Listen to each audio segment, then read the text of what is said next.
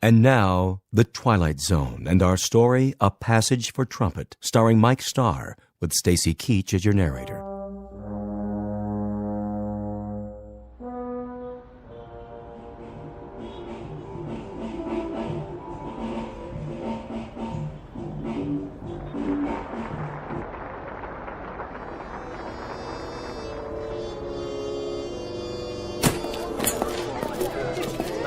You can take 5 out here if you want, Mr. Barron. Oh, sure thing, Artie. You guys just played a smoking set.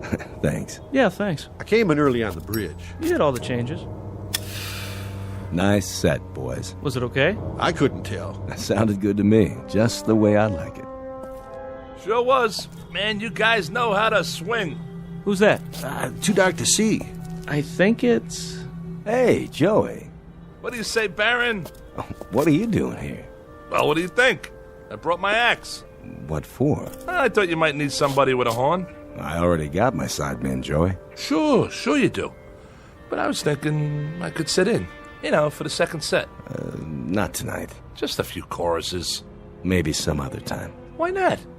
You know how good I can play. Easy, Joey. But why? The last time you played trumpet for me, you lost it up. I did? I had to share you with a bottle. Bottle? Me? Oh, you get the wrong guy. You and that horn don't belong together on the same stage anymore. You mean 6-7 months ago? That was just a bad night. I forgot what it tastes like. I'm on the wagon now. Way up. That right, Joey. Who's your brass section? Right here. Meet my new trumpet player. Yeah? That was him? Yeah, that was me. Don't get me wrong. He sounded great in there. Really cooking. But what do you think I am, some kind of a lush? Listen, Baron, I know what that stuff does to me. I ain't an old man yet. Me and my horn got a lot of years left. I could be a #1 boy again. Club dates, sessions, the whole bit. Hey, take it easy. What do you think I'm gonna do? Chuck it all away in some bum habit? Be serious.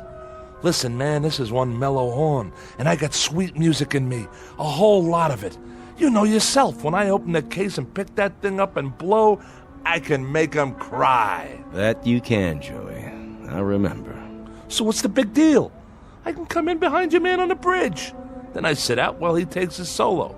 Then we trade choruses and I... You dropped something, Joey? That's not mine, honest. I never saw it before. It was in your coat pocket. I saw it the minute you walked up. Come on, boys. Let's go back in. No, you come on, Baron. What are you trying to do to me? All I need's a chance. Okay, it's showtime. Go on. I'll be right there. All I need's a chance. One shot. That's what you need, all right. A shot. Better make it a double. That's not what I mean. Oh, don't worry about the mess, Joey. Somebody will clean it up for you. They always do. I'm sorry, Baron, but if you knew what it's been like to... One thing I don't know. When a guy has so many friends, why would he hang out with his worst enemy? All right. I get it. I shouldn't have come here. We've been doing all right at the club. Sold out most every night. So let me lay some green on you. Your share. For old time's sake. Keep your money. Hey, for old times. Come on, man, when you had the magic. Remember? Harry James, Max Kaminsky, and Berrigan, and Butterfield, and Diz, and Miles. Man, you had a little bit of all of them. And you traded it for some bad booze. Well, you got took. That was no kind of a deal.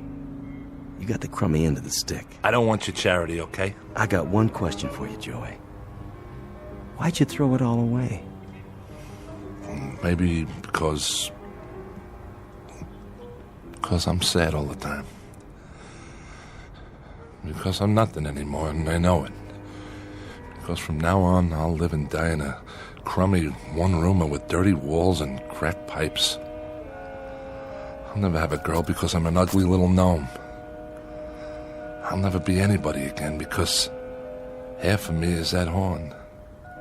I can't even talk to people without it. That's my language. Go easy on yourself, Joey. Oh, but when I'm high, Baron, when I'm high, I can't see how dirty the walls are. I don't see the cracked pipes. I don't even know the clock's running, that the hours are going by. Then I'm Gabriel. I'm Gabriel with the golden horn. And when I put it to my mouth and blow, it comes out jewels. It comes out a symphony. It comes out the smell of flowers and summer nights. It comes out beauty. When I'm drunk, Baron. Only when I'm drunk.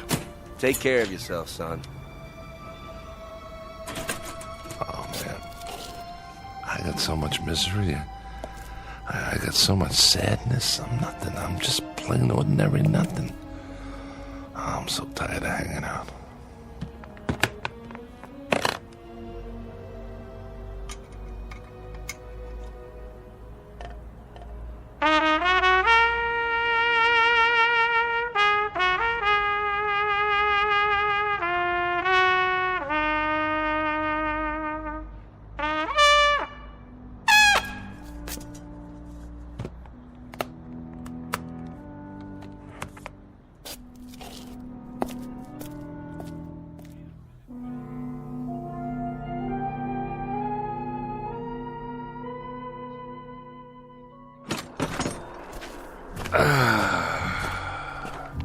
Smell that good old polluted city air.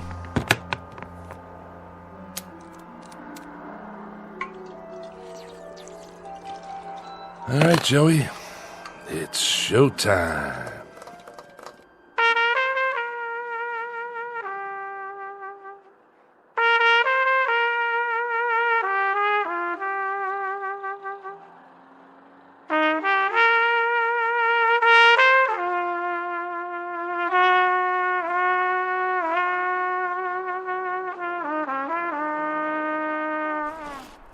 Yeah, I gotta write this in the blues, all right?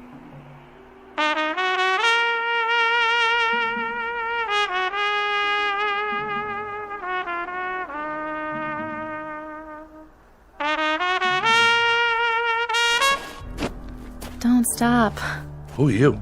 Please, play some more. What are you doing up here on the roof? Well, I suppose I could ask the same of you. I wanted to be by myself. Don't you know it's the middle of the night? Yes. Couldn't sleep either, huh? Would you please play a bit more? I can't play. Why do you say that? I thought it sounded beautiful. What do you know? Well, I don't know much about music, I admit. But it had so much feeling. You have a gift. Once upon a time, maybe, but that was a long time ago. Use it or lose it, right? What? You wanna... No, of course you don't. You look like a nice girl. A real nice girl. You haven't answered my question. What is this, a quiz show? Why can't you play? I just can't. Got it? Is it because that bottle's empty? Not yet, it's not. You want to know why? Okay. The reason I can't blow that horn anymore is that too much of me is in there. Too much of Joey Crown. Is that your name? It was. Oh, it's a nice name. I like the sound of it. You don't know who I am either, do you?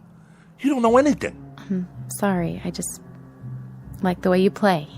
Well, I have played my last note. Yes, ma'am. My very last note. No more. Well, I think that's what's sad. Then I'm sorry. I'll just have to disappoint you.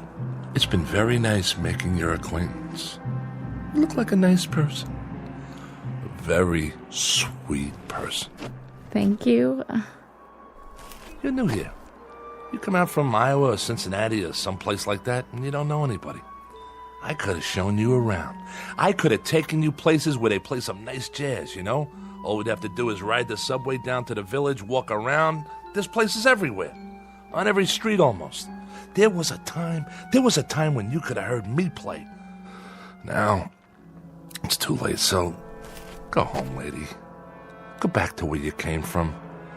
Because you'll never make it here. This town's too tough for people like you. Go on. It's been nice talking to you. Yeah, it's been a ball. Now do me a favor. Get lost. Way to go, Joey. Every time something nice happens, you go and wreck it. What's the matter with you? You're stupid, Joey. Stupid. You know something? This town's too tough for me, too. So wake up. Time for something else, Joey. Anything. Time to get out. Or die.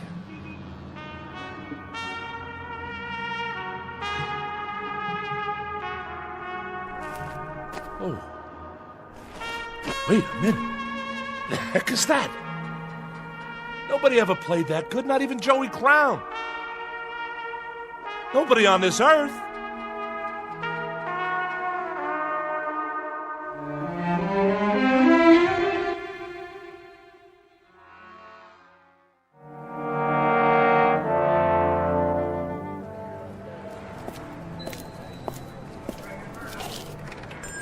Hi, Ned. How's it going? Back again. I need some cash. You and me both. Look, Joey, I can't keep loaning you money on that beat-up old trumpet. What do you mean? You know this horn. It's got a tone you wouldn't believe. That's the trouble. They all sound great when somebody's playing them. Look around. I got enough instruments to equip Sousa's band. I need another bugle like I need my taxes raised. But this horn's been around. It's got character. I played it at Newport. I played it on so many sessions you couldn't count them all. Go over there and flip through those records in a box. I bet you got 20, 30 albums I'm on. You name it, this is the horn, the same one. Trumpet is a trumpet, Joey. It's the man who plays it. That's what counts. Otherwise, it's just a pile of brass. $20. What? You gave me 40 last time. Like you said, it's been around. The case has got dents in it. Listen, Ned, I'm serious. So am I. What I need is enough to get a bus ticket out of the Port Authority. Taking a little vacation, huh? Atlantic City? Not this time. I'm leaving for good. $20 won't get me out of Jersey. Then you're not coming back. Not in your life. This is the new Joey Crown. I'm turning over a new leaf.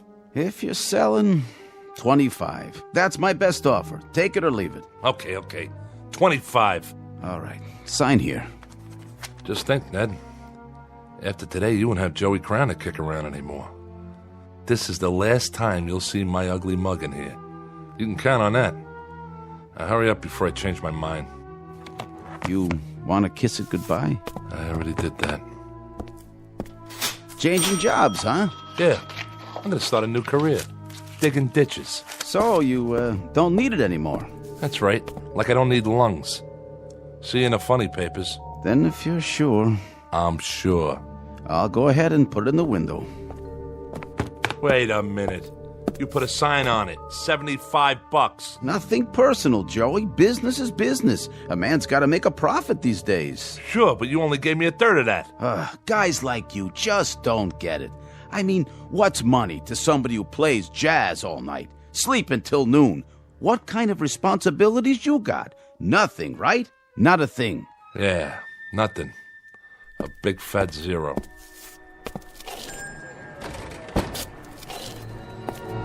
Hey, mister, watch where you're going. Get out of my way. Hey, don't cross the street like that. Mind your business. Hey, buddy, get out of the way. Leave me alone. Watch out! You think I care? You're gonna get killed!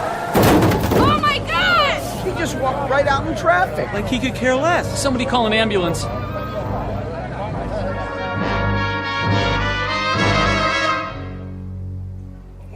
What? Stand back, folks. The paramedics are on their way. Oh, I'm sorry about that, officer. I don't know what happened, but I can assure you I'm not what you'd call drunk. He's not breathing. Give the policeman room. No rush on that ambulance. He's gone. What are you talking about? I'm not going anywhere. I'm right here. There was this big truck that went by, and man, let me tell you, it gave me a kiss. I don't see it now, but I'm not drunk. You can ask Officer Flaherty. This is his beat, and he'll vouch for me. I'm not the kind of guy who goes around walking on red lights. Okay, folks. Party's over. What is going on? I'm okay, I tell you. Something like that, it shakes a guy up. I need a smoke. Hey, man, you got a match? What's the matter? You can't hear me? I'm not a bum. I just want a light, that's all. Excuse me, buddy. You wouldn't happen to have a light, would you? Hey, fella, do you have a... Some town, all right. Real friendly. I gotta sit down someplace. Step right in, folks. First show starts in 10 minutes. Hey, Mac. What's playing at the Bijou today? Anything good?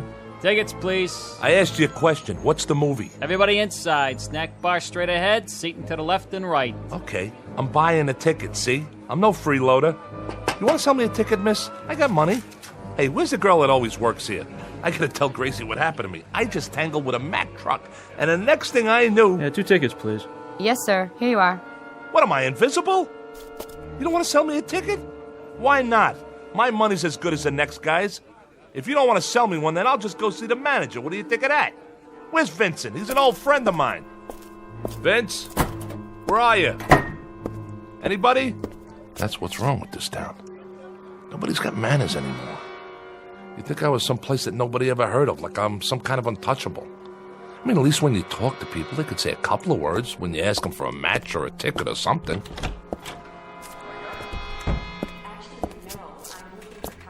What's the name of this flick anyway? Really Scary Stories. Looks like a winner.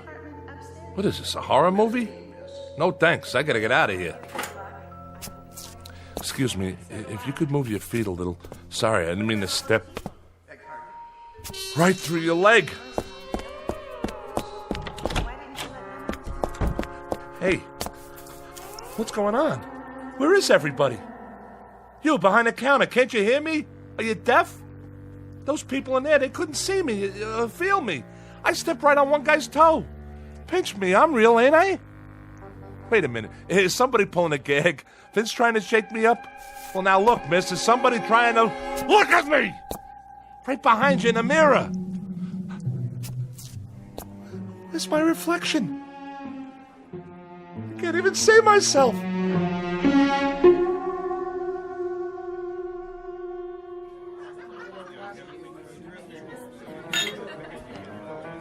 So, I'm dead. Can you beat that? I'm DOA. Just plain old deceased. 2 margaritas, Nick. Coming right up. And another round for table number 2. You got it. Could you pour one for me while you're at it? Guess not. How does that go? Water, water everywhere, and not a drop to drink. You get it, don't you? I'm a ghost, see? That truck must have done it after all. Understand? I'm haunting you. Ain't that something? At last, for the first time in the short, miserable life of Joey Crown, he was finally successful at something. Hey, Nick. Hey, how you doing, Mr. D? Yeah, how about a Manhattan transfer? No ice. You got it. Nick, huh? Charlie must be off. Of course, if he was here, he couldn't hear me either. None of you can hear me. And nobody can see me. I used to come in here a lot. I don't recognize any of you people. And you wouldn't have noticed me. I mean, I'm not the kind of guy anybody'd notice. Guess I'm kind of like a little blob or something. But Charlie used to give me a little drink now and then on the house. He was a real nice guy. You know what he did one time? You know what he did? He went out and got an old Buddy Rich record from way back when I was playing with him. And on the record, there's this long solo with me on the horn. And Charlie goes and orders it like a big surprise for me and puts it on the jukebox. Oh, would you believe it? Nice thing for old Charlie to do. When I was still alive. Thanks, Nick. My pleasure, Dollface. Funny thing, though. I mean, if this is it, what happens next? I just go walking from place to place till it gets dark? This could wear a guy down. I mean, nobody to talk to, nobody to listen to, not even a horn to play. Not anymore. Oh, excuse me. Am I in your way? Not that you care, huh? You can walk right through me, because I'm just a ghost. Plain old nothing little man and a plain old nothing little ghost.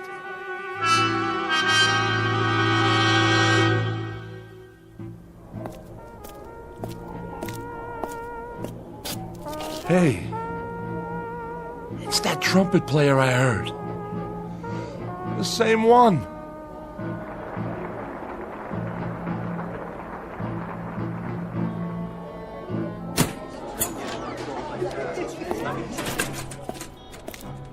You're good. Real good. Thanks. I mean it.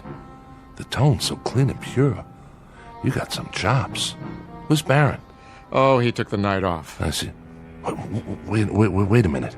Yeah? You said thanks. That's right. Then, I can't believe this. You can hear me? Sure I can, Joey.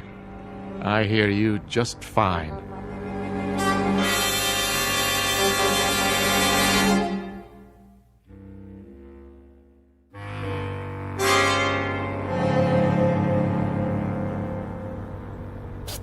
You really hear me? I hear you. You see me? Very clearly. Ah, I get it. Are you a ghost too? Not really. I am. I stepped in front of a large vehicle this morning. Is that right? It ain't good for the health, believe me. I'll bet it's not. Say, if you don't mind my asking, who have you played with before? Before what? Before now. What bands? Oh, I've played all over. Yeah, but with who? Dizzy? Miles? Those were great horn men. They sure were. Did you study at Juilliard, Berkeley? I guess you might say I picked it up on the fly. Here and there. You sure got a great trumpet. The way it shines. Custom made, huh? You want to try it out, Joey? Yeah. Yeah, I'd like to. You mind? Whatever you like. Joey? You call me Joey? Joey Crown. That's the name, isn't it? Yeah. But we ain't never been introduced. Not formally. But I know who you are. You play a nice trumpet. I know. I'm an expert on trumpets. You ain't no slouch on it, that's for sure. Go ahead.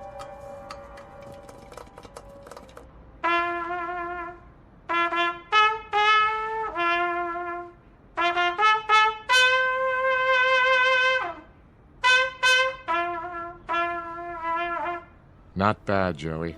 Not bad at all. Yeah, ain't that something? I can play again. Now that it doesn't matter anymore. What do you mean by that? Now that I'm dead. How come you know who I am? You say you're not a ghost, you're not dead? Nope. And neither are you, Joey. I'm not? By no means. But what about that truck? What about it? And what about the people in the bar, in the movie theater, the girl in the ticket booth, the people in the street? Oh, them. Well, you see, they are dead. But that doesn't make sense. How? They're the ghosts, Joey. They just don't know it. Huh? You're losing me. Sometimes, to make it easier, we have to work it that way. We let them go on in a life that they're familiar with, and they never know for a long while.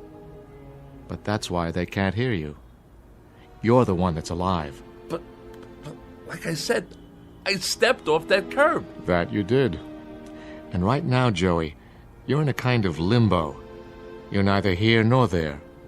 You're in the middle. You're on a break between sets, so to speak, waiting to go on in the real world or the shadow world. Which do you prefer, Joey? Which? Well, just what do you think? I want another chance. Think it over, now. I have thought it over. I used to think I was getting dealt from the bottom of the deck, but you know something? I just forgot how much I had already. I forgot about the music I could make on the horn and how nice it sounded. I'd have to agree with you there. And going to Charlie's and talking to people, real people, and maybe going to the movies now and then. Cutting a record once in a while, walking in the park, hitting the clubs late at night, even when it was rainy or snowing and I had to bundle up like an Eskimo. I miss that. I really do. I never won a beauty contest, but I had friends. I had good friends. What do you think happened to all that? Somewhere along the line, I forgot the good things. That's what happened. I just forgot. You've got a choice, you know. A choice? One way or the other. It's not too late. Well, in that case, if I've got a choice, then I want to go back, understand? I want to go back. All right. You go back. Just like that? But, Joey, no more stepping off curbs. That was some stunt back there. From now on, you take what you get and you live with it. Sometimes it'll be sweet frosting and nice gravy, and sometimes it'll be sour and go down hard. But you live with it, Joey. I think I got it. Guess I better take my trumpet back. Oh, yeah, sure, yeah. That's a nice talent you've got. You really think so? To make music, to move people, to make them laugh and make them cry, to make them tap their feet and want to dance. That's an exceptional talent, Joey.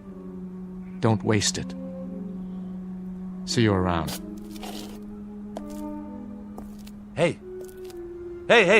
Hey, mister. What is it, Joey? I didn't get your name. How's that? I didn't get your name. My name? Call me Gabe. Gabe? Gabe. Short for Gabriel. Goodbye, Joey. Gabriel. Hey, wait, I gotta ask you something.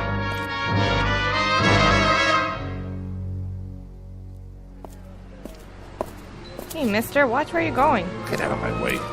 Hey, don't cross the street like that. Hey, buddy, get out of the way! Watch out! You're gonna get killed! Oh my god! He just walked right out in traffic. Like he could care less. Somebody call an ambulance. Wait, he's breathing. I'm all right. Just let me get up. You okay, pal? I think so. Let me help you up there. Oh, you know you shouldn't ought to do that. Stepping off the curb like that. It's lucky I just grazed you.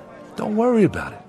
No harm done. He's all right. Oh, thank God. He could have been killed. Well, look. I am 14 years without an accident. That right? I'd be obliged if, well, you know, no insurance companies, no doctors, nothing like that.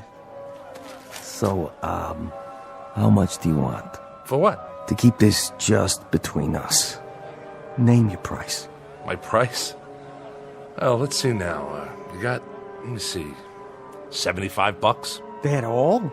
Sure, I got that much. I got more if you want. 75 will do.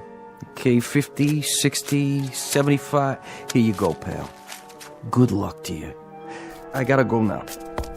Well, what do you know about that?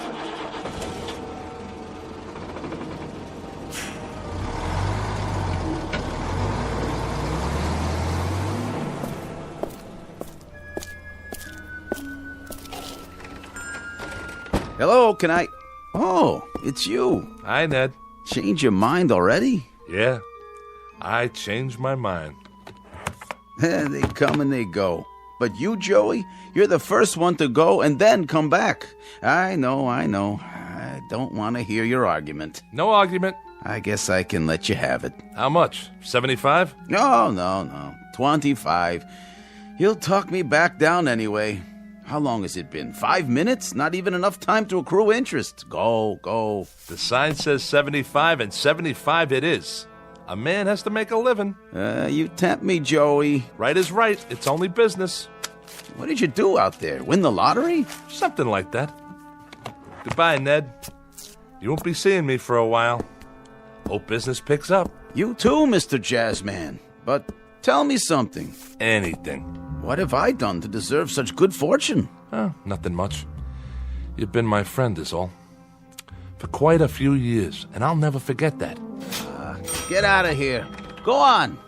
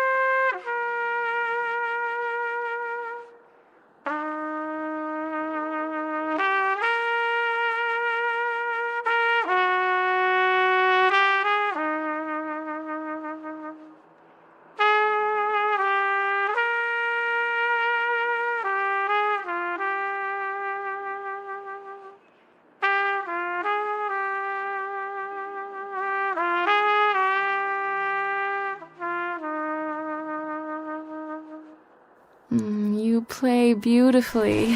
What? Oh, hi. Hi there. I mean it, you know. Thank you. I gave it up this morning. And I'm taking it back. Me and the bugle, till death do us part. I'm glad you changed your mind. So am I, you don't know. Still can't sleep, huh? I'm not used to the city.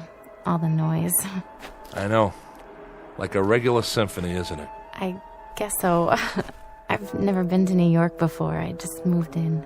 Yeah? You'll get used to it. It's an okay building. Better than the other ones I've lived in. Sometimes you have to bang on the radiator to get the heat going. Why do you do that? Why? Because the super hears you and then he fixes it. If he doesn't, just let me know. I'll talk to him for you. Name's Joey, by the way. Joey Crown. I know. How? You told me before. Oh, yeah. Listen, I'm sorry for that stuff I said. Don't be. My name's Nan. Pleased to meet you, Nan. I was hoping you'd come back. You are? You're the most interesting person I've met in New York. Yeah, sure. There's a lot of guys around here. Most of them ain't little apes like me. I mean it. The most interesting. And the nicest. I love your music.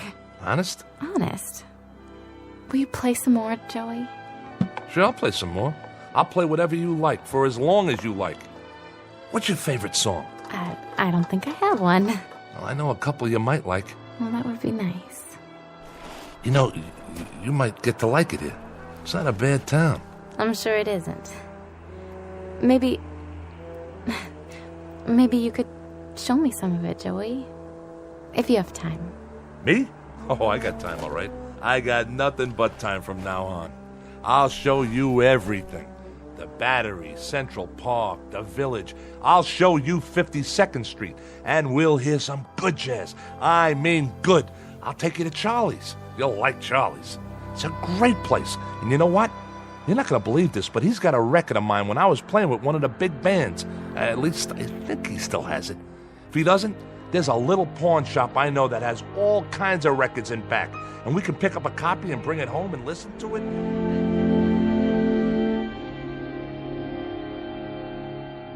Joey Crown, who makes music in the present tense, who knows a thing or two about tunes and chord changes and how to play his axe, and who just discovered something about life, that it can be rich and rewarding and full of beauty, like the music he plays, if he only takes the time to look and listen. Joey Crown, who finally got a cue and a clue in the Twilight Zone.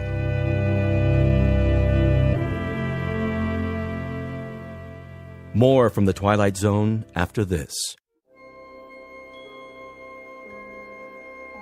Hi, this is Carl Amari, producer of the Twilight Zone Radio Dramas. I'd like to take a moment to tell you about our official website at twilightzoneradio.com, where you'll get the latest news and information on these Twilight Zone radio dramas. Plus, at twilightzoneradio.com, you can digitally download 3 free episodes or any of our episodes for only $1.95 each. In this age of ever-changing technology, we've decided to make these episodes instantly available to you by making the Twilight Zone radio dramas a digital download-only series. This means that this series will no longer be offered on CD. The CD collections at our website are now being offered while supplies last at buy one, get one free. So be sure to get your favorites before they're sold out. Be sure to visit us often, and I'll see you in the zone.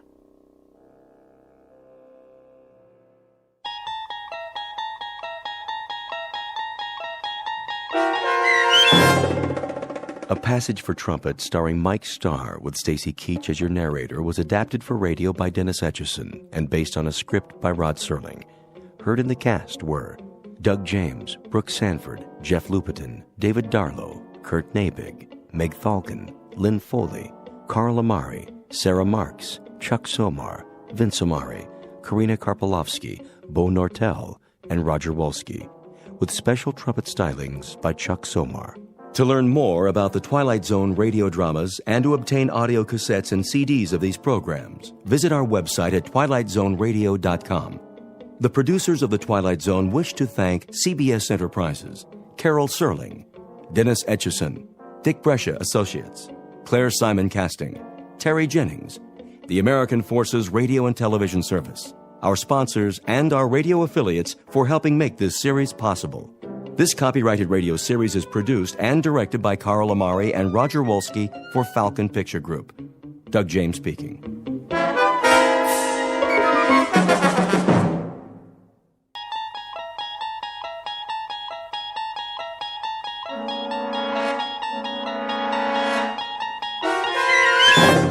You're traveling through another dimension. A dimension not only of sight and sound, but of mind. A journey into a wondrous land whose boundaries are those of imagination. Your next stop, the Twilight Zone.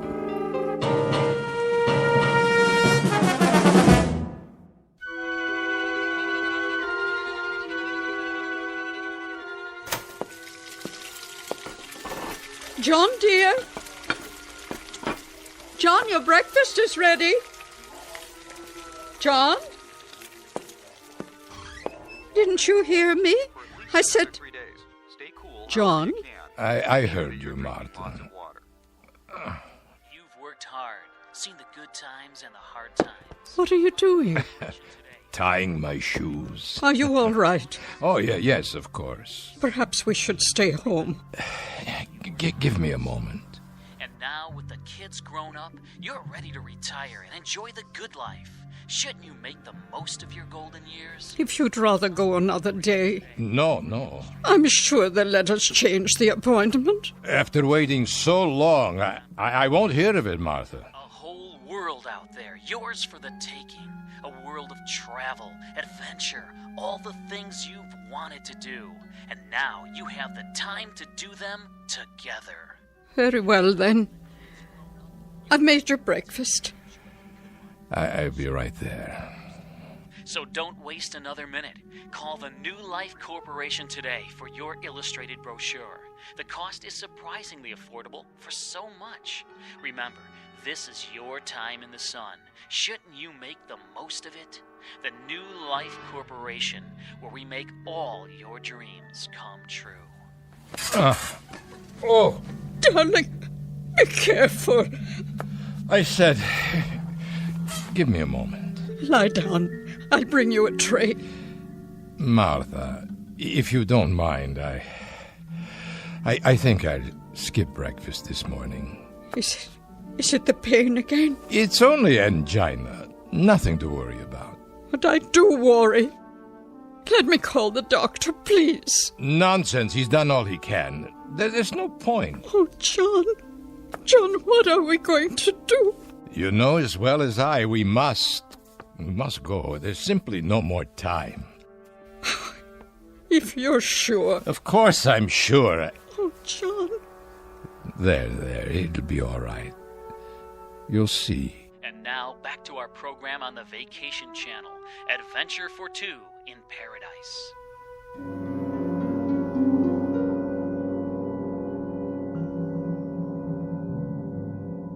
Mr. and Mrs. John Holt, two gentle aging people who slowly and with trembling fingers turn the last pages of the book of life, and hope against logic and the preordained that some magic printing press will add to this book another limited edition.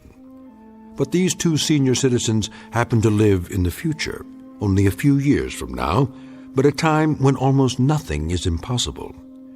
Mr. and Mrs. Holt in their twilight years, who are about to discover that they've entered a zone of the very same name.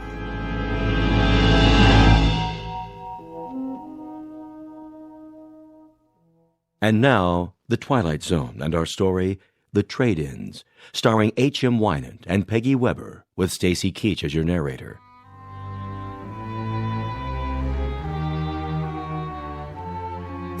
Which floor is it?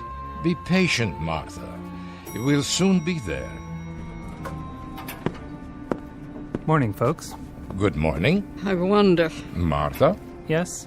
Can I help you? No, thank you. The New Life Corporation? That's right. 67th floor. Straight ahead when you get off the elevator. You can't miss it. Thank you, young man. That's very kind. No problem. Well, this is my stop. Take care, folks. Do you think he was one of them? One of their clients? Oh, I doubt it. Just a businessman on his way to work. But he was so young. Everyone is young, Martha. The world is for the young. Here's our floor.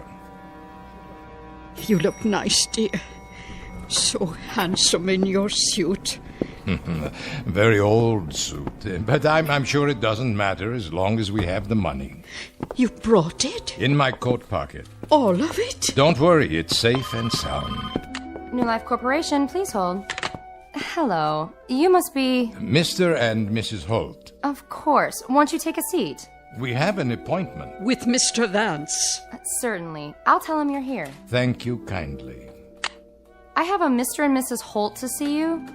Yes, sir. He'll be right out. Can I get you anything? Coffee? A soft drink? No. It won't be long. There are some e-books in the waiting area. That's all right. My eyes, you see. He has trouble reading, even with his glasses. Please, Martha. I'm sure the young lady isn't interested in such things. Mr. and Mrs. Holt. Mr. Vance? We've spoken on the phone. How nice to finally meet. Won't you come this way?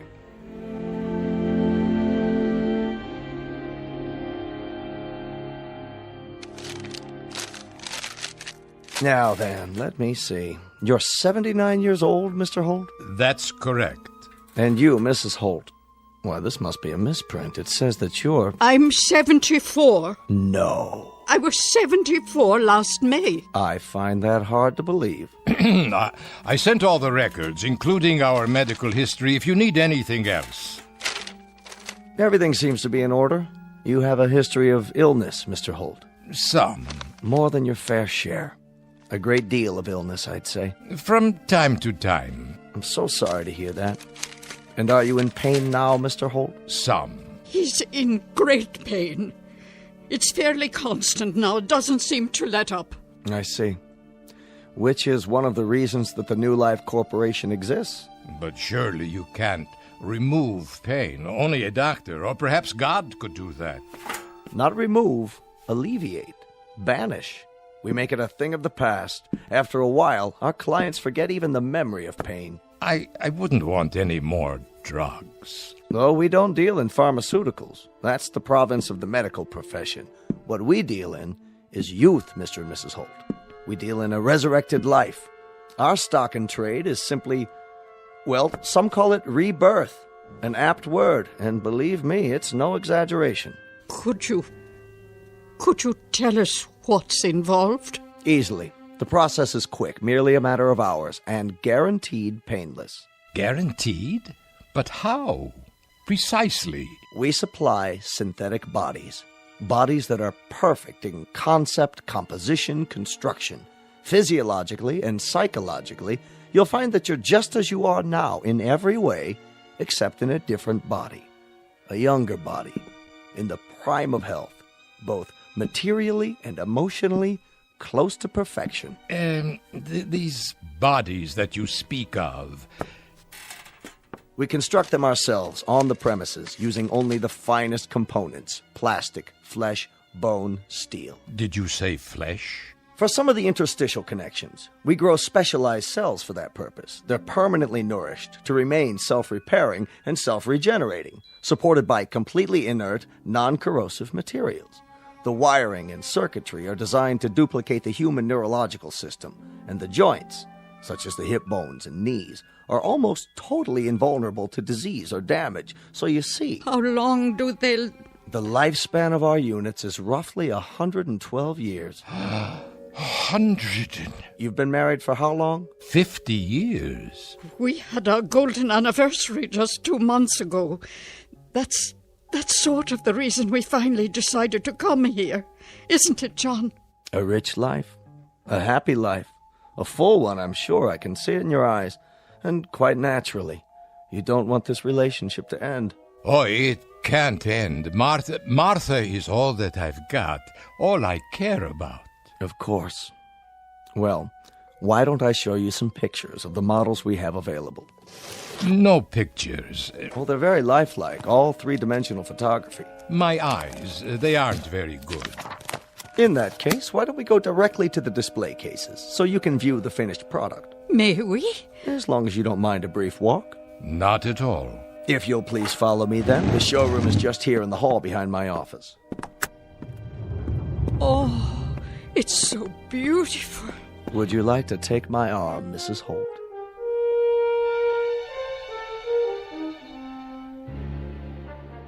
That man under the lights. Is he one of your creations? The young man in the tracksuit? Why don't you ask him? Ask? But if he's only a mechanical device... Actually, he's programmed to answer with the aid of a voice chip. A temporary addition to make the display more lifelike. But as of now, he's still just a receptacle, a shell, waiting to be filled. There's no consciousness as such. He has a variety of preset responses, though. Go ahead. Ask a question. You there, young man. What are you doing? I'm training for the Olympic triathlon. Wait till you see how fast I can run.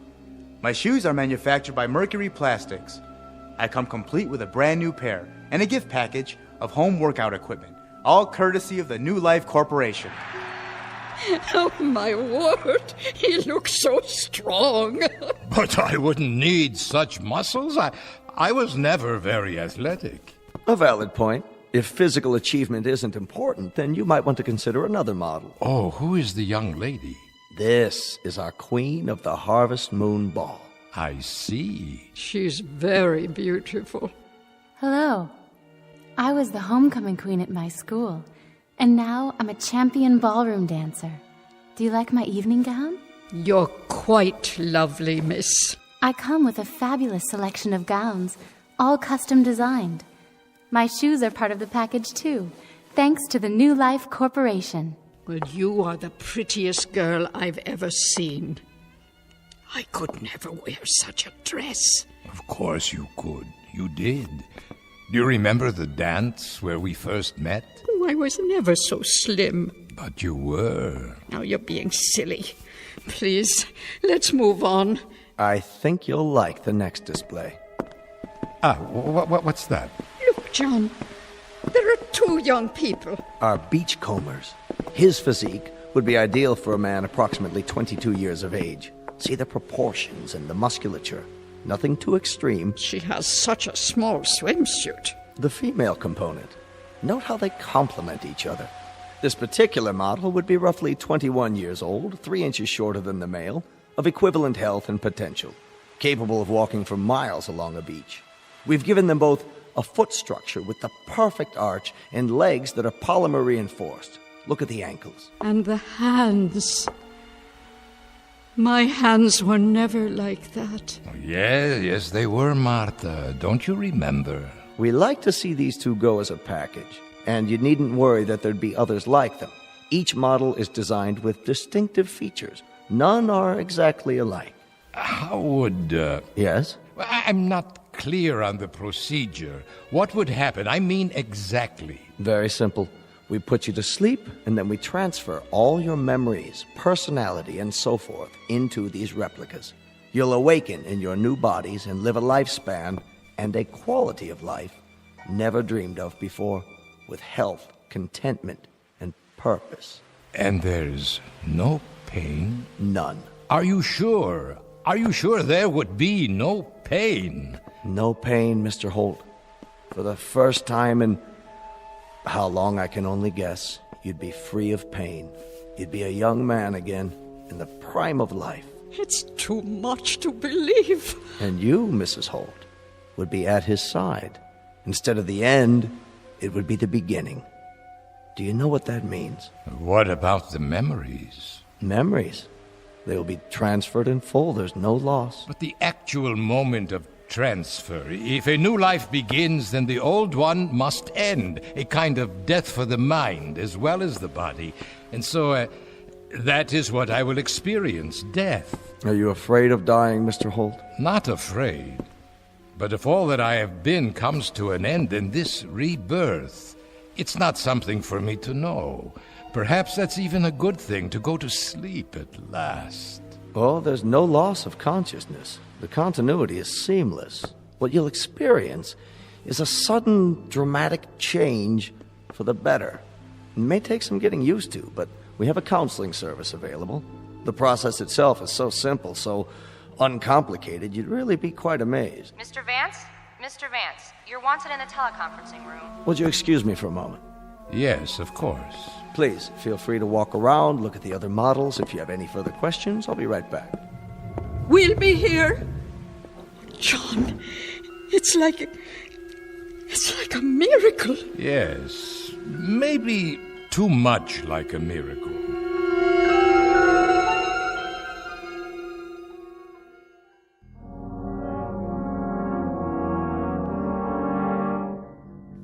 What do you mean, John? Too much like a miracle. It just doesn't seem real somehow. But look, you can see what they've built. Not the technology, the thought of it. To live without pain, just the thought of that and nothing else. To be young again, to have it the way it was, Martha. Oh, yes, think of it. A second chance, the two of us. Yes. We'd have it to do all over again. You think you can stand me for another entire century? For a century or 10 centuries. Mwah. Till death do us part, John. Till death do us part.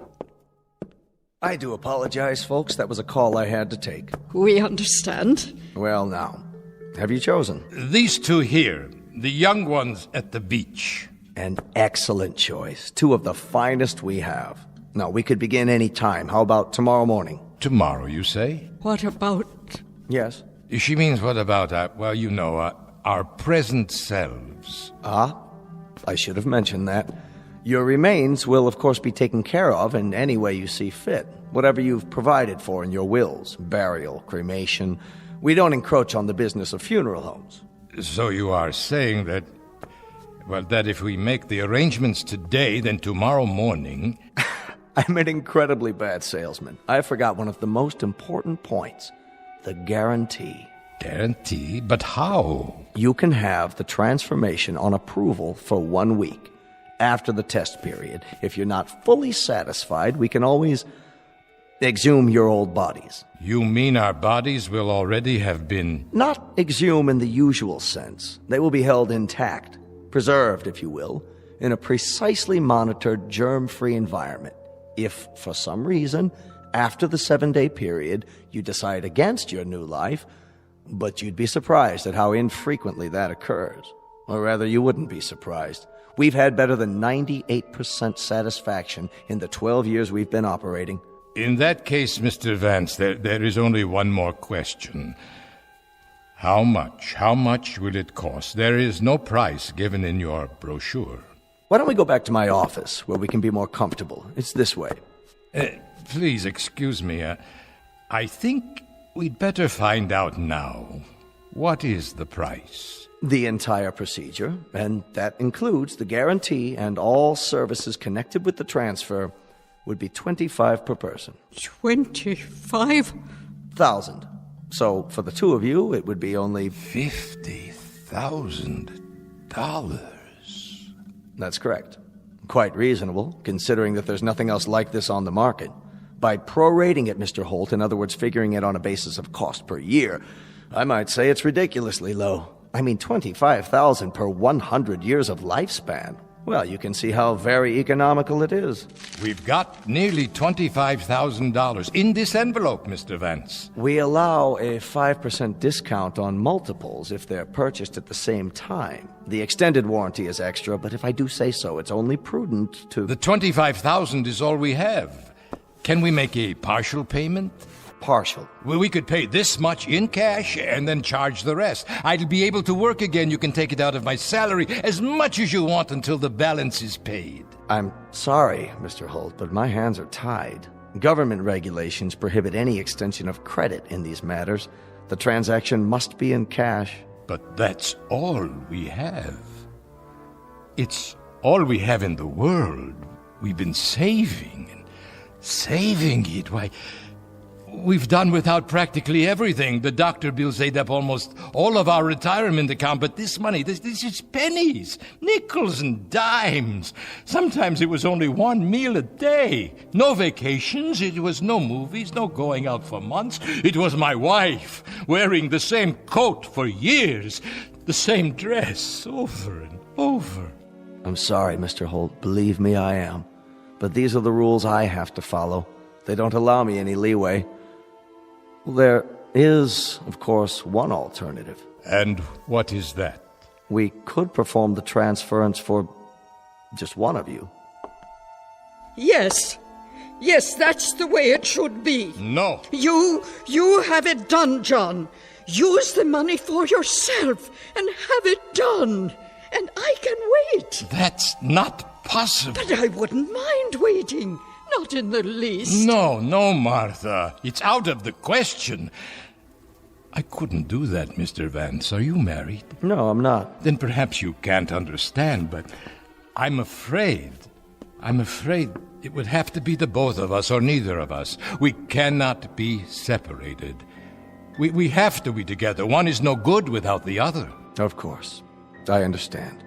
Perhaps Perhaps some other time. I remember that poem by Browning. Grow old along with me. The best is yet to come. The last of life for which the first was made.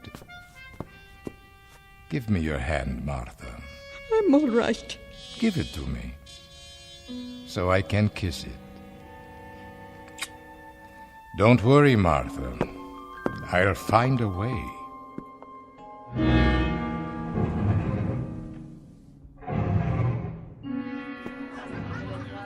Hi there, mister. Hello. What'll it be?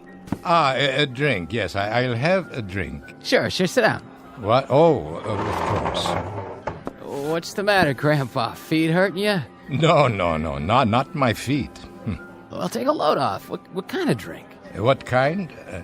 You name it. Beer, scotch? Scotch, yes. That will be fine. House brand, okay? Pardon? Regular or special label? Which is less expensive? Don't worry, Grandpa. I got what you need. Make a new man out of you. Excuse me, well, I've heard. Yeah? What have you heard? That there is gambling in some of these establishments. Is that what you heard? Well, you heard wrong. Gambling's against the law. Yes, I know, but I understand that if a man wishes to participate in a game of chance, there are private rooms. Not in here. This place is strictly legit. That'll be $6. $6? For the drink. Just a moment. Say, Grandpa, what happened? You sell the farm? No, I sold nothing. Better be careful. There's some types around here who'd like to relieve you of that wad. Oh, I'll be careful. Very careful. Thank you. Where are you going? Oh. I think I'll go home now. I don't feel well. Hold on a minute. I gotta get your change. Okay. Yeah. All right, here you go. 7, 8, 9, 10, 20, 30, and 50. Thank you. Say, Gramps, you know that question you asked me about the private game? You know of such a place? Well, as a matter of fact, I just heard something. Might be of interest to a man like you. Is that right? See that door back there, by the phones? Yes. If you was to knock on that door, there's a man named Faraday. Has a few friends over sometimes for a private party. And when are these parties held? Well, it just so happens there's one right now. Maybe he could help you out. As a special favor, tell him Rich said it was okay. Now you say, I suppose that would be all right. If you let him know ahead of time, give him the word and all. Oh, I see. You would like a tip. Will this suffice? $5? Here, I can't see. Please, keep the rest of the change. Well, that's real generous of you, Grandpa. Faraday, big guy, bald-headed, wears a cashmere coat. I understand. If you want any more drinks, just let me know. I'll keep them coming. Thank you, young man. Hey, Grandpa, you didn't touch your scotch.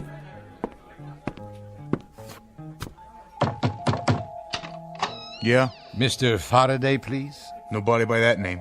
But the bartender, he told me. Which bartender? I believe his name is Rich. Wait here. This is the guy. Uh-huh. Are you Mr. Faraday? What do you want, Pop? I'm told that I can gamble here. Gamble, huh? Well, that might be arranged. If you have something to back it up. You got a bankroll? Yes, it's all here. Yeah, it looks like you do. Horse come in? No, sir, I'm not much for gambling. Is it enough? Now, why don't you step inside? If it's all right. Place your bets. Insurance. Here we go, down the derby.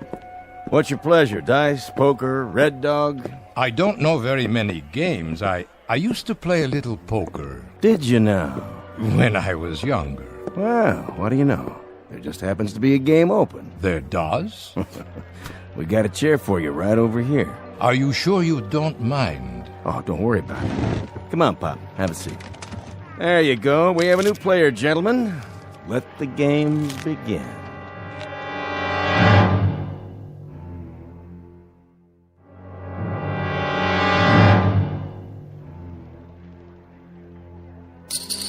Should I buy some chips? Oh, that's okay, Pop. Money talks.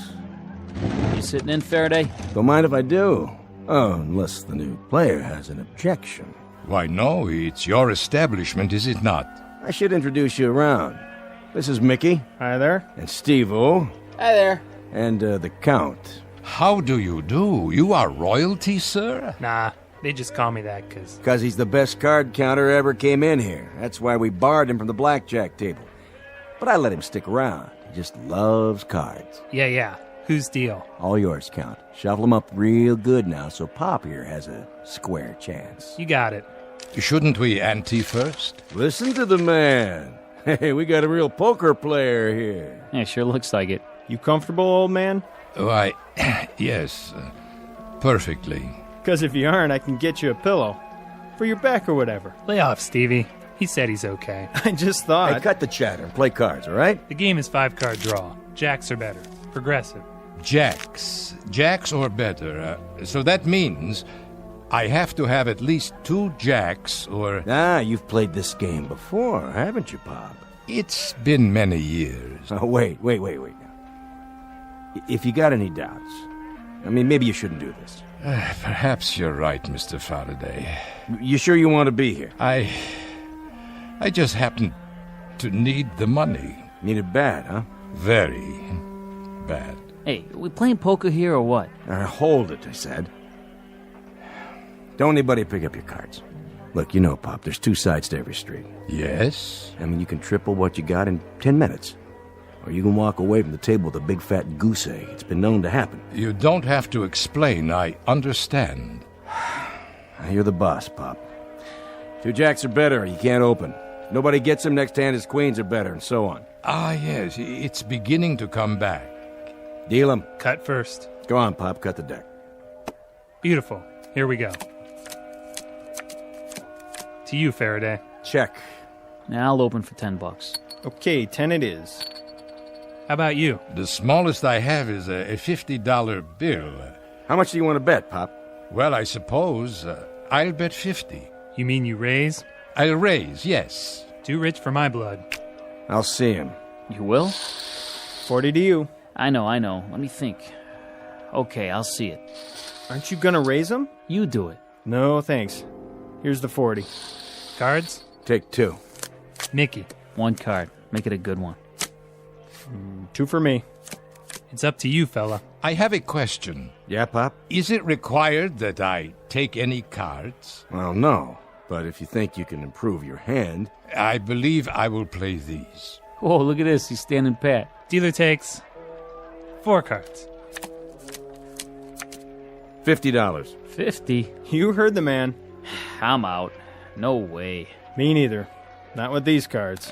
Your turn. I'll bet 100 more. All yours, fella. Unless you want to see him, Mr. Faraday. Yeah, not this time. That's it, Pop. Do I show my cards now? No, keep them down. Nobody called you, so you win. Just take the pot. I see, Mr. Faraday. Thank you. Thank you all. See, Pop? It's easy. A nice, friendly table. That's what we have here. All right, next deal. Same game.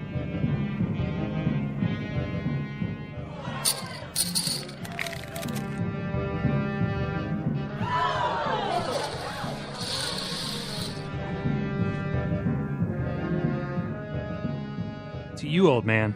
You in or out? How much? 1 to call. 1. Yeah, 1,000 more. Unless you want to raise.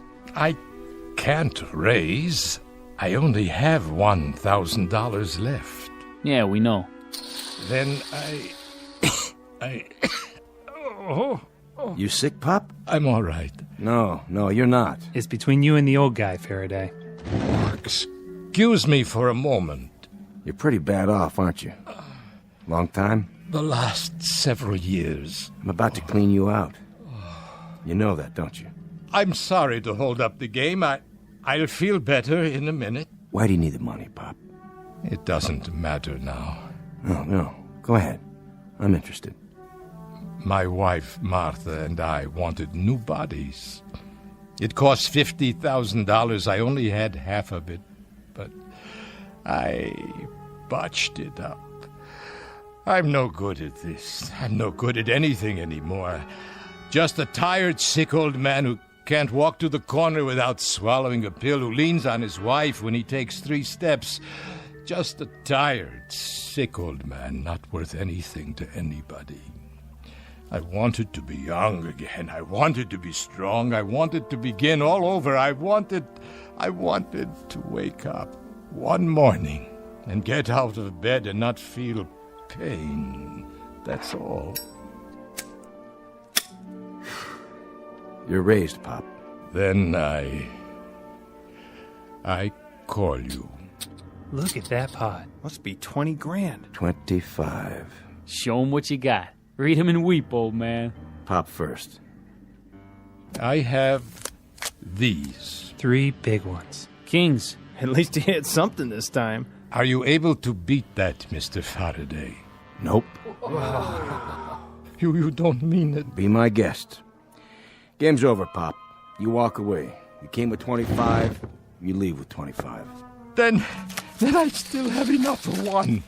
Martha will understand. I can't help it. I can't live like this, not with the pain. She'll understand. I don't have any choice. I don't have any choice at all. Go on, Pop. Get out of here. Yes, thank you. Thank you all, gentlemen, very much. What are you doing, Faraday? You know you had him beat. Let me see. Just like I thought. 3 aces. Why'd you let him walk away? I'm not sure. But look at it this way. I'm even. We're all even. There'll be other games. Plenty of other games. Only... not for him.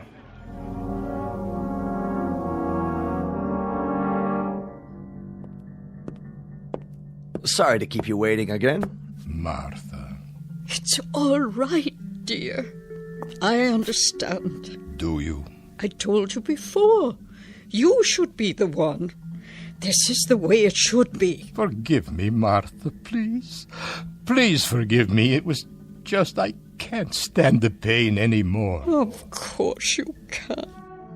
Mr. Vance, John is ready now. Go ahead, my dear.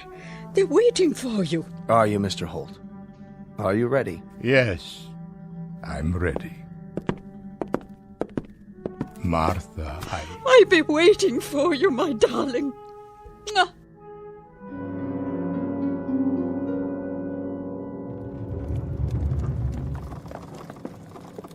Mr. Vance? Just a few more moments, Mrs. Holt. What is under the sheet? It's my husband, isn't it? Only his old form. Go ahead. Take it on to preservation. Yes, sir. Your husband is fine. He'll be coming right out. Martha! Martha! Look at me! Oh, John! Oh, you look wonderful! Look at me, Martha! I could run a mile, I could do push-ups, handstands, anything, Martha. Look at how young I am. And no pain at all. No, thank you, Mr. Vance. Thank you and bless you. Don't thank me. Thank the surgeons. I promise you I'll never forget it. Martha, my darling, do you know what happens now, do you? You and I, Martha. Now we'll really begin to live. We're going to do everything on God's earth we haven't been able to do. The big things, little things, the wild things, the crazy, illogical things. The things we were too old or too sick or too tired to do. Oh, that'd be wonderful. Do you understand, Martha? Every day is going to be a wedding day for us. Every afternoon a reception, every evening a honeymoon, and every 7th day an anniversary. Yes, darling. If only it could be. Martha, my darling, you and I are going to live for years, decades. We are going to... You will, John. You will. But I... Look at my hand. Next to yours. Look at it. It's old, John. So very old. Martha, no. I have some papers for you to sign, Mr. Holt. Would you come with me? No, what have I done? What have I done?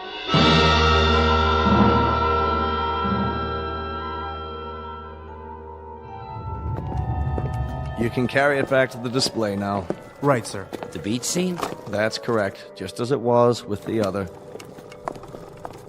My husband. He's waiting for you, Mrs. Holt. Where? Through there, in my office. John. Martha. There you are.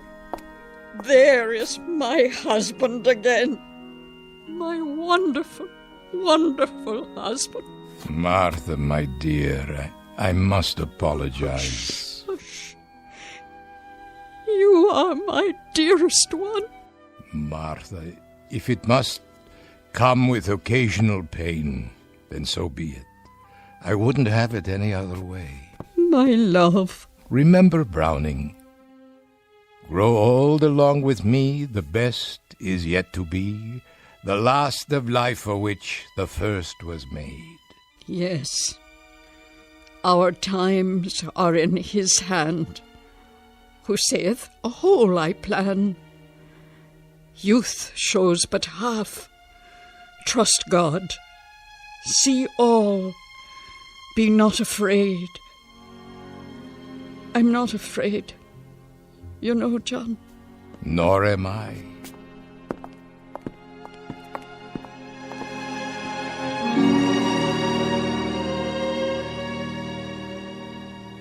From Cahill Gibran's The Prophet.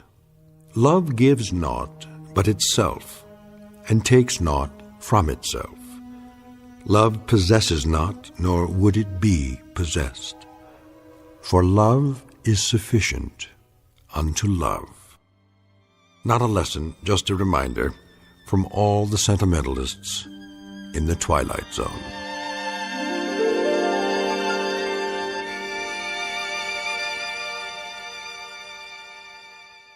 More from the Twilight Zone after this. Hi, this is Carl Amari, producer of the Twilight Zone Radio Dramas. I'd like to take a moment to tell you about our official website at twilightzoneradio.com, where you'll get the latest news and information on these Twilight Zone radio dramas. Plus, at twilightzoneradio.com, you can digitally download 3 free episodes or any of our episodes for only $1.95 each. In this age of ever-changing technology, we've decided to make these episodes instantly available to you by making the Twilight Zone radio dramas a digital download-only series. This means that this series will no longer be offered on CD. The CD collections at our website are now being offered while supplies last at buy one, get one free. So be sure to get your favorites before they're sold out. Be sure to visit us often, and I'll see you in the zone.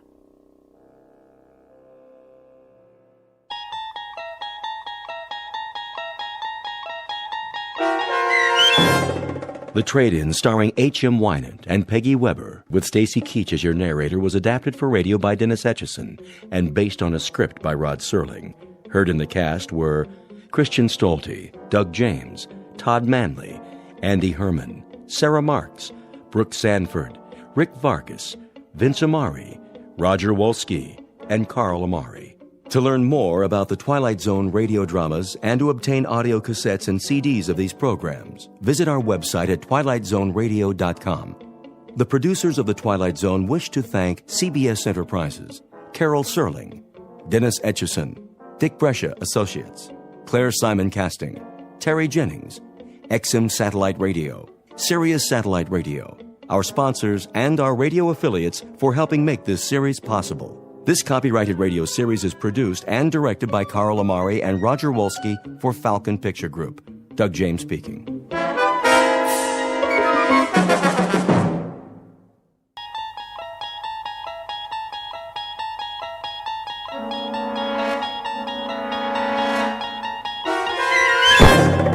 You're traveling through another dimension. A dimension not only of sight and sound, but of mind. A journey into a wondrous land whose boundaries are those of imagination. Your next stop, the Twilight Zone.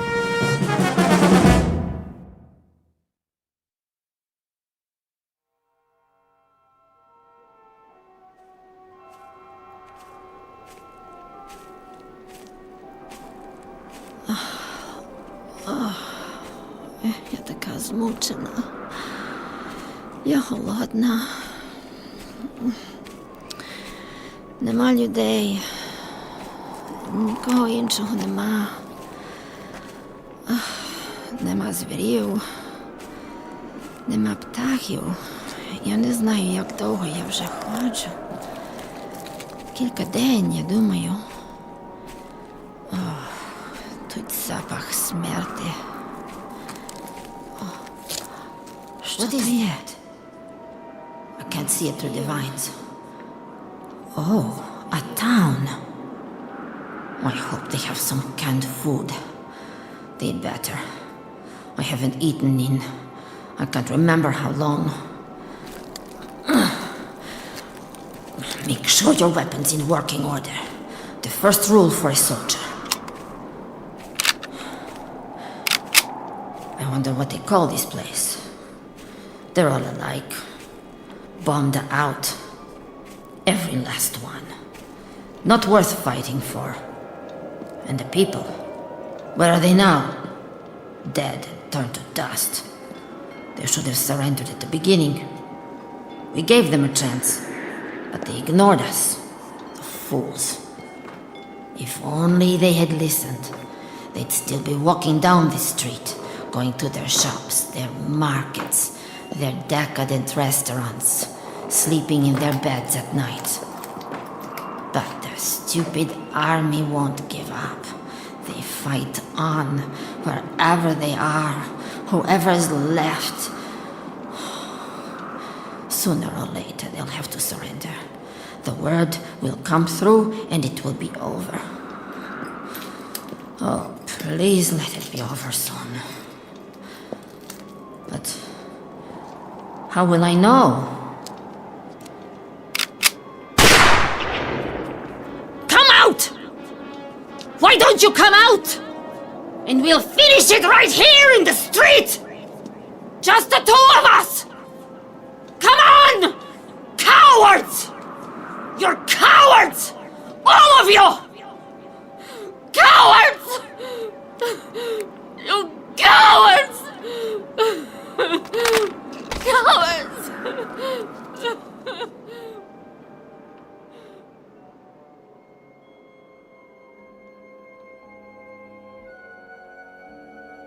This is a jungle, built by natural forces to honor disuse, commemorating a few eons of nature left to its own devices.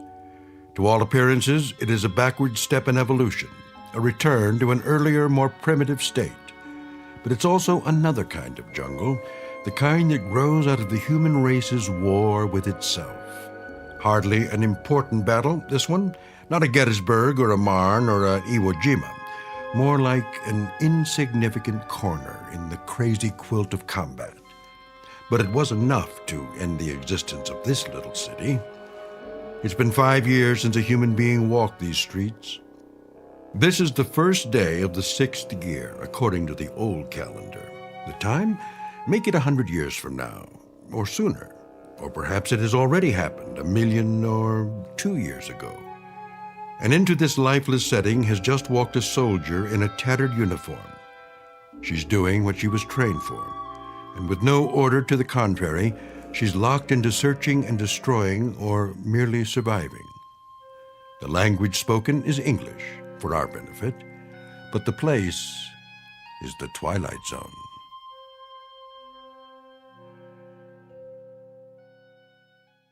And now, The Twilight Zone and our story, 2, starring Don Johnson, with Stacy Keach as your narrator.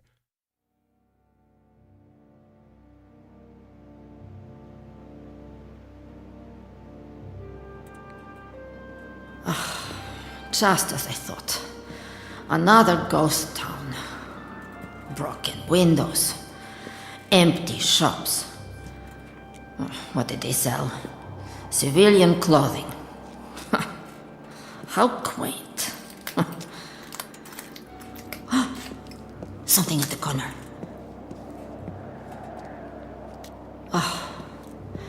An old army truck. But which army?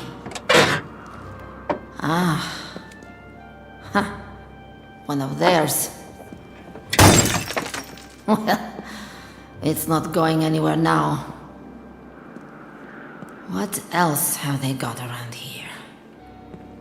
Barbershop, newsstand.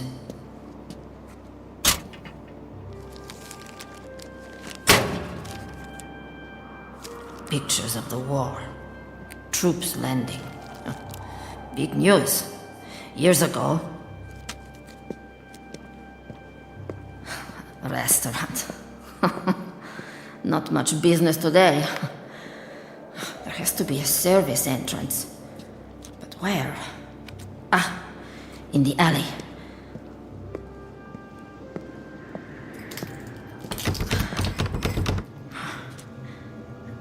Huh.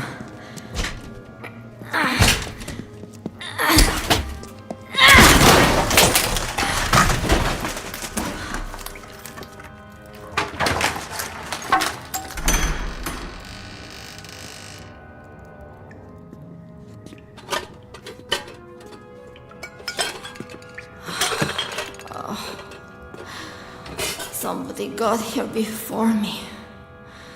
Oh, the cans are empty. Yes! They missed one. Canned chicken. I don't believe it. Canned chicken.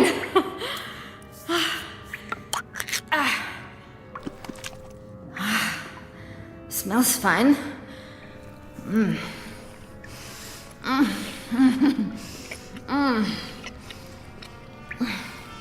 Find something? Where did he come from? My weapon! Кто ты? Не рухайся! Go ahead. Shoot.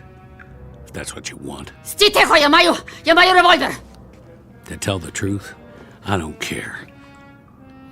You got the guts to do it? I didn't think so. You don't want to fight any more than I do. Put the rifle down. I said give it to me. No! Ow!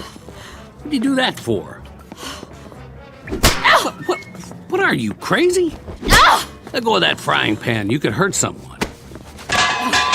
Demi Vorok! Стій тихо! He's the enemy. A pawn of the state. That's better. Now, will you please relax? I'm not going to harm you. Got it? If he touches me again... Не торкай мене! Не чіпай мене! Well, now, I don't speak your lingo. But you're either telling me you're glad to see me or go to hell. Which is it? Відійди від мене. Відійди від мене. Лише мене. Knock it off. I'm just a soldier like you. Nice uniform, by the way. A little ratty, though. Ought to do something about that. Plus, it's the wrong color. Let him have the can. As long as he leaves me alone. He's a filthy, horrible animal. Can't believe there's food. Must have missed it. 1 dozen chicken drumsticks, fully cooked. Safety sealed for your dining pleasure.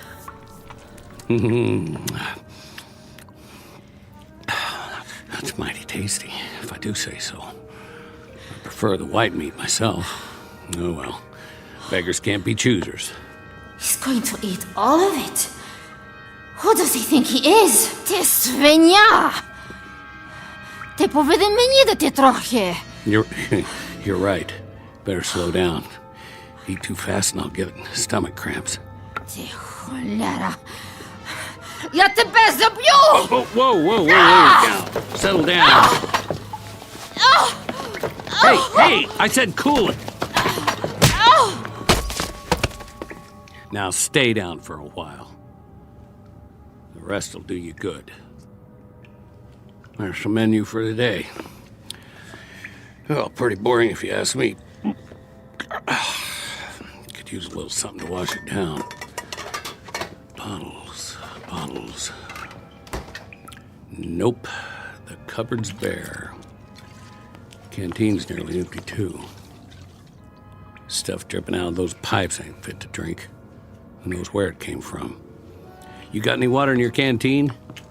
Hey, I'm talking to you. Come on, quit faking it. I didn't hit you that hard. Did I? Out like a light. Hardly anything to her. Skin and bones. Must not be eating regular. Let's see what you're carrying in that belt. One last swallow. Okay, keep it. A few rounds of ammo. What's in the holster? 45 automatic? Not even a 38.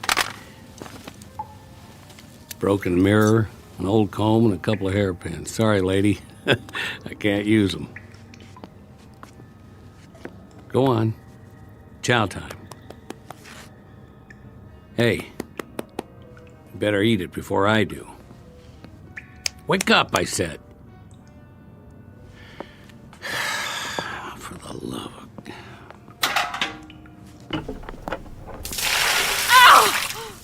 Easy. Easy. Now, no more fighting, got it? Eat, invader. What do you want, a printed invitation? Dinner is served. Jaw's not broken, is it? I didn't think so. That's it. Go ahead. Not bad, huh? There you go. Food, good. You follow? Me, Tarzan. You, Jane.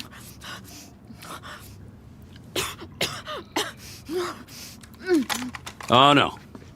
Leave the gun where it is. Mine's behind the door. No more shooting. Nix. Verboten. What language do you speak? Okay, be that way. Look, the only reason I can see for us to fight is that your uniform is a different color, and that's not good enough anymore. I say it just doesn't matter. You get me? What is he babbling about now? Yeah, I know. I talk too much. I'm just trying to make a little small talk is all. He'll pass the time. Come on outside with me. I want to show you something. Come on. It's okay, I promise. Where is he going?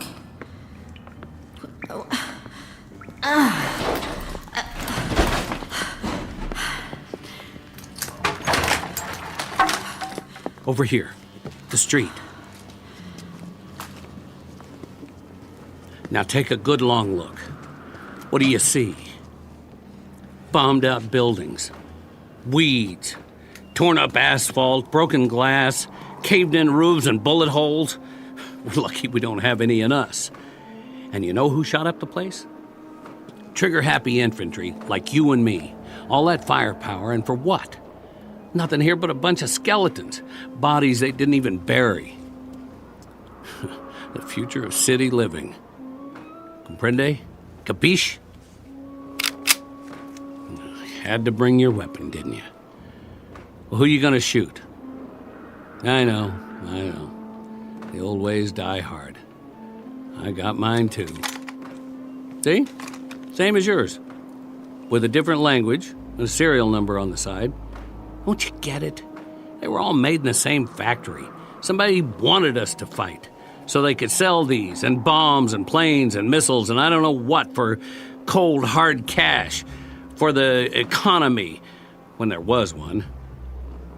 And now it's over. No more countries or borders or noble causes or dogs or birds in the trees. All gone, blown away. Use your head. What's the sense in fighting? Who's the enemy? Can you tell me that? Hear ye, hear ye. Know ye by these presents that I do hereby declare peace upon the entire world. As of this day, this war is officially over. The silent majority. They never did have much to say. But you heard it, didn't you? So that means the motion passes.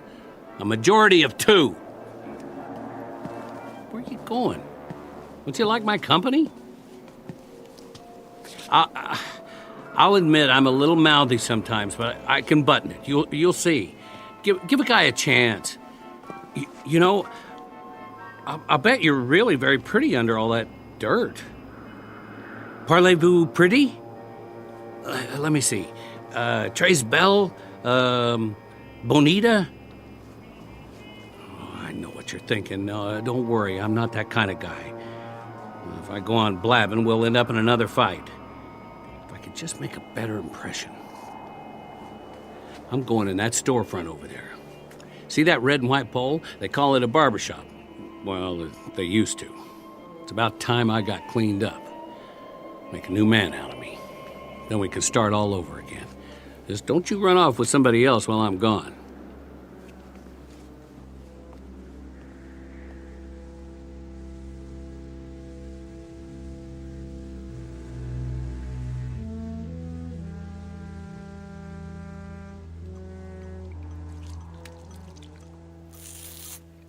Oh, boy. That's smarts. Hi there. We meet again. You're not supposed to see this. This is man stuff. But I can tell you it's plenty tough shaving with cold water and a rusty razor. Plus, that's not much of a mirror on the wall. Well, this is as good as it's gonna get. Sorry to disappoint you. Oh, I found a bar of soap. Here. Use my towel if you want. Oh, by the way, I'm taking the straight razor with me, so don't get any ideas. Your turn. If you want to get cleaned up, I'll wait outside. And then we can see what there is to do in this burg.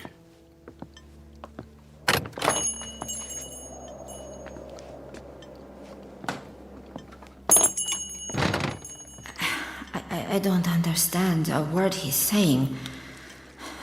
But I know one thing. The enemy always lies.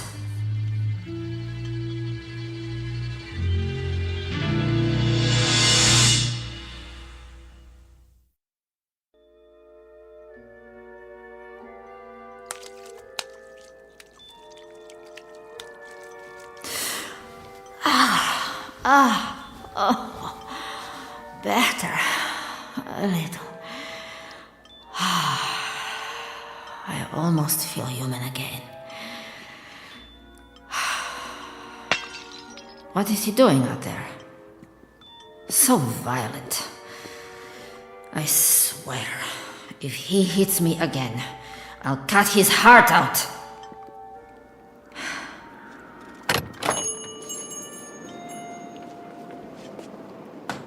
Look at what I got you. From that old shop down the street. The mannequins won't mind. Don't know if it's your size, but it might fit. You like? A dress? He got this for me. It's all yours. Prekrasna. You took the words right out of my mouth. Prekrasna. Now, don't take it the wrong way. It's not like I'm giving you a present or anything. I just thought if we're going to do the town, you might feel a little better. Try it on. I'll turn my back. It's a little large. Okay, if you're modest, pull it on right over your uniform. It might fit.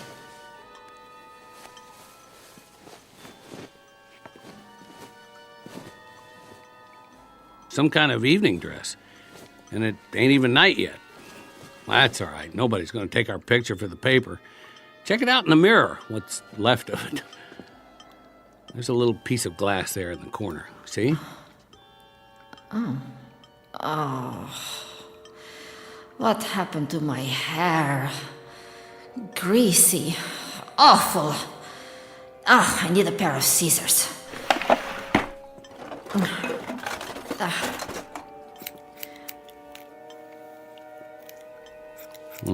This could take a while. Meet you at the corner.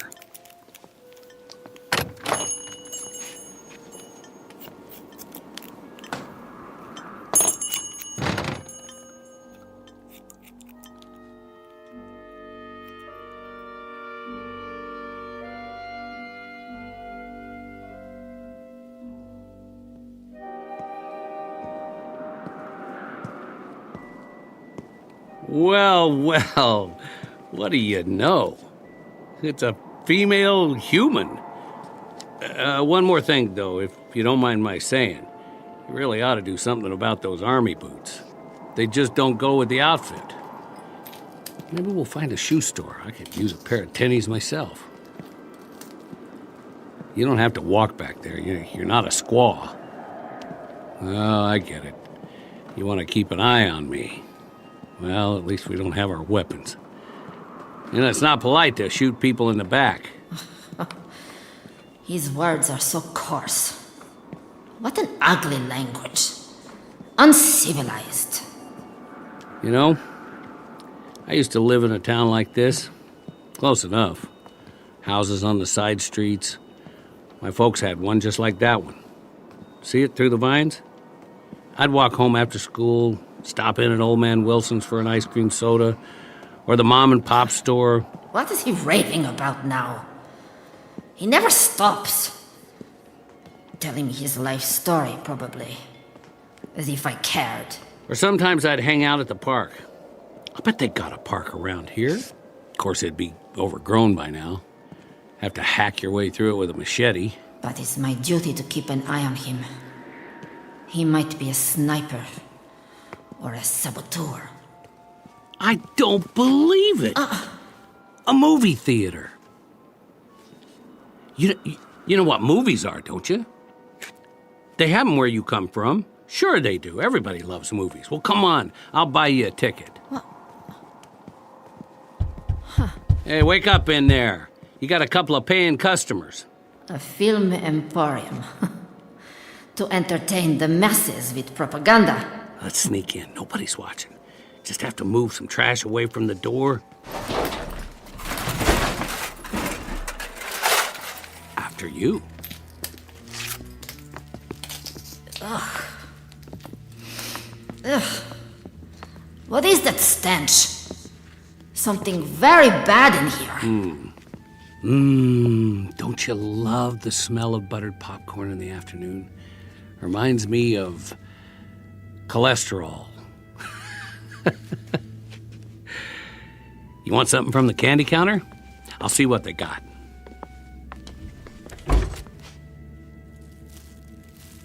Sorry, all cleaned out. Just some sugar daddy wrappers. Milk duds are dried up. The army must have been here. What did he find? Hard candies. I like hard candies. Not even a junior mint. We better grab a seat. Wonder what's playing. There's a poster for coming attractions. My favorite general and furlough romance. Couple of winners, huh? And some guy. Look at the medals on his chest. And her. I didn't know they had uniforms with miniskirts. She sure got that animal look in her eye. Is it true? Do chicks go for guys in parade dress? That's what's wrong with me, huh?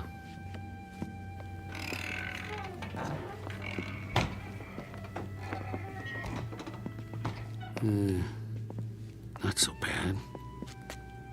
Nice and dark, a few bullet holes in the screen. How close do you like to sit? How about the first row?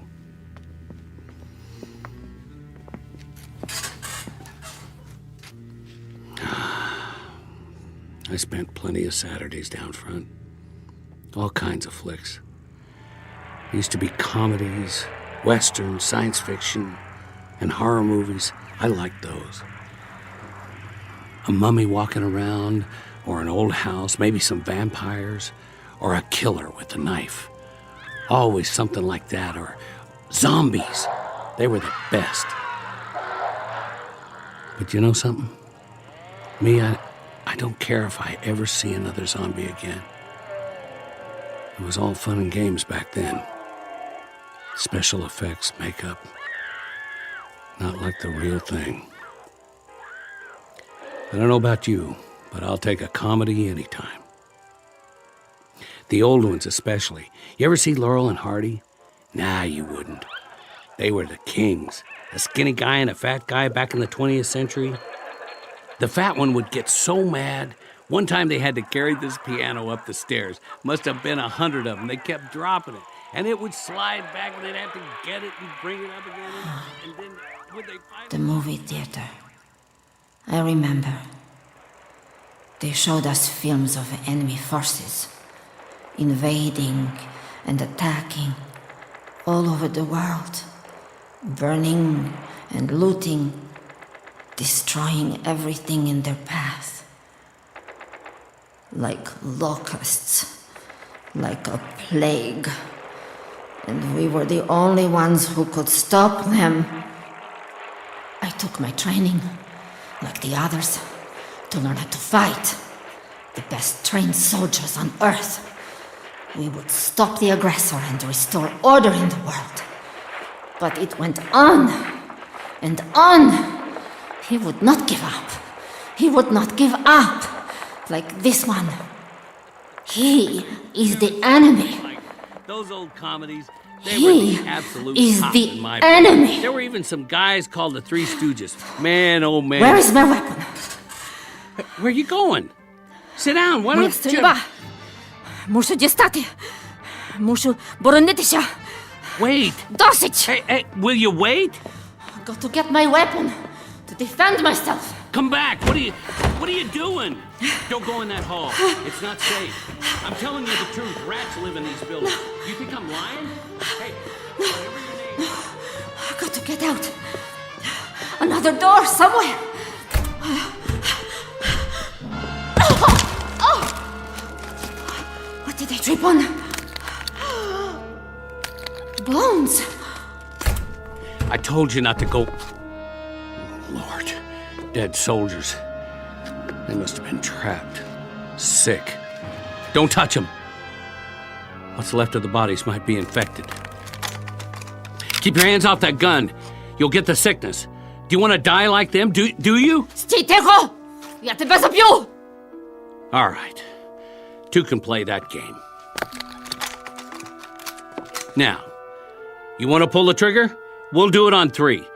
Maybe they're loaded, who knows? If they didn't run out of ammo before they died, I can't even tell what their uniforms look like anymore. Of course, even if these guns fire, the barrels are probably stopped up. That could be fatal. Chamber will blow up in your face, or mine, or both of us. Your call, soldier.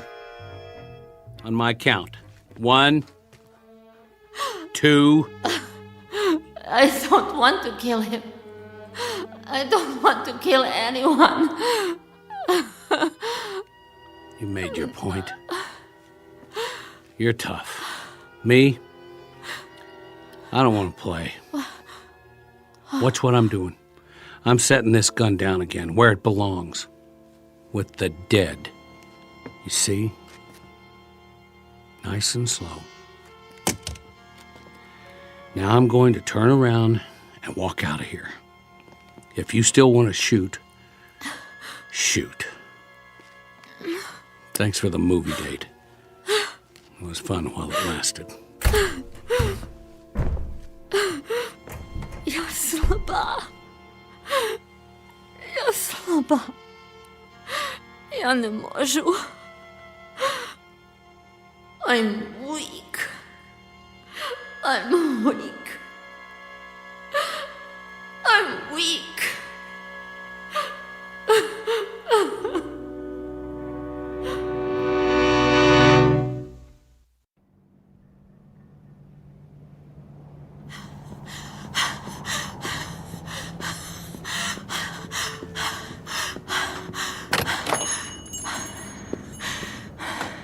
My weapon. I know this one works. I've broken it down every day, cleaned it, put it back together, like the troops at the movie theater did once. They were from our side. I could tell. Without this, I'm nothing. I'm not big or strong. I can't run fast. And I don't know how to get back to my company. But with a weapon, I can survive.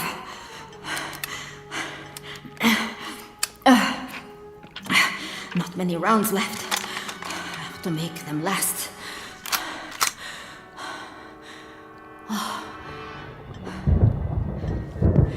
Oh, great. A storm's coming. I better find shelter.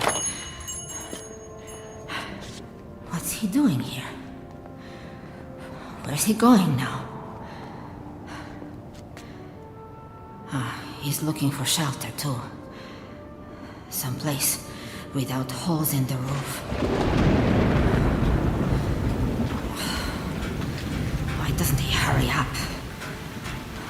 I've got to get out of here before it gets dark.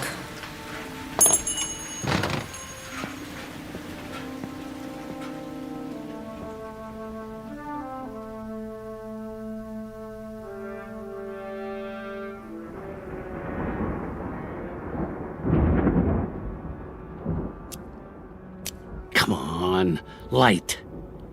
What's wrong with these matches? Not wet, just old.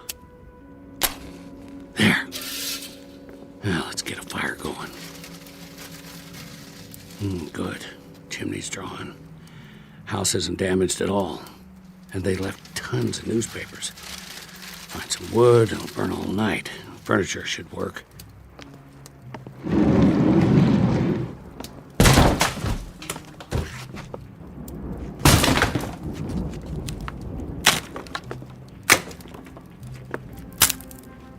They don't make chairs like that anymore.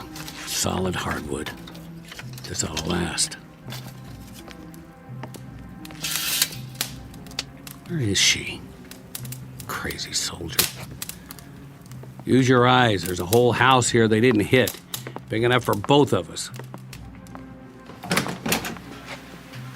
What's the matter? Not good enough for you? Hey! Can you hear me? Coming out of the rain! Got a fireplace and everything. All right.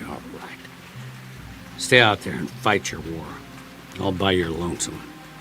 Sleep tight!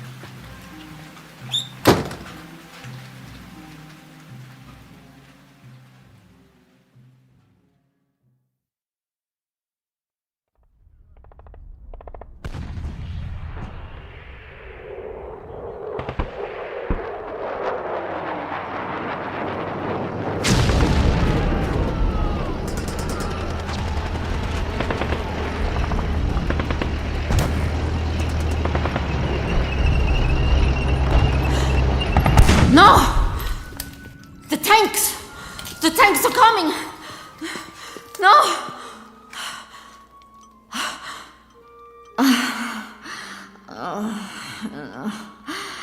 No, a dream. No, that's all. A dream. Always the same. Good morning, mannequins. Hope you slept well. I certainly didn't.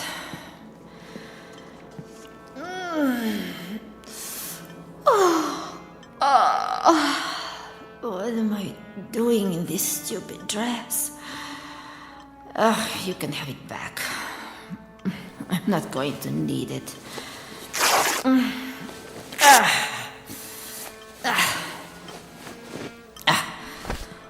To find something to eat. But where? There isn't any place left.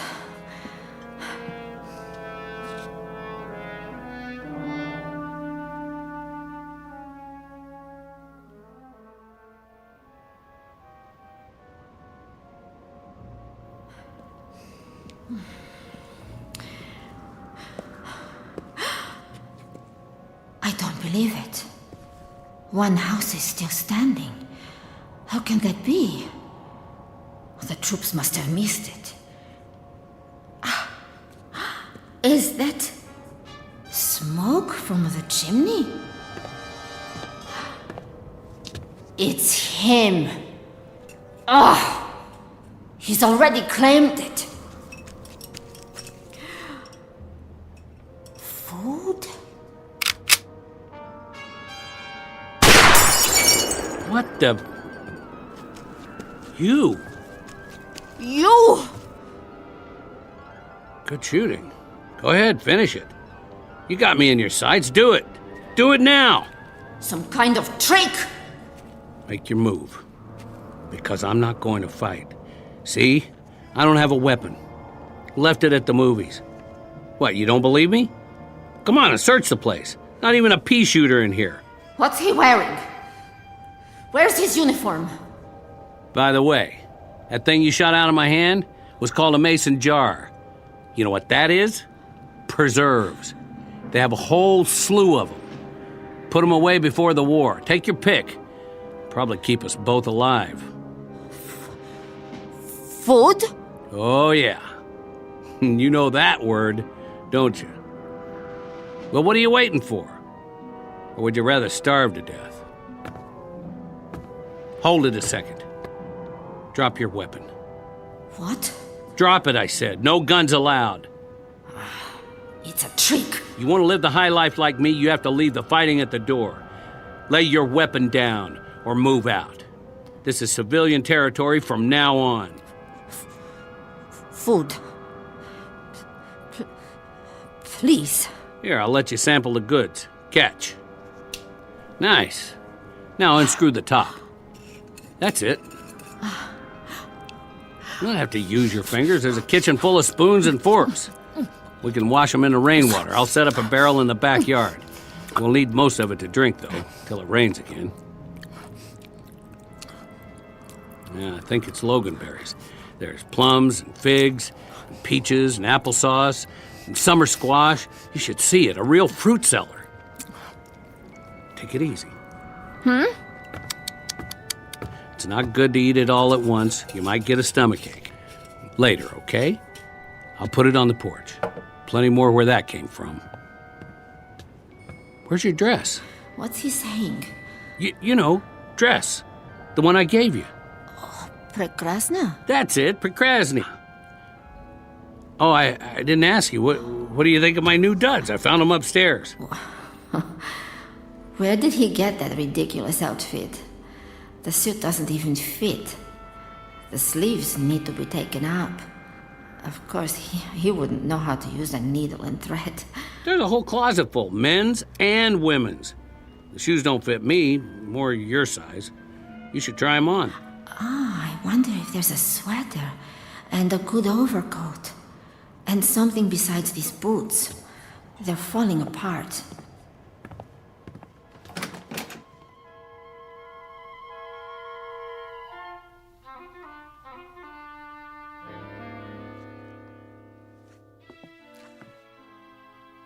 You all right in there? Poczekaj, ja nie gotowa. Take your time. Just wanted to be sure you're okay. You don't have to try on the whole closet, you know.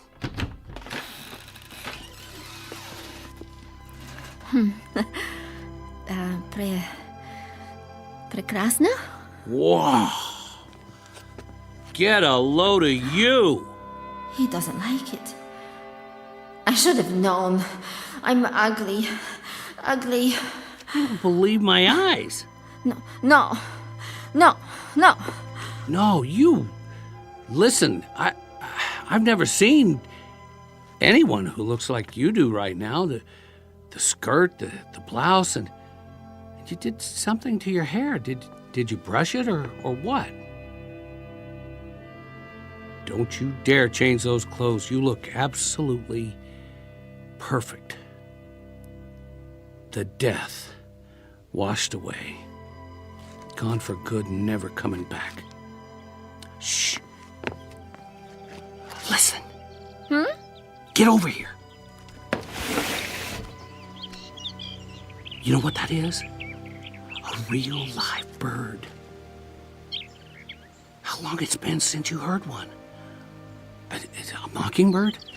No, a robin redbreast or something. But it's alive. We're going out. And you know what we'll do? We'll take a walk to the park. Yes, that's it, the park. Like regular people, you and me. And we'll look at the sky and clouds, and we'll make small talk. We will, one way or another. And you know what we'll talk about? The same as anybody else. The weather. And what we're going to have for dinner, and maybe we'll even crack a joke or two. Bet you haven't had a real laugh in a long time. Am I right? And then we'll stroll back home taking our time like it's Sunday afternoon. It's gonna be a whole month of Sundays from now on. His voice is different. And his face. It isn't a bad face. Not really. I like it better when he smiles. Did you check the shoes yet? Try these. Wait, I gotta do something. If we're going out, where's the brush? And a comb? He is actually combing his hair. Put on your coat. It's damp out. I wouldn't want you to catch cold. You ready? Прекрасно. You can say that again.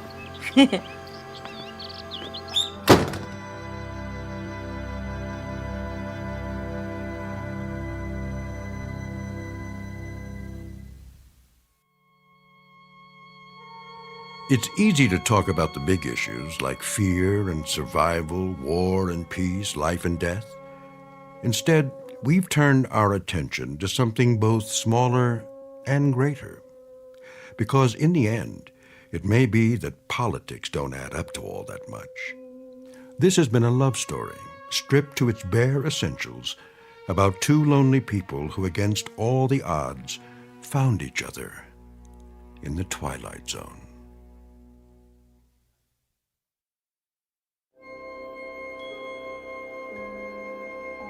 Hi, this is Carl Amari, producer of the Twilight Zone Radio Dramas. I'd like to take a moment to tell you about our official website at twilightzoneradio.com, where you'll get the latest news and information on these Twilight Zone Radio dramas. Plus, at twilightzoneradio.com, you can digitally download 3 free episodes or any of our episodes for only $1.95 each. In this age of ever-changing technology, we've decided to make these episodes instantly available to you by making the Twilight Zone Radio Dramas a digital download-only series. This means that this series will no longer be offered on CD. The CD collections at our website are now being offered, while supplies last, at buy one, get one free. So be sure to get your favorites before they're sold out. Be sure to visit us often, and I'll see you in the zone.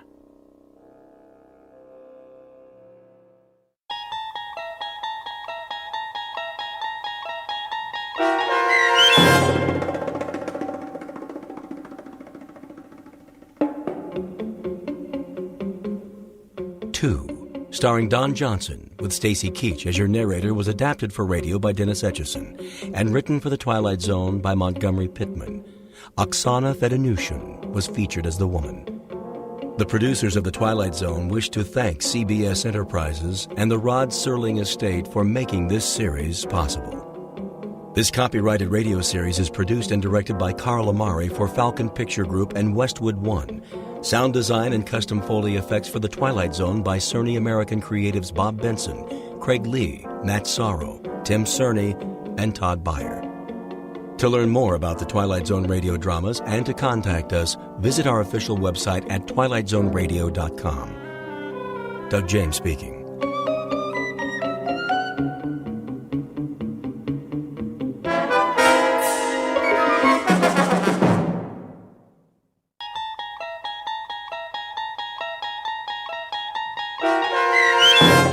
A World of Difference, starring Luke Perry, with Stacy Keach as your narrator, was adapted for radio by Dennis Etchison and written for The Twilight Zone by Richard Matheson. Heard in the cast were Elizabeth Lado, Christian Stolte, David Darlow, Doug James, Jeff Lupetin, Sarah Wellington, Maggie Carney, Carl Amari, Roger Wolski, Vince Amari, Amanda Amari, Sarah Court, and Anna Sveruzza. To learn more about the Twilight Zone radio dramas and to obtain audio cassettes and CDs of these programs, visit our website at twilightzoneradio.com. The producers of The Twilight Zone wish to thank CBS Enterprises, Carol Serling, Dennis Etchison, Dick Brescia Associates, Claire Simon Casting, Terry Jennings, XM Satellite Radio, Sirius Satellite Radio, our sponsors, and our radio affiliates for helping make this series possible. This copyrighted radio series is produced and directed by Carl Amari and Roger Wolski for Falcon Picture Group. Doug James speaking.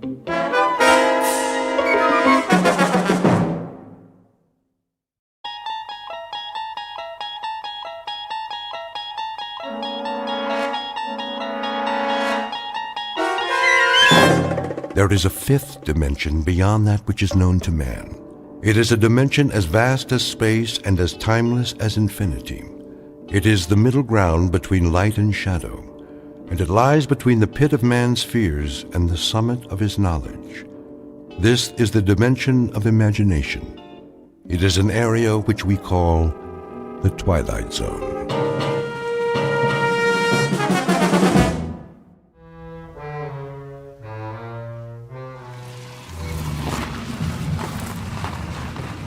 Hey there, Will. Morning, Mr. Reagan. Reagan? Yeah, that's a good one.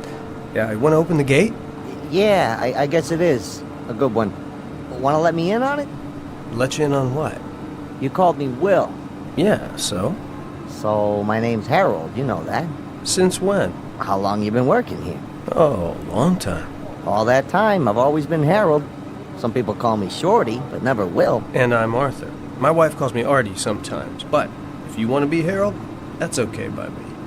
Oh, I get it. You want I should call you Arthur from now on instead of Mr. Reagan? You got it. Guess that makes us even. Harold, do you a favor? What's that? Leave the parking lot open, then take the rest of the day off. Okay, I'll bite. What for? You must be tired. Didn't get much sleep last night, huh? Have some breakfast, cup of coffee. See if that helps. Helps what? To get your head on straight. You can open the gate now, Harold. Or whatever your name is. Sure, if you say so.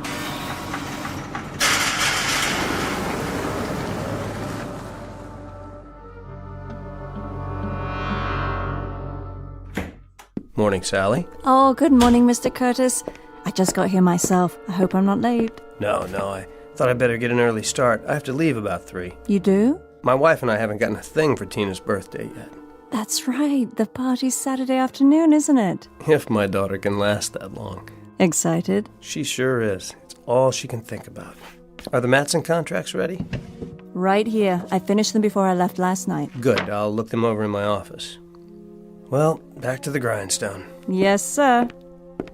Oh, I almost forgot. Would you call the airline for me? See if you can get those reservations changed from Monday to Saturday. Will do. Straining at the leash to get out of town? You bet. It's the first real vacation Marion and I have had in years. So I figure, why lose a whole weekend before starting out? I don't blame you. Saturday night, it's San Francisco. Here we come. Hold all calls for a few minutes, will you? I want to tell my wife. Certainly, sir. Hope her mother can take Tina after the party.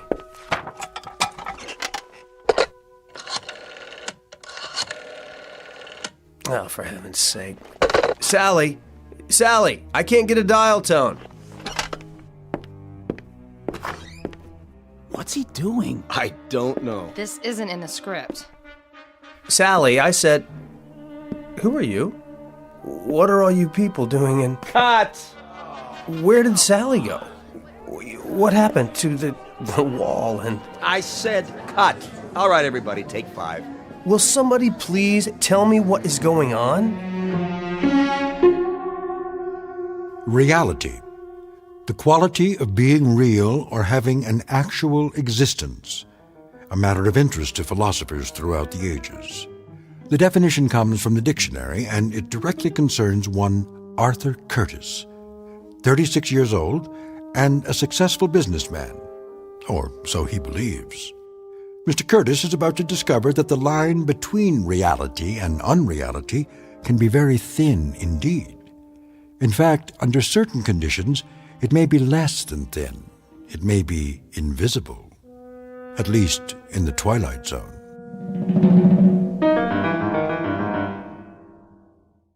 And now, The Twilight Zone and our story, A World of Difference, starring Luke Perry with Stacy Keach as your narrator.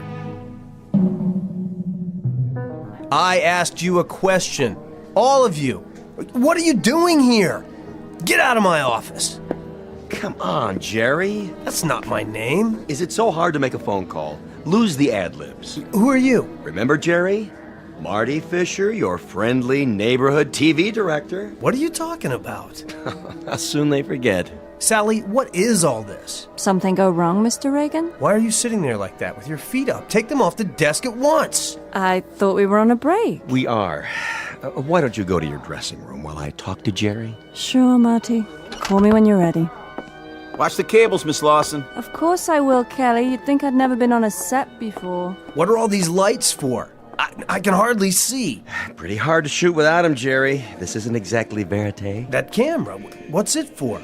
Will somebody please tell me? I'm warning you, Jerry. Oh? And who do you think you are? That's funny. I was about to ask you the same thing. Why don't you wise up and cut the dramatics? Dramatics? They won't take much more of this. You're very close to the edge. The edge of what? I like that. You're really into it. What is it? The method? I don't think so. Not the method. Who'd you study with? Sandy Meisner? Right? No, wait a minute. Stella Adler. Well, I used to be at the Institute too, and the first rule is don't break character. So, what do you say? Shall we take it again? I don't understand what you're saying. It's a gag, just a little gag. You know these New York actors. All right, get him some coffee. Kelly? Yeah? Coffee over here, please. Black. Coming right up. Okay, Jerry, let's forget about it. Get your scene done. The front office doesn't like it when they're over schedule. Over schedule? Not this show. Then let's try it again. Back to the set. Set? Listen, I went out on a limb for you. The whole agency did. What agency? Just do your lines. Are we ready here? We're ready. Now, Jerry. All right, one more time. You're going to call your wife, tell her to meet you at 3:15. How did you know that? Got all your lines down? Where's your script? What are you talking about? Easy, Jerry. Don't burn yourself out. Places, everyone. Break's over. Where am I? In your office. It's morning. You just got here. This can't be my office. It only looks like my office. The window isn't even real. What's he doing? The city outside. It's a painting. What is this, a joke? Jerry. What are you people watching me for? I don't know you. I don't know any of you. Don't let him get away. He's not going anywhere. He's not on his mark. Maybe you can shoot around him for a while. I don't want to shoot around him, Sam. We've got 7 pages to do before lunch. He'll come through, Marty. We never had any trouble with him before. What's he doing now? The scene, I told you. Get ready to follow him. Roll sound and action. Still dead. Cut! Where are you going, Jerry? Stop calling me that. It's not my name. Sure, if that's what you want.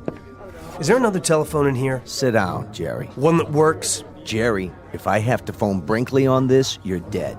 Do whatever you like. Just leave me alone. You don't look so good. How do you feel? I felt fine when I got here. Please sit down. What's that on your face? Sweat? Kelly! Yeah? Call for an ambulance and make it fast. Yes, sir. Shall I ask the front office to authorize it? Of course not. If they find out, there's no telling what they'd do. Suspend production, probably. Go on, go! Right away. Jerry, let's go to your dressing room. You can lie down. Where's the nearest telephone? Jerry, we're trying to help you. My name is Arthur Curtis. Take your hands off me. I'm getting out of here. Did you hear that? Arthur Curtis? Is this a real telephone? Looks like it. All right, everybody. 1 hour for lunch. Is it hooked up? Should be. The number. What's the number? Search me. Operator, number please. I don't know. I can't think. I'll connect you with information. Yes, please. Directory information? Hello. Would you give me the number of Arthur Curtis? 22437 Ventnor Road, Woodland Hills? Checking. On Ventnor. Ventner. I have no listing for a Curtis at that address. What? You must be mistaken. Jerry? Listen, it's my own home. I'm Arthur Curtis. I just can't remember the number at the moment. Will you? If it's an unlisted number. It's not an unlisted number. At least I don't think it is. Look, would you try again? I know there's a phone there. I'm sorry, sir. Jerry, put the phone down. You're wrong, operator. Connect me with your supervisor. Let's go to your dressing room. Listen. Give me the phone. What are you doing? You're not yourself. You're sick. Get your hands off me. I'm trying to help. Well, I don't know him.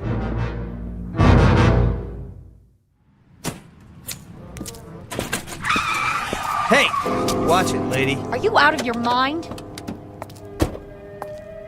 If you're drunk again, Jerry. Let go of me. Look, I don't care if they bounce you. I don't care if you never work again for the rest of your worthless life.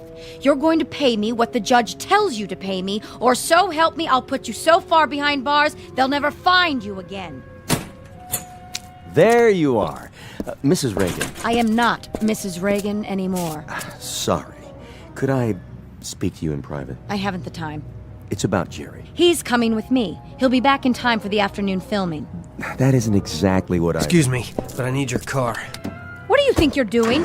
You're not driving. I've just called for an ambulance. Jerry's having a nervous breakdown. How convenient for him. Would you two get out of the way, please? I'm not joking, Mrs. Miss, from now on.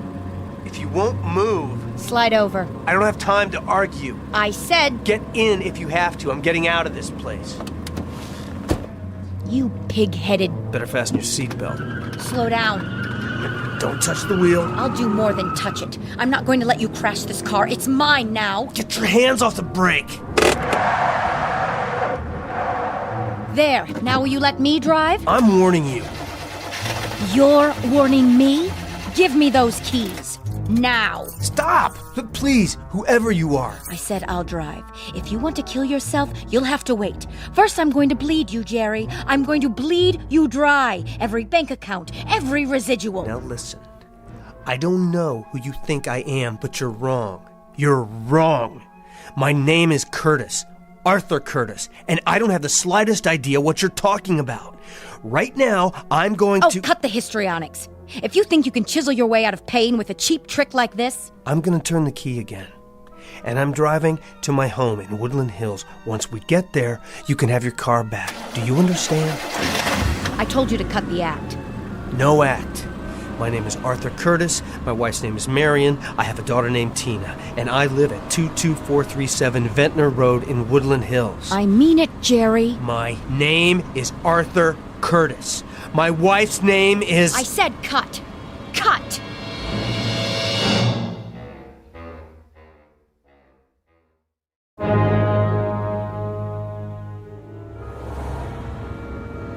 I don't understand. I've made this turn twice now. Let me know when the grand tour is over, will you? I don't know where I am. And yet I must. This is my neighborhood. I live here. Do you? I have, for years. Ever since I bought the house. But my street, it's just not here. What do you want, Jerry? An Academy Award? I've told you, my name is... Oh, can it, will you? Who are you trying to convince? You may as well give it up. You never had a less receptive audience. Why do you refuse to listen to me? Go ahead, then. Play it out. Make a complete idiot of yourself. I couldn't care less. I'm trying to find my house. Is that so hard to comprehend? Well, you're not going to, no matter how hard you try. And why is that? Simple. Because there's no such thing as Ventnor Road. Keep quiet. I'm trying to think. And what's more, there never was, except in your dreams. What's in the glove box? That's none of your business. This is my car now. There must be a map. Let me have it, please. Get your hands out of there. I'm just trying to... Tina! There she is! Who's Tina? My daughter! Another little secret you never told me about. When did that happen? See her? Skipping down the sidewalk? Oh, spare me. Hi, honey! Over here! It's Daddy! This is too much. You're going to get us both arrested. Tina, honey! Come here! I didn't have anything to do with this, remember that. Tina? Thank God. Leave me alone. But you're not Tina. Sorry, little girl, I thought... You scared me. You're a bad man. Get in. But that dress... I thought she was... I said get in. Or would you rather go to jail for attempted kidnapping? You should have let me drive in the first place. None of this would have happened.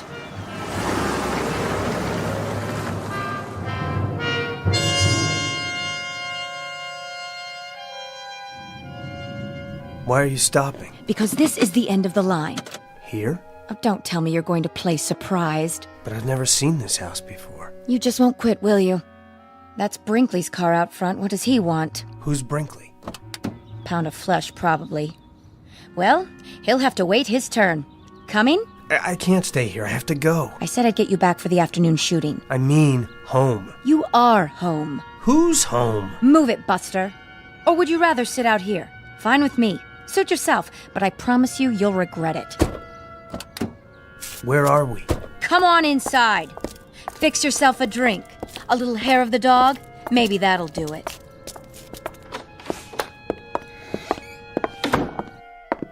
Jerry. Who are you? Better be nice to Sam. He's still the vice president of your agency. Where have you been? I'm not sure. Did Sam call you? More than an hour ago. Said he'd left the studio, walked out. Stumbled is more like it. What's all this about? The studio? First things first, Jerry. Come into the study. Why? Nora, we need to do some damage control. We sure do. Can't this wait? I've waited long enough. I want my money now before he goes off on his next binge. Now look, I've explained to this woman that I'm not who you all seem to think I am. Frankly, I don't know what to think. But if we don't smooth this over right now, today, the network won't renew your contract. And that will cost us all money. My name is Curtis. I live... Jerry, stop it! Stop what? Would you rather I lie to you? You don't seem to realize the position you're in. Where do you hide the checkbook these days? I beg your pardon? I'll find it if I have to tear the house down. Excuse me. I have to get out of here. Jerry! I'm going to lay it on the line. If you lose this part, we'll have to drop you as a client. We can't cover for you anymore. It's beyond that. Way beyond. I'm sorry, but you're mistaken. All right. Look, they can shoot around you today. I'll tell them you came down with something. They won't buy it, but we'll do our best to make it stick. But come tomorrow, you've got to be there, Jerry, bright and early, with bells on. I don't know what's going on. God, help me.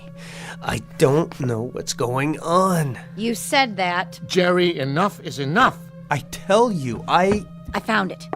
Get over here. Now. Leave me alone, please. Nora, he doesn't look so good. Maybe we should take him to Cedars.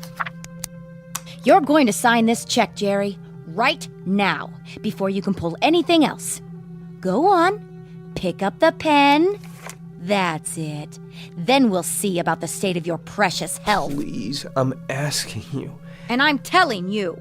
Sign it, Jerry. I want what you owe me. His hands are shaking. Oh, no. He's not going to get out of it that easily. I'll fill in my name in the amount. Just sign Gerald Reagan. G-E-R-A-L-D. That's not my name. R-A-I-G-A-N. In case you've forgotten how to spell, too. But I've never heard that name before in my life. Maybe he should lie down. Would you both back off? This has gone far enough. I am not Gerald Reagan. My name is Arthur Curtis. Do you hear me? Arthur Curtis. I work for...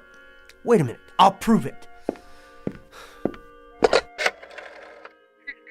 Operator, I'd like the number for Davis Morton and Company, 189 Brand Street, Los Angeles. Yes, I'll hold. But make it fast, will you? Of course there is. I should know. I work there. Look, I've been with them for 7 years. Don't tell me that. Don't. Here, lean on me. Sarah Bernhardt. Look at his eyes. I don't think he's faking it. Awfully good timing, if you ask me. Help me to get him to the other room. What? What is happening to me?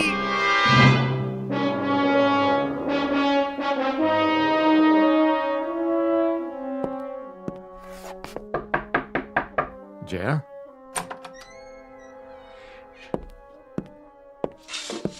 What are you doing? Just closing the blinds. Don't bother. I was hoping you'd catch a few winks. Feeling better? You don't believe me, do you? It doesn't matter what I believe. You've been overworked, trying to wrap the season. Must have been a terrible strain. The season. I take it that's supposed to mean something to me. If it doesn't, we're all in trouble. Would you like anything? Some lunch? If Nora won't make it, I'll order out. No, thanks. I don't have much of an appetite. You need help, Jerry. It's not in my province, but I've known you a long time, and I hate for this to happen. It's not necessary, you know. It really isn't. Can't you see what's happened? Why don't you tell me? You know what this is? A script. For what? It's all right here. Take a look. Cast of characters. Arthur Curtis, 36. A young business executive. Happily married. Let me see that. Curtis lives in Woodland Hills, California, with his wife and young daughter. Where did you get this? It's yours. From the dresser here, where you left it after studying your lines last night. Go on, keep reading. He is married to Marion Curtis, 33. A charming young woman, typical of that efficient breed which can manage a house and family and still have ample time for... Ring a bell? Who wrote this? That's neither here nor there. Some hack, probably. The point is, the only information you have about Arthur Curtis is what's written here. That's crazy. Jerry, I really do understand. Sometimes I'd like to escape myself, get away from this turmoil. The long hours, the early calls, to a simpler, sweeter existence. It's only natural. You're telling me it was all a delusion? That I'm really somebody named Gerald Reagan, a dissolute, pitiful... A sweet, unhappy man. A square peg in a round hole who never should have moved to Hollywood. Burdened with that harpy in there. Jerry Reagan, who wanted to be a serious actor once. Trying to make a living and find a little happiness. That's all. No. I won't accept that.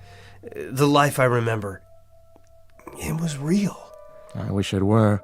For your sake. I wish it were. I have to go, Jerry, and report into the agency. Try to rest and forget about the series. You won't have to go back. I just spoke to the studio a few minutes ago. They're canceling production. Production on what? You may as well give me the script. I'll toss it for you. It doesn't matter now.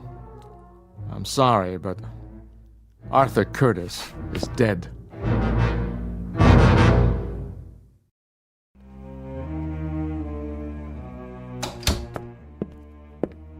Well, what's his story?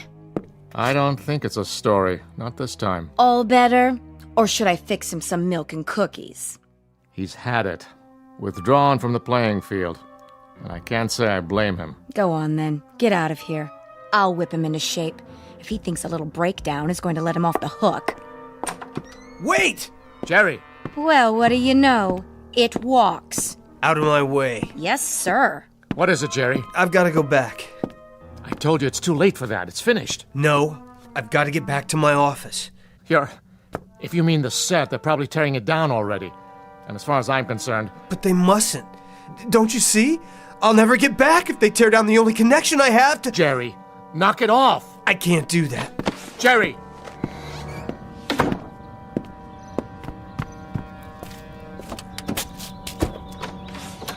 Careful, Jerry, that's my car!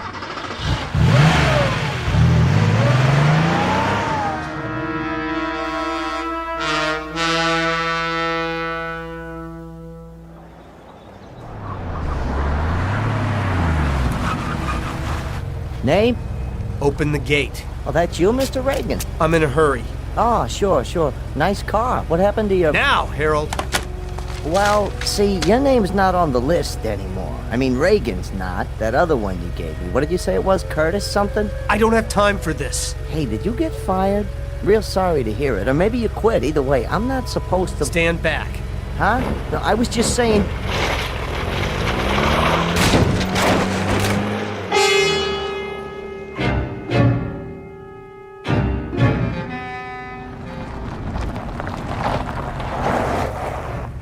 What in the... Hey! You can't do that! Put that down! What do you think you're doing? What'd you say? Watch your feet. That's my sofa! Yeah? Where are you taking it? Back to props. You can't. Yeah? I got a work order right here to strike the set. You mean my office? Which office? The low building with the rose bushes. 189. Nah, this is from stage 23. Which way is that? It's over there. Hang it right at the commissary.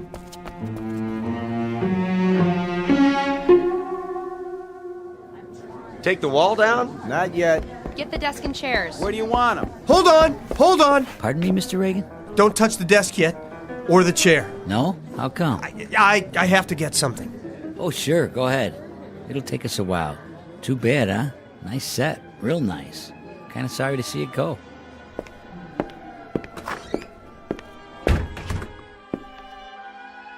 Sally? Are you still here? No matter. I don't know where to start. There must be a way. There has to be. Mr. Reagan? Who? It's Kelly. I thought I saw you come in. What happened to my books? Books? Oh, sent back to props by now. And my papers? And file cabinets? Even the photos on the desk? They were pictures of my family, my wife and daughter. Were they? You mean they were real? Give me a few minutes. Maybe I can track them down. Do they have to do this? I'm afraid so. The studio needs the space. A career. A whole life packed up while you're out and shipped off to God knows where. I had no idea. I thought it would last. Nothing lasts in this town. You know that. But I thought... You thought you were different. The exception to the rule? Well, I don't blame you. It's easy to fall into that. You see what happens to everyone else, but you never think it'll happen to you. Human nature, I guess. But, the next thing will come along. And what will that be? Beats me, but it always does. You have to have a little faith. And the things we collect over the years and leave behind. Oh, somebody else will get some use out of it. It was never really ours in the first place, was it? Can't exactly take it with you. No, I guess you can't. They're ready to take the walls down now. You might want to sit somewhere else. I thought if I got here in time... Thought what? Nothing. You go on. I'll be out of here in a minute. Just following orders, Mr. Reagan. Nothing personal. No. Nothing personal at all. Marion, don't leave me. Don't leave me here. Mr. Curtis? Sally? Mr. Curtis, oh, there you are. I thought you'd gone home. What? Somebody's here to see you. Go ahead, Mrs. Curtis. Arthur? Marion! Honey, I don't understand. You don't? Where have you been? I've been phoning all day. Marion, is it really you? Well, who else would it be? Honestly, Sally kept saying you were out. Out? What does that mean? She couldn't imagine where you'd gone. She didn't see you leave. I had some business to attend to. I got lost on the way back. You did? How do you mean? It doesn't matter. I'm back now. Oh, just let me sit down for a second. These new shoes are... Why, where's your sofa? I won't need it anymore. Marion, let's get out of here. But I just got here. I didn't think you'd mind. I thought you might want to have dinner on the way home. That sounds wonderful. Oh, and I wanted to tell you, I got something for Tina's party. That doll she's so crazy about. Now, Marion, let's go right now. Artie, are you all right? Yes, I am now. You're looking a little tired. A hard day? Very. Where were you? It's a long story. Mr. Curtis. Sally? What is the matter with you, dear? You look as if you've seen a ghost. Leaving now? Did you make that call to the airlines? Yes, sir. They sent the tickets over this afternoon. I have them right here. Let me see. Plane tickets for our trip? Are they all right? Yes, they're perfect. Ready to strike the office. Get those lamps and tables out of there. Okay. Honey, you look so peculiar. Is something the matter? Can you hear that? Hear what? Over here, boys. Please, Marion, let's go on our vacation right away. Let's not wait. What is wrong with you? Nothing, sweetheart. Just let me hold you. I don't want to lose you. Not much chance of that. Oh, Artie, I've never seen you like this. We'll take Tina to your mother's and go right to the airport. But I'm not packed. We'll pick up what we need when we get there. Oh, Marion, it's very, very important. Well, if it matters that much to you, I suppose. Then let's go, now.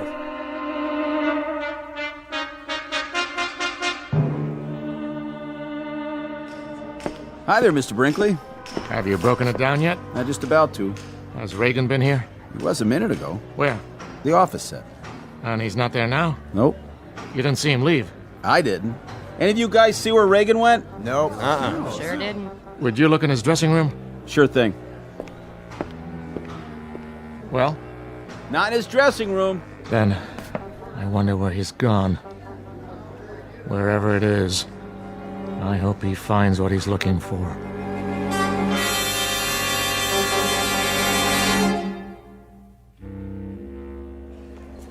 Flight 23 departing at Gate 5. Last call, Flight 23 to San Francisco.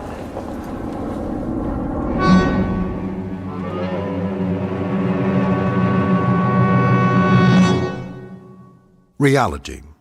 The quality of being real or having an actual experience. Words of definition from a book we call the dictionary. Words that fail to recognize man's gift for creating realities of his own. Realities perhaps beyond the measurement of science, and yet actual in their own right. Realities existing in that vast and timeless middle ground between light and shadow, the dimension of imagination, also known as the Twilight Zone. More from the Twilight Zone after this. You are about to enter another dimension, a dimension not only of sight and sound, but of mind, a journey into a wondrous land of imagination. Next stop, the Twilight Zone. Hi, this is Stacy Keach. I'd like to take a moment to tell you about our Twilight Zone website at twilightzoneradio.com. At twilightzoneradio.com, you'll find the latest information on these Twilight Zone radio dramas, including behind-the-scenes photographs, plus the newest product releases, trivia contests, ways to contact us, other Twilight Zone-related info and merchandise, plus links to other fascinating websites. So make your next stop twilightzoneradio.com. Visit twilightzoneradio.com to purchase these Twilight Zone radio dramas on cassette and CD, or call toll-free 1-866-989-ZONE. That's 1-866-989-9663.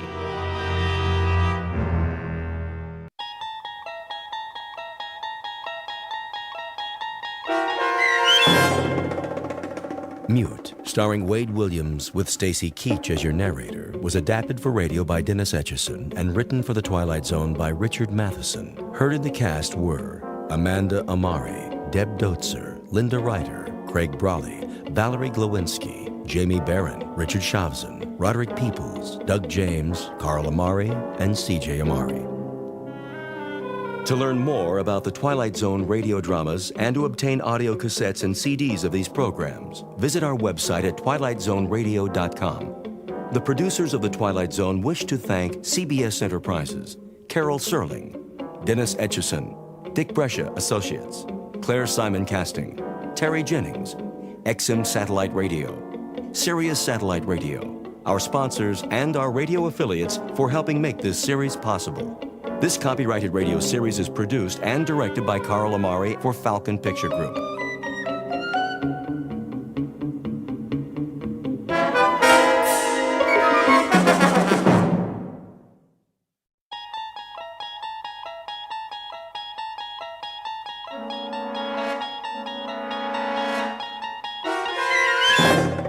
You unlock this door with the key of imagination. Beyond it is another dimension. A dimension of sound, a dimension of sight, a dimension of mind. You're moving into a land of both shadow and substance, of things and ideas.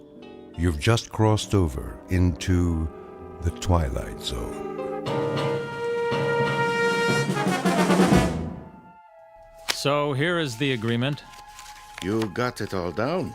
Shh, of course he did, Hans. How are you feeling, Maria? I think my baby is not coming tonight. Would you like some more strudel, Frau Elkenberg? No, thank you, Mrs. Nielsen. It is late. If we are all ready to sign, read it aloud. We, the undersigned, having accepted the following propositions. A, that prior to the inception of language, man communicated by telepathic means. And B, that this ability still exists and can be developed to its former effectiveness, do hereby agree to the following. 1. To dedicate our lives to the study of mental telepathy and other extrasensory functions. 2. That the findings of this study will be applied not only to ourselves, but to our children, born and unborn. Good, good. 3. That each family unit shall strive to avoid the interference of society. 4. That monthly correspondence shall be exchanged until such time as it is possible for all 4 units to establish a colony in which communication shall be exclusively mental. Comments? More than sufficient, I think. Most specific. Carl? It is what we agreed upon. That sounds very close to disapproval. No, I will sign. You're certain? This must be entered into with absolute assurance. He is assured, Holger. His uncertainty is only a sympathetic reflection of my own. You are still uncertain? Not of the general concept, Yet I wonder, have we the right to impose this study on our children? Even those unborn? Impose, Maria? You speak as though we harm our children. Is it not rather that we bestow upon them a great gift? Of course, that is our hope. But we offer them no choice in the matter. Is that just? I am also a mother, Maria, devoted to the welfare of my child. Yet I am convinced it is just. It is more than just. It is inevitable. Destiny demands it. That's why I will be the first to sign.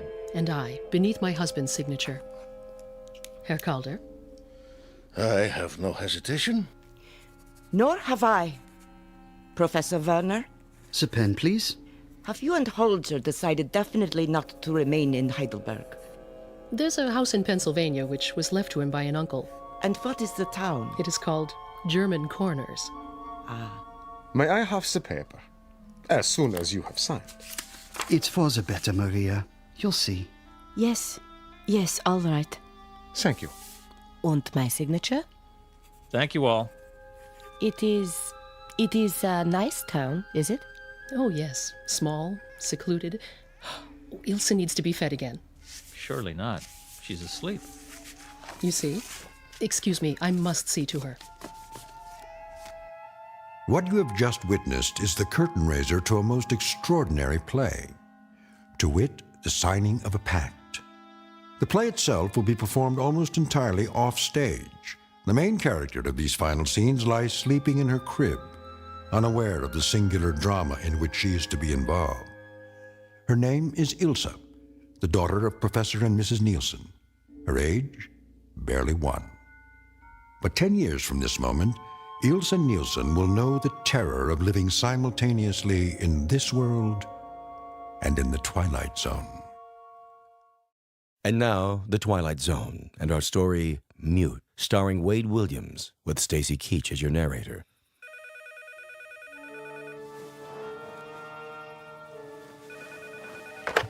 Sheriff? Yeah. This is Tom Poulter. The Nielsen house is burning. What? There's a fire at the Nielsen house, a big one. Hurry! Right away. Harry, what? Max, Harry, I know it's 2 o'clock in the morning. There's a fire at the Nielsen house. Call the volunteers and get the truck out. I'll be there as soon as I can. Did it just start? I hope so. If it didn't. Oh, it's so far. I told them when they first came here it wasn't a good idea to live that far from town, but no, they wouldn't listen. We want privacy, they said. Well, that privacy may very well be the end of them. The girl. That lovely girl.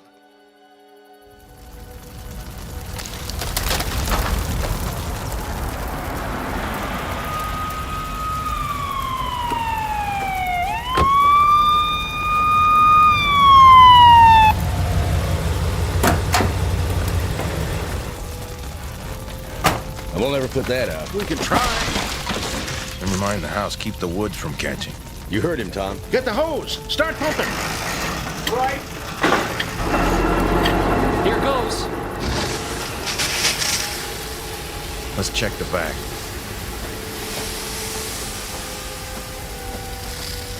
There's no way in. They're done for. That poor kid. Harry, over here. Where'd you find her? In the clearing. The sparks we're about to catch. You think she's... Let me see. She burned? Oh. She's alive. You all right? She's in shock, Harry. I'll put her in the car.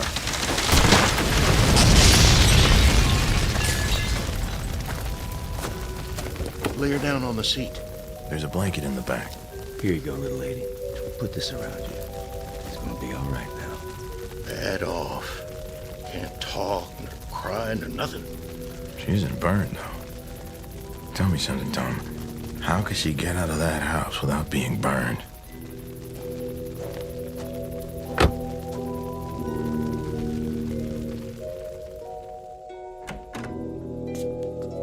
Harry? I brought the girl with me. Are you? I'm fine. Is she hurt? Not physically. I think she's in shock. We better put her to bed.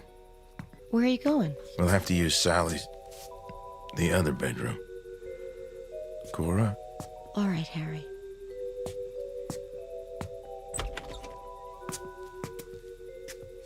Pull back the bedclothes.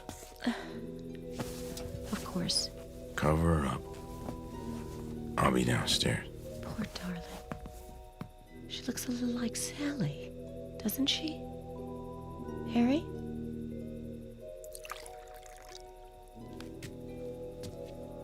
You want something to eat? No, I gotta get right back. Thought I'd take a thermos of coffee for the boys. Are her parents? No way of knowing. We haven't been able to get into the house yet. It's burning too hard. But she... Tom Poulter found her outside. Outside? We don't know how she got there. I expect her folks didn't get out, though. It's an awful fire. The poor child. Something's wrong with her. I know she isn't deaf or dumb or retarded or anything, but before she fell asleep in the car, I tried to get her to talk. She never said a word. Not a word. Even in shock, the power of speech isn't completely gone. It's as if she doesn't know how to talk. Oh, Harry. You know something, Cora? I don't think her parents ever taught her.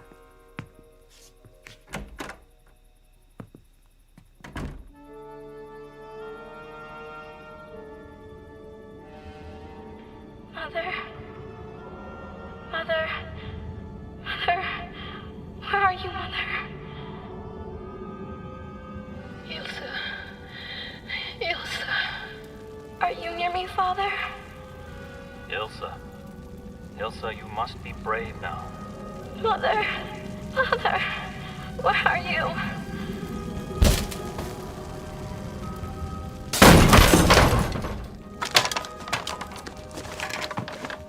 Over here, Harry. The other room. Oh, my God. Both of them. What is it, Ilsa? Oh, darling, what is it? I'm not gonna hurt you. Ilsa, what's the matter? They're dead. They're dead.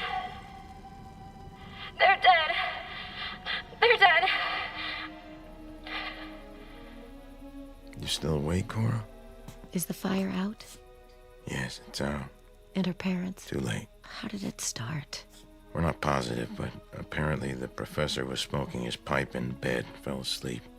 And there was nothing left to...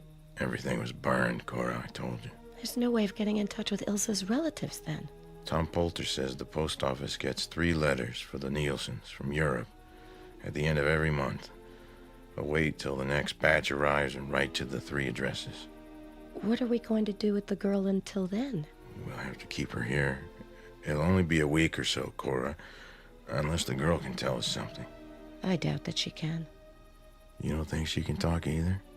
I tried everything I could to get her to, but... That explains it. What? Those times Miss Frank and I tried to talk the Nielsens into putting the girl in school, the answer was always no. I don't know why. Maybe there is something physically wrong with her. The Nielsens would have told us if there was, Cora. Not if they wanted to keep it a secret. We can have Doc Steiger check her over, but I don't think he'll find anything. But they were educated people, Harry. Well, why wouldn't they teach their own daughter to talk? They were strange people, too, Cora. Hardly spoke a word themselves. As if they were too good to bother talking to us. It might not be a bad idea to put her into school while we're waiting for those letters. Teach her how to talk, at least. Not right away. No. No, please. Why not? She's got to learn sooner or later, doesn't she? She just lost her parents, Harry. I didn't mean tomorrow or the next day. I don't understand their words. It's a crime, though. A girl her age, not being educated, not even knowing how to talk. Make them stop. Her father, a professor, too, keeping his own child in ignorance. Well, something has to be done about it. Somebody's gonna have to undo what her parents did to her. She needs time, Harry. She's been through such an awful ordeal. She's only a child. A poor, pitiful, orphaned child. Mother. Father. People here. I can't understand what they're saying. They speak in loud noises. Not the way we do. Please. Make them stop.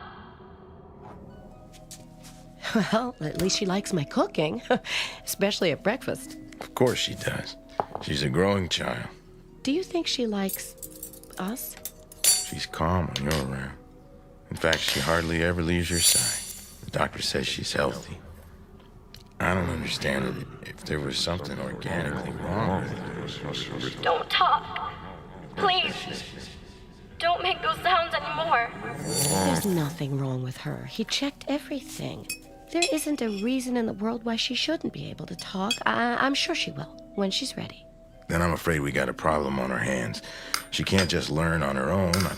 I told you when she first moved here. Speak gently, Harry. You're frightening her. That's ridiculous. She has nothing to be frightened of here. Think of how it must seem from her point of view. If she's gonna live among normal people, she'll have to But she is normal, except for the... She's not. Got. Stop! Stop! Oh, Harry, what did they do to her? Ilsa! Cora, leave her be. I can't just... She's been with us over a week now. What's the use? There's no way of getting through to her. I have to keep trying, Harry. Ilsa?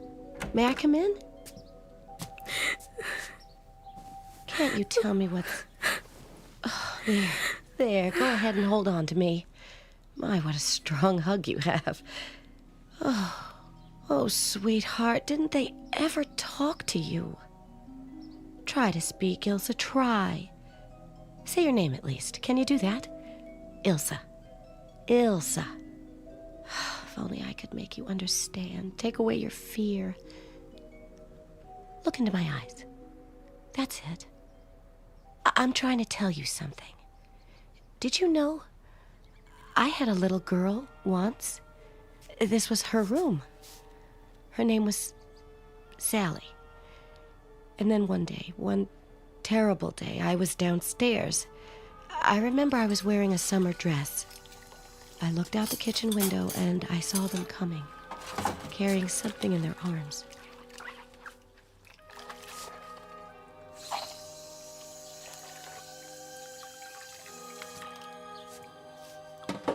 What? What? Is that you, Tom? And Max? What do you have there? I'm terribly sorry, Mrs. Wheeler. What is that in the blanket? Go on inside, Cora. Why are you bringing it in here? Where's Sally? She was swimming in the lake and... No, she wasn't. She's home, I tell you. Maybe you better sit down, ma'am. Sally? Sally? Sally? Oh! Sorry. I can't help but think of it sometimes. But now, you look so much like her. It's almost like you understand. Do you, Ilsa? Do you?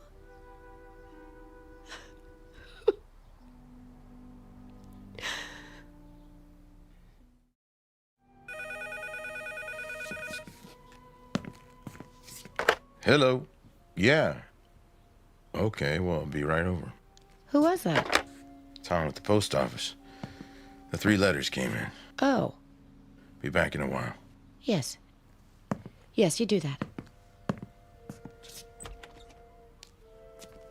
Oh, hello, Ilsa. Would you like something else? No? Well, sit down here with me, just the 2 of us. I'll have another cup of coffee. Did you hear that? The letters came from your people. I suppose that means you'll be leaving us, but that won't be for a few weeks, at least. For now, you can still be a part of our family. Yes. Now they'll come and take me to where there are other children like me.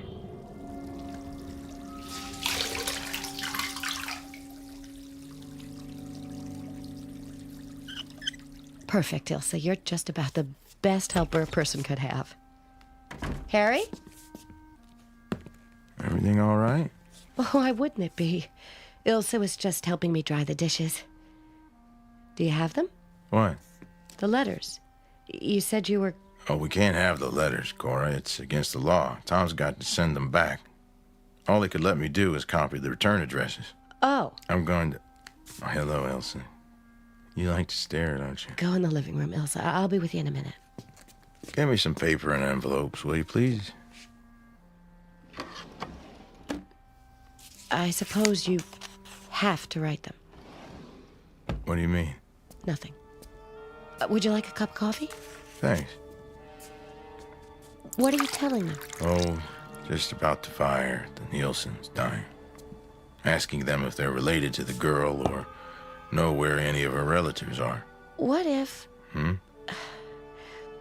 What if her relatives don't do any better with her than her parents did? It's none of our business, Cora. The welfare of a child is everybody's business. We're not in a position to decide for her. No, of course not. Our position is to send her away. Get rid of her.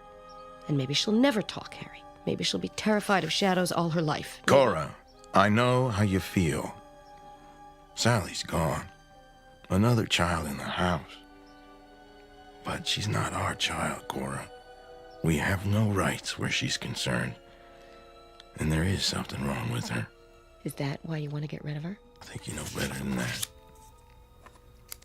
I'll finish these letters and put them in the mailbox before I leave.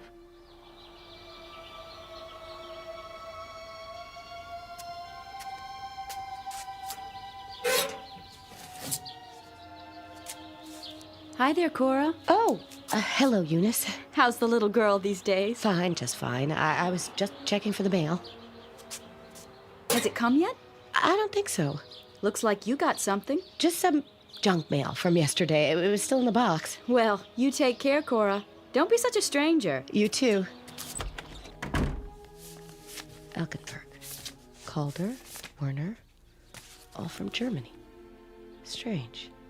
If I tear up the letters, he'll find the pieces. I must burn them. The furnace. That's it. In the basement. I must. Where is she going? What's downstairs? No. No! She's going to burn them. She can't. Fire! Fire!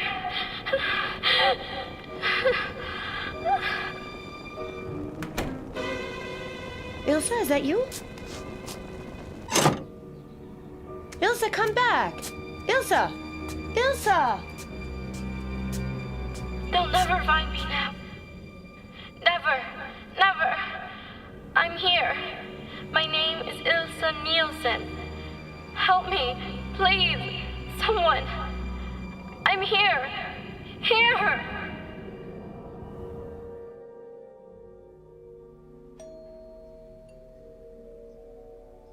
Now, who would that be? Probably Miss Frank. Miss Frank? What does she want? I asked her to stop by. Harry? Are you gonna let her in? Oh, Harry, what have you done? Mrs. Wheeler? Hello, Miss Frank. Is Ilsa here? Won't you come in? Thank you. Good afternoon, Miss Frank. Sheriff? Glad you could come. I felt it was my duty. Please, sit down. You haven't heard from her family, I take it. Like I explained to you the other day, I wrote to these people in Europe 4 or 5 weeks ago, but we haven't gotten an answer.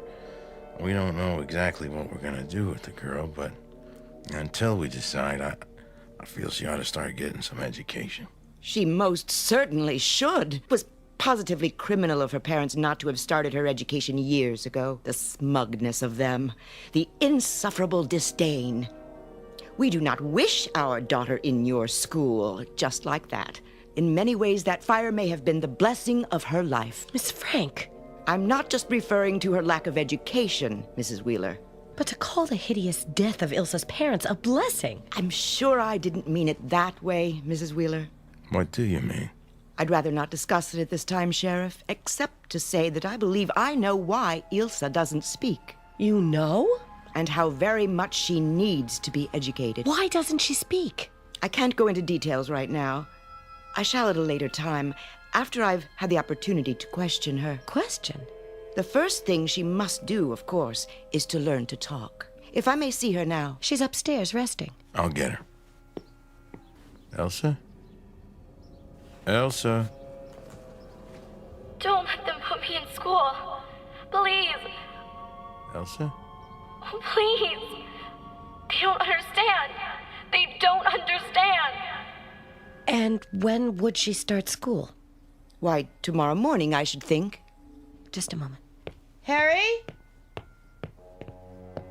Harry. What is it? I'd like to talk to you before. Cora, if it's about the girl going to school... Harry, please. We waited long enough. Those people aren't going to answer. No, Harry. What do you mean, no? Why shouldn't she? I don't know. It's just that... She starts tomorrow. She'll be so frightened. All right, she'll be frightened. A day, maybe 2 days, but she'll get over it. She'll start to learn. She isn't ignorant. I swear she understands me sometimes, without talking. Elsa? Ah, there she is. She's very shy, Miss Frank. She'll need understanding. And she shall receive it. Come here, Elsa. Go on. Shake her hand. Her name is Miss Frank. I won't. I know what she's thinking. I can hear her mind. I said, come here, child. Don't touch me. Go on. There. See? I don't bite. I think we're going to get along just fine, you and I. Not her. Not her.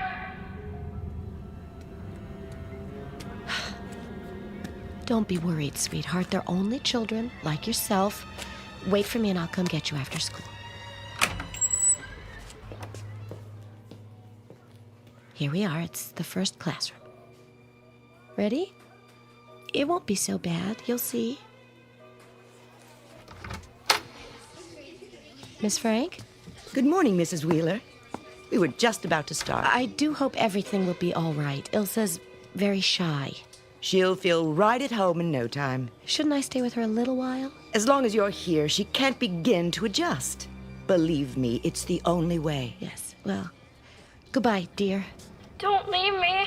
We'll take good care of her. Remember, I'll meet you after school. Now, let's introduce you to everyone. Class, this is Ilsa Nielsen. We're going to have to be very patient with her because her parents never taught her how to speak. Not one word of English. We'll help her to learn, though. We'll work with her until she's just like everyone else. Now, Ilsa, can you say your name? Ilsa Nielsen. Try to say it, child. Your name, Ilsa. Ilsa. Try to say it, child. Ilsa. Take your hand off my arm. You're hurting me. Try to say it. A little later, then. We have plenty of time. You'll learn. I promise you. You'll learn. Open your books, class. Richard, will you read from the top of page 17, please? This is a boat. A boat sails on the ocean. Ocean? He's trying to tell about the boat in the picture. The boat isn't words. It isn't. Why don't they learn the way Father taught me? Ilsa, look at this picture. Ilsa, you must pay attention. Get up. I said get up. Now, we'll try again. Say your name, Ilsa. Your name. Do you understand? Your name is Ilsa. Ilsa. Stop poking me. Tell her what her name is, class. On the count of 3. 1, 2, 3. Ilsa. Ilsa. Ilsa. Ilsa. Ilsa. That's all for today, children. Don't forget your homework. Wait. Ilsa, I want to talk to you. I want you to know that you're not fooling me. I know exactly what you are. I know because my father tried to make me into the same thing when I was your age. But I was able to overcome the sickness he forced on me. As I'm going to help you overcome it, Ilsa. It's true, isn't it? They were trying to make you into a medium. To distort your innocent mind so that you could communicate with the dead. What is she saying? You've been trained to be a medium. No. Haven't you? It isn't true. It's not what they were training me for. Oh, you understand me. You know what I'm thinking. That proves it. Don't you see? You've just proven it to me. You are a medium. No, you're wrong.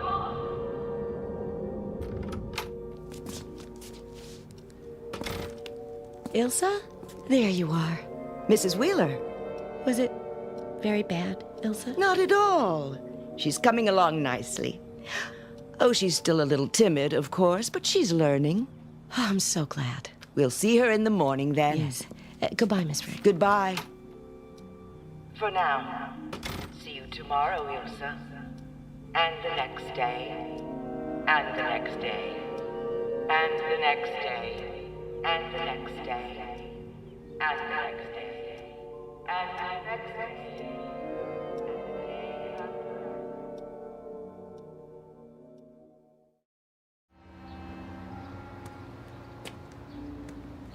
Ask someone, Werner.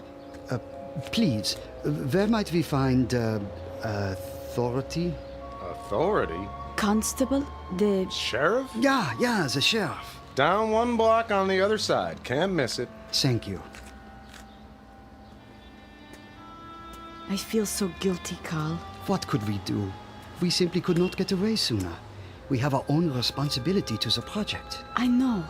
But almost 6 months since we last heard from Holger and Fanny. If only they hadn't chosen such a far-removed location for their work. They are American, Carl.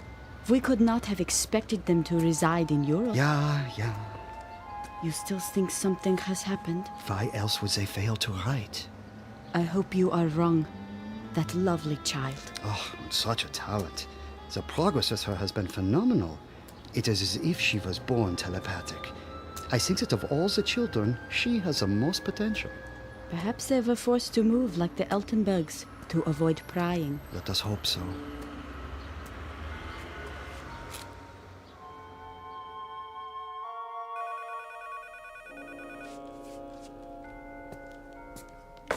Hello? It's me, Cora.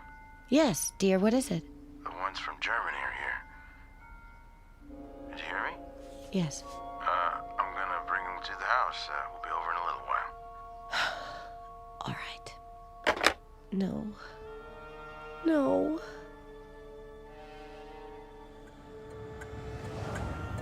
If only we'd heard from you, but there was never a word. Under the circumstances, you can understand why we felt at liberty to start adoption proceedings. We understand completely, Sheriff. As I said, we received no letters. I just don't understand it. Well, here we are.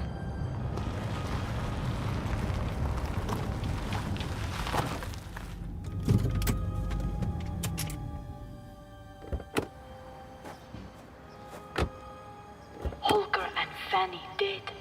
I still can't believe it. How horrible. More horrible, the thought of Ilsa exposed to people who do not understand. Oh, pray heaven we are in time to save her. Hello.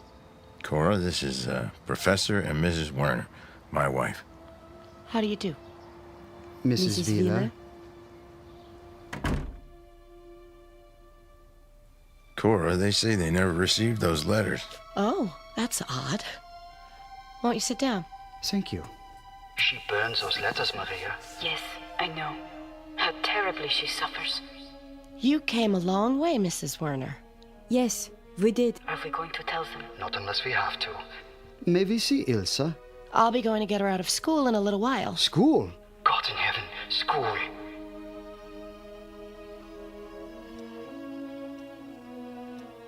Ilsa Nielsen, stand. Come forward. Face the class. Shoulders back. What is your name? Your name. Class, we will do again what we've been doing for the past few weeks. On the count of 3, think of Ilsa's name. Don't say it aloud. Just think it. Ready now? 1, 2, 3. Ilsa, Ilsa, Ilsa, Ilsa, Ilsa, Ilsa, Ilsa, Ilsa. Here they are. Ilsa, this is Professor and Mrs. Werner. Ilsa. You remember us? Our children are the ones who are just like you in Germany. You remember the Elkenbergs, the Calders, us, your father and your mother? Heidelberg, 10 years ago. The telepathy project. The Warners are from Germany, Elsa. They were friends of your parents. Think. Where is your mind, Ilsa? Your mind. Hear me, Ilsa. My name is Ilsa. My name is Ilsa. My name is Ilsa. My name is Ilsa. My name is Ilsa. My name is Ilsa. My name is Ilsa. My name is Ilsa. My name is Ilsa. My name is Ilsa. Ilsa, don't. My name is Ilsa. My name is Ilsa. Shh, Ilsa. Don't cry. I'm with you. I'm with you. You can't take her from me. You can't. Cora. No. I won't let them. I love her, and she loves me. She needs me. You have no right. No right.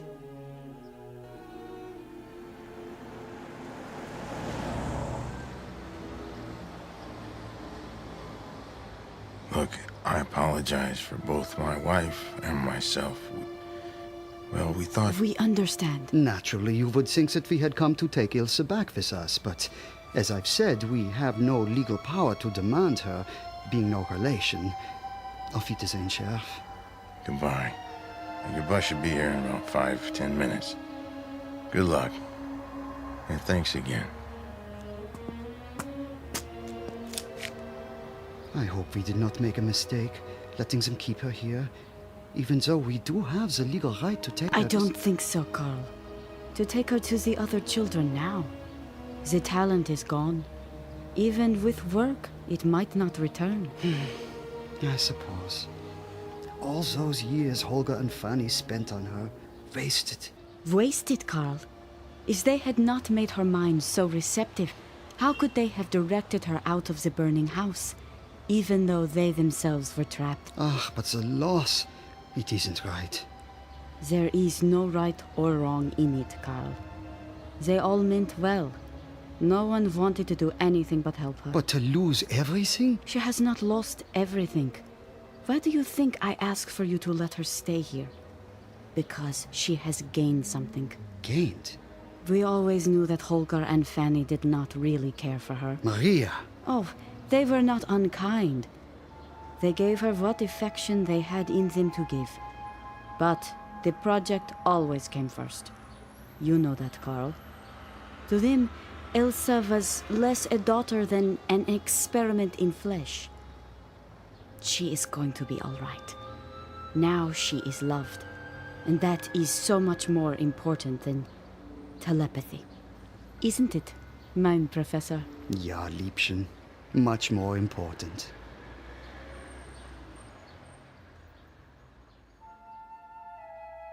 This has been the story of a girl named Ilse Nielsen, soon to be Ilse Wheeler, who lives in the town of German Corners, Pennsylvania. She discovered that in the world of nightmares, those which threaten physically are of little consequence when compared to those of the mind. And Ilse's mind is now possessed by the most valuable talent of all, the capacity to love. From now on, the consuming flames that haunted her dreams will be confined exclusively to the Twilight Zone. We'll return to the Twilight Zone in just a moment. You are about to enter another dimension, a dimension not only of sight and sound, but of mind, a journey into a wondrous land of imagination. Next stop, the Twilight Zone. Hi, this is Stacy Keach. I'd like to take a moment to tell you about our Twilight Zone website at twilightzoneradio.com. At twilightzoneradio.com, you'll find the latest information on these Twilight Zone radio dramas, including behind-the-scenes photographs, plus the newest product releases, trivia contests, ways to contact us, other Twilight Zone-related info and merchandise, plus links to other fascinating websites. So make your next stop twilightzoneradio.com. Visit TwilightZoneRadio.com to purchase these Twilight Zone radio dramas on cassette and CD, or call toll-free 1-866-989-ZONE. That's 1-866-989-9663.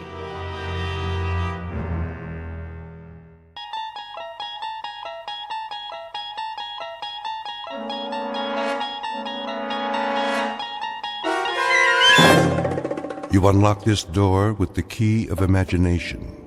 Beyond it is another dimension, a dimension of sound, a dimension of sight, a dimension of mind. You're moving into a land of both shadow and substance, of things and ideas. You've just crossed over into the Twilight Zone.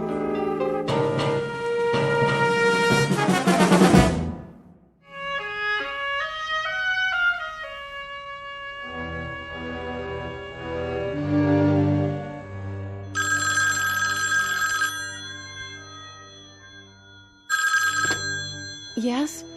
Oh, hello, Bill. Not really asleep, just sort of dozing, waiting. What time is it? 4:30 already. How is he? Mommy, who's that? Colonel Conacher, honey. Good. Well, Bill, tell him I wish him...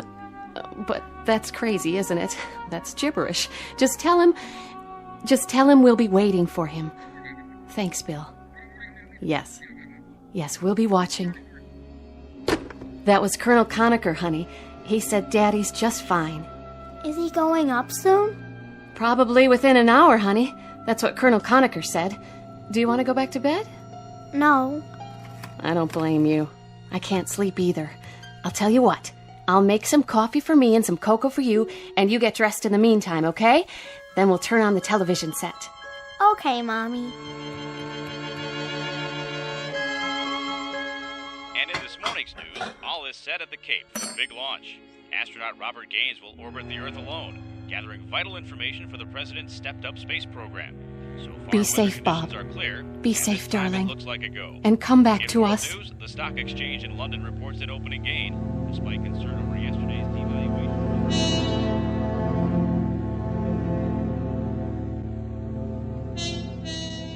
The year is 1963. In the vernacular of spaceflight, this is T-minus 1 hour. 60 minutes before a human being named Major Robert Gaines is lifted off from Mother Earth and rocketed into the sky, farther and longer than any man ahead of him. You may not have read about this one in the history books, because government security has kept the full story under wraps until now. But to set the record straight, officially or unofficially, let's call this one of the first faltering steps of man to sever the umbilical cord of gravity and stretch out a fingertip toward the unknown. In a moment, we'll join this astronaut named Gaines and embark on an unscheduled adventure, because the environs overhead, the stars, the sky, the infinity of space, are all part of a vast question mark known as the Twilight Zone. We now continue with The Twilight Zone and our story, The Parallel, starring Lou Diamond Phillips, with Stacy Keach as your narrator.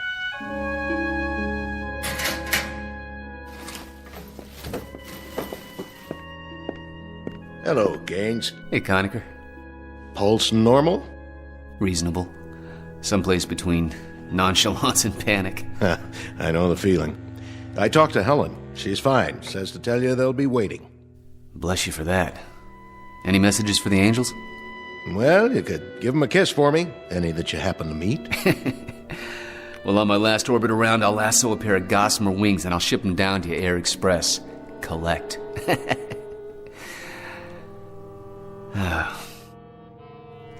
It's kind of an odd feeling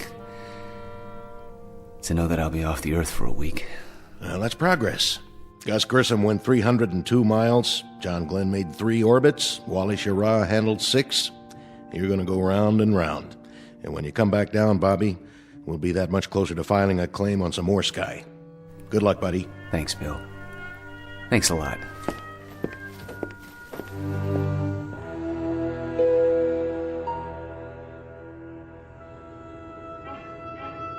This is Capcom. The countdown for the MX-10 launch is T-minus 19 seconds.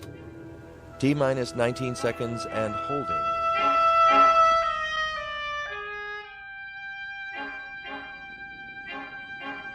T-minus 8 seconds. 7. Is that Daddy's rocket ship? 5. Yes, Maggie. Don't worry, honey. He's going to be all right. 2. 1. 0. Ignition. Main stage. Liftoff. Godspeed, darling. Godspeed.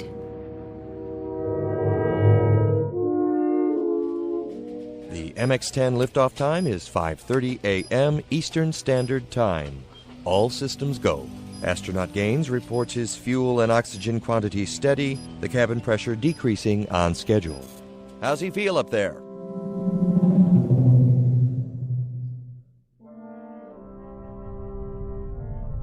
Go ahead, 10. We hear you loud and clear. 0G, and I feel fine. Spacecraft is turning around. The view is tremendous. Roger. Turnaround has started. Roger. The spacecraft is turning around, and I can see the booster just a couple of yards behind me. It's beautiful. Roger, 10. You have a go. At least 40 orbits. Roger, this is Phoebus 10. Understand, go for 40 orbits. Can see clear back across the Cape. Quite a sight. Roger. Still reading you loud and clear. Next transmission, Bermuda. Roger, understand. Next transmission, Bermuda. Spacecraft did damp okay and turned around. Scoping is extended okay. Phoebus 10, Bermuda. Capcom Tech on HF. Phoebus 10. Phoebus 10. This is Canary, Capcom. Read you loud and clear. Over. Phoebus 10, this is Zanzibar Captech. We have solid telemetry contact. Report your status. Over. Phoebus 10, this is Kano Capcom. I read you loud and clear. How do you read me?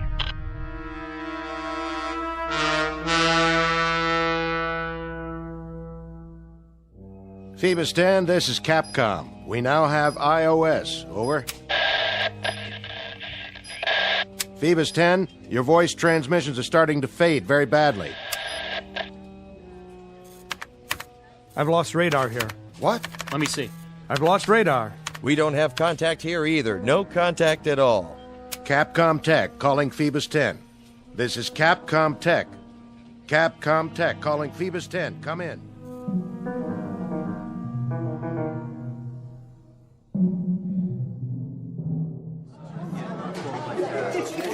General Eaton, is there anything new to report?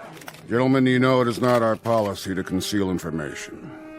But the situation as it stands now is that we have suddenly lost radar and radio contact. Until we discover the cause of the sudden loss, possible explanations are not available at this time. General, you've lost complete touch with Gaines. There's no contact whatsoever. Unfortunately, that's true. We hope that something had just gone wrong with his tracking signal transmitter. But the optical trackers tell us that they haven't locked on since the 15th pass. The 15th pass? I mean, they haven't been able to pick it up with their optical equipment. In the hour before the signal went dead, we established it. Then it just disappeared. There's been nothing on radar. And even the solar cells, which should supply power for tracking for years, if necessary, have failed somehow. The batteries are obviously gone. But even assuming that the solar cells could have failed somehow, the optical sighting should have continued. But they haven't. Any other hypothesis? How about a meteor? The statistical possibility of a meteor hitting a satellite is fairly low. Very improbable. What about the capsule leaving its orbit and coming back down to Earth? That's hardly possible.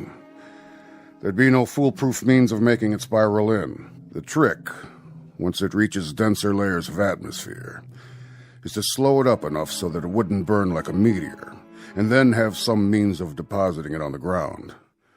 I don't think I'm violating any security by saying that Major Gaines's craft had no such equipment. You'll have to excuse me.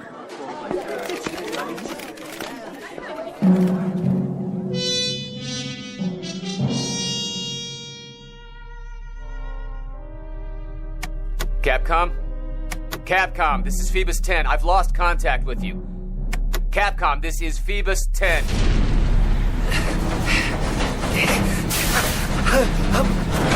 I'm blacking out.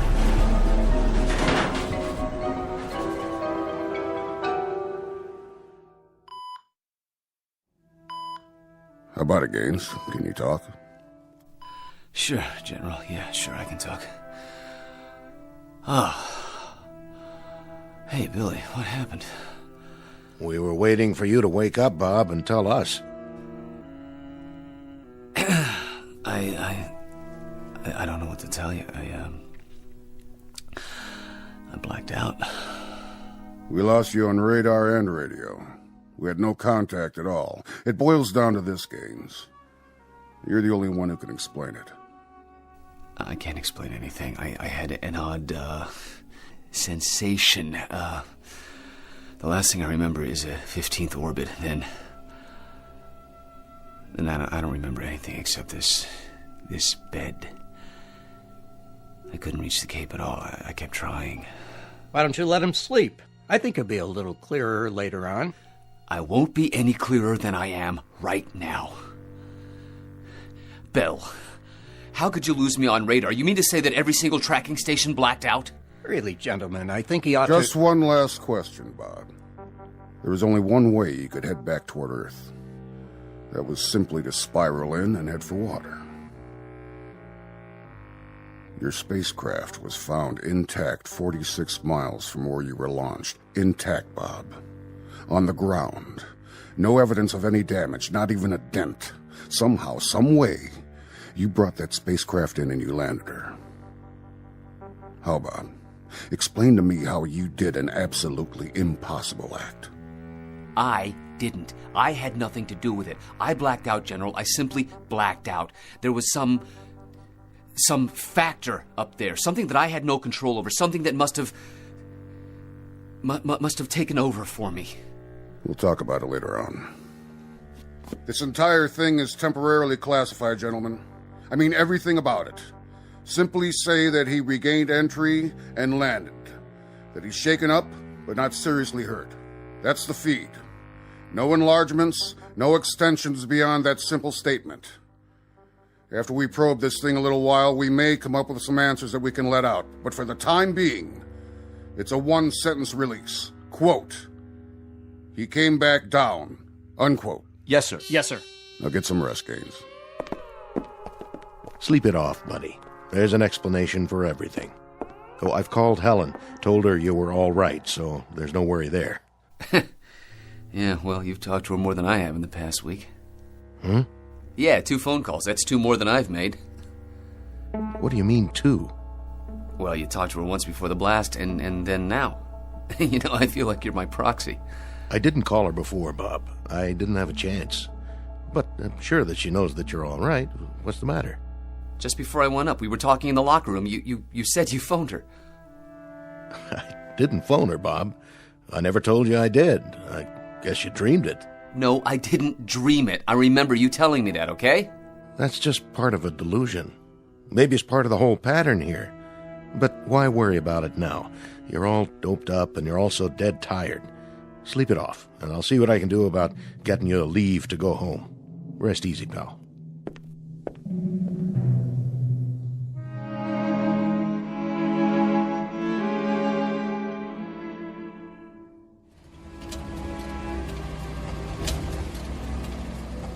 Need a hand with your bag? Nope, I got it.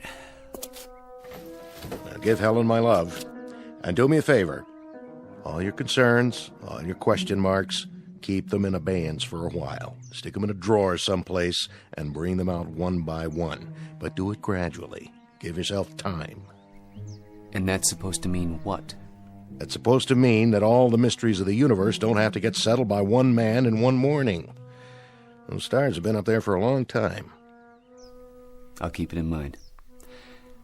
Thanks for the services rendered. I'll talk to you later. No question about it.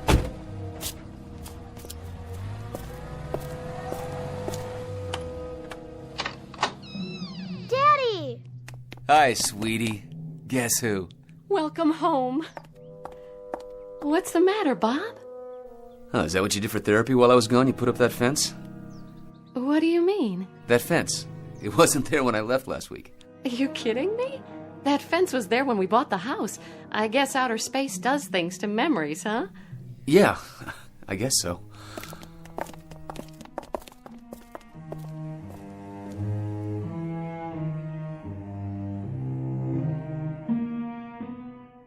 America's latest manned orbital flight into space ends on a note of mystery today, with a cloak of secrecy placed over the entire process. Got any more coffee out there?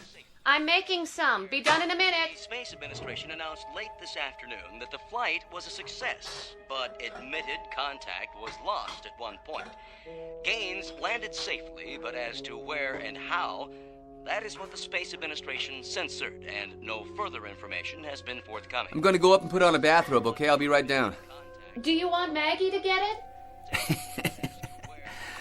Both of you have been treating me like a cross between a millionaire eccentric and a piece of Dresden china, okay? I'll be right back. Millions of Americans watched the orbital flight when suddenly the pictures were interrupted and all major networks went back to their regular broadcasting schedules with an announcement that there would be no further coverage of the historic flight. General Stanley Eaton announced late this afternoon that for the moment, all aspects of astronaut Gaines's flight would continue to be. Bob, your coffee's ready. Want us to bring you a cup? I'll be right down. Look at that. What? Here's your coffee. Thanks. What are you laughing about? Oh, there's going to be a chicken colonel back at the base running around in his undershirt. What do you mean? Look at this collar. The insignia. I walked off with somebody's shirt. A full colonel's, no less. But, Bob, you are a full colonel. Helen? What, darling? What's the matter? All right, honey, tell me the truth. The absolute truth. No games. When I left, when I walked out of here, what was my rank? Your rank? Wasn't I a major? Haven't I been a major for 13 months? Bob, don't. You're scaring me. Well, without trying to scare you, honey, and without trying to make you wonder whether I still have all my marbles, I'd like you to answer my question.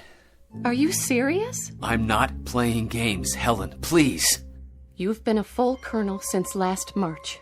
Last March? March. I want to say something to you now.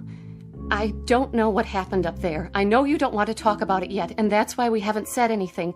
But something must have happened, Bob. That's just it.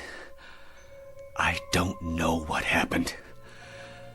Believe me, Helen, I have no idea at all.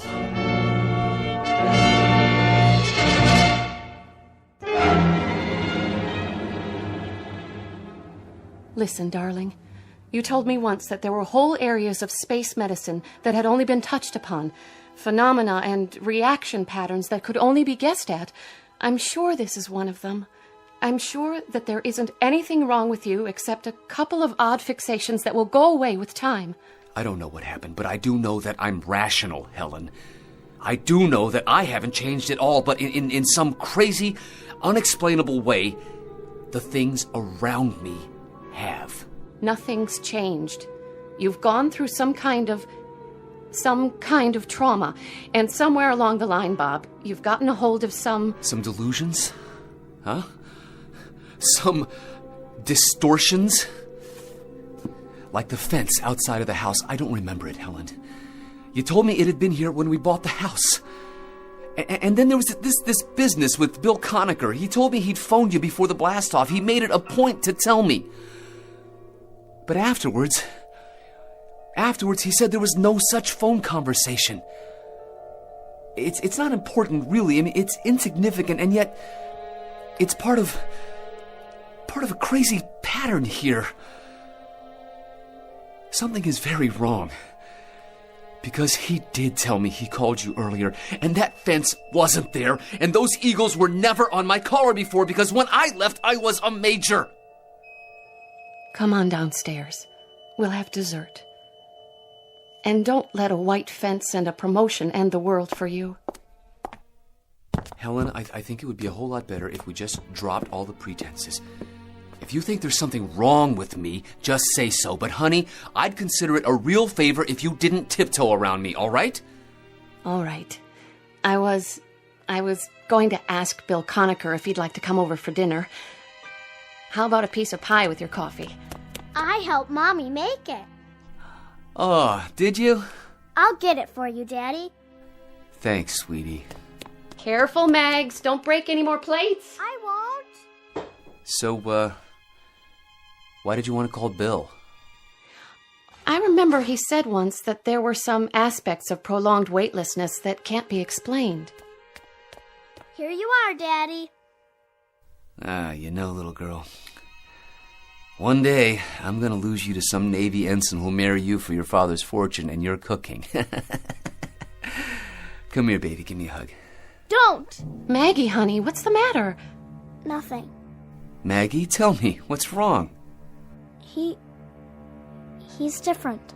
How, honey? How? Tell me, how am I different? I don't know. But you are. You are different. You're very different.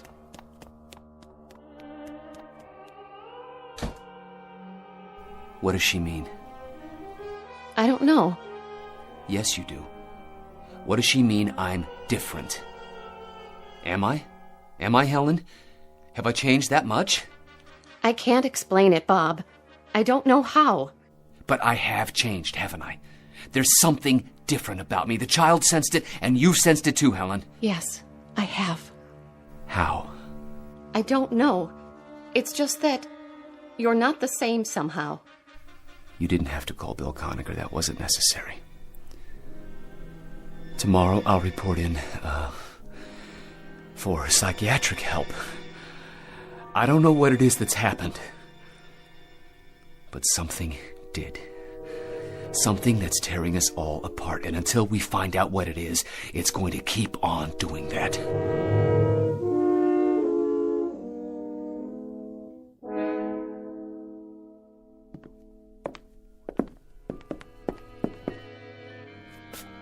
Helen, how is he? How do you do, Mrs. Gaines?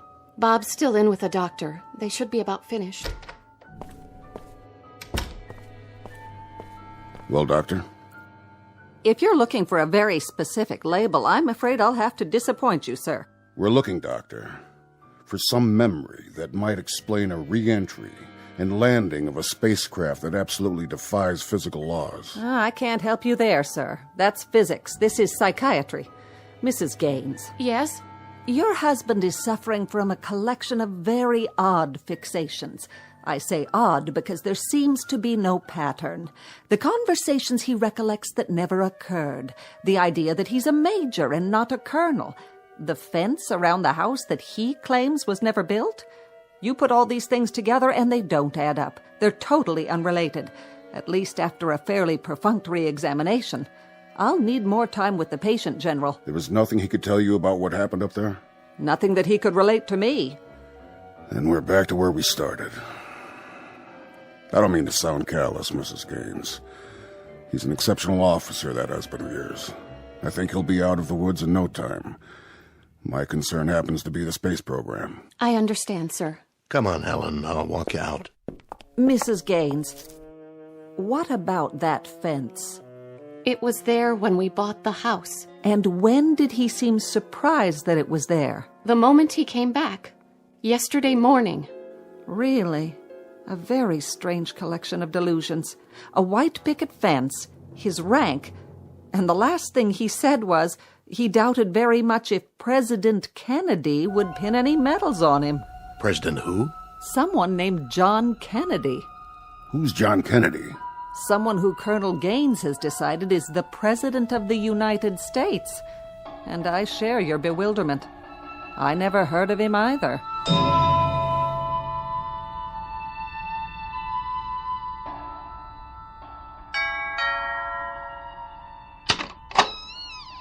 Come in, Bill. How is he? He's fine. He's perfect. A picture of health except for a couple of almost invisible flaws. In fact, he's upstairs right now, studying a set of encyclopedias and taking notes as if he were cramming for an exam. He says they've got some of the facts wrong. Names and dates and world events. Either they do or he does.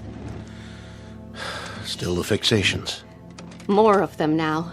This afternoon, he got into an argument with Lieutenant Hempstead's wife. About what? Not an argument, really. Just a mild exchange. He claimed that Joe was Air Force. Said he'd flown with him at Wright-Patterson Air Force Base. Joe Hempstead has always been armored infantry. Bob met him at Fort Riley at command school. But he gets this fixation, and after a while he makes you think that maybe you're all mixed up. And there's another thing. Go on, Helen. It isn't easy to say. Maggie noticed it too. There's something different about him. Something we can't put our fingers on, but... Bill, reassure me, will you? Tell me that this ice-cold feeling I have is way off. Tell me that the man upstairs is really Bob Gaines.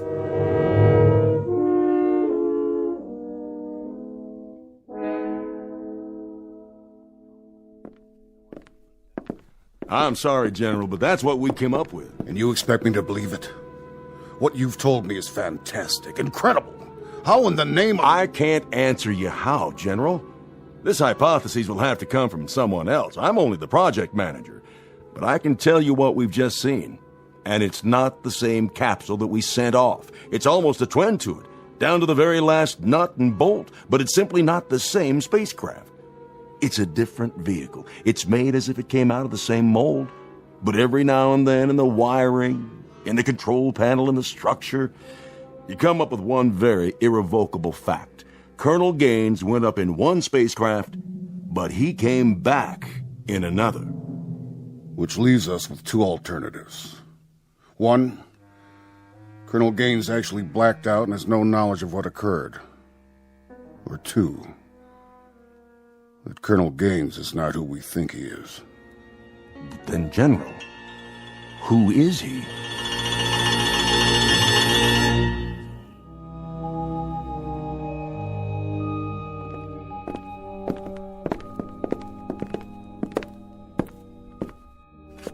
Now, Colonel, I want you to examine the vehicle carefully.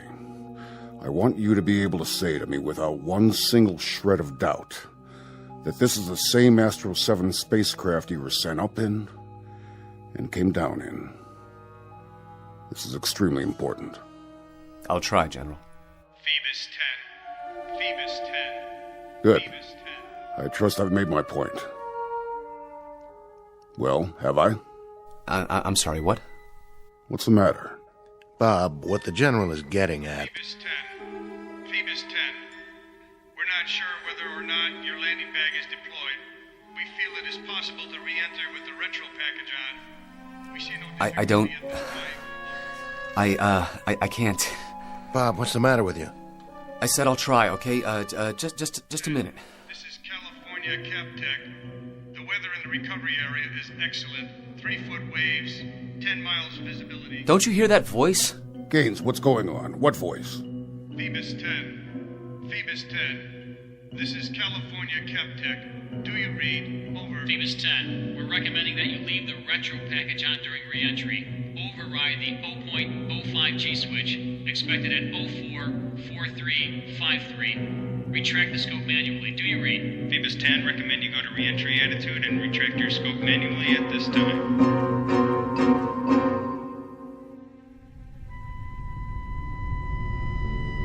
We have you on that. We'll give you the countdown for retro sequence time, Bob. You're looking good. We have only 50 seconds to retrograde. I'll give you a mark.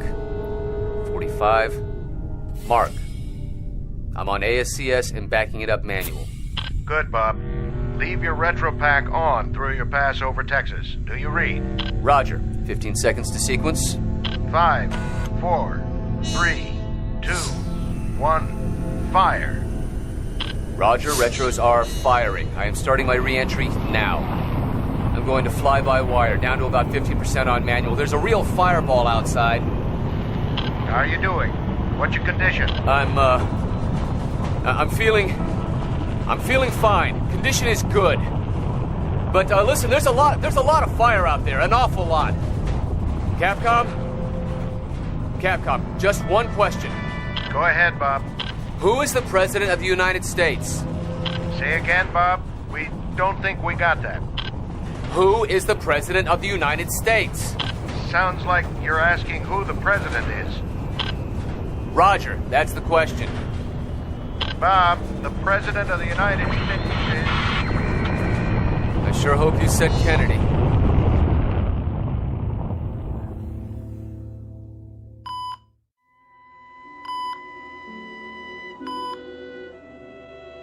Our wandering boy is awake. Bill? I'm right here, buddy. How do you feel, Major? Well, that depends. Did you hear the question I asked up there, just before re-entry?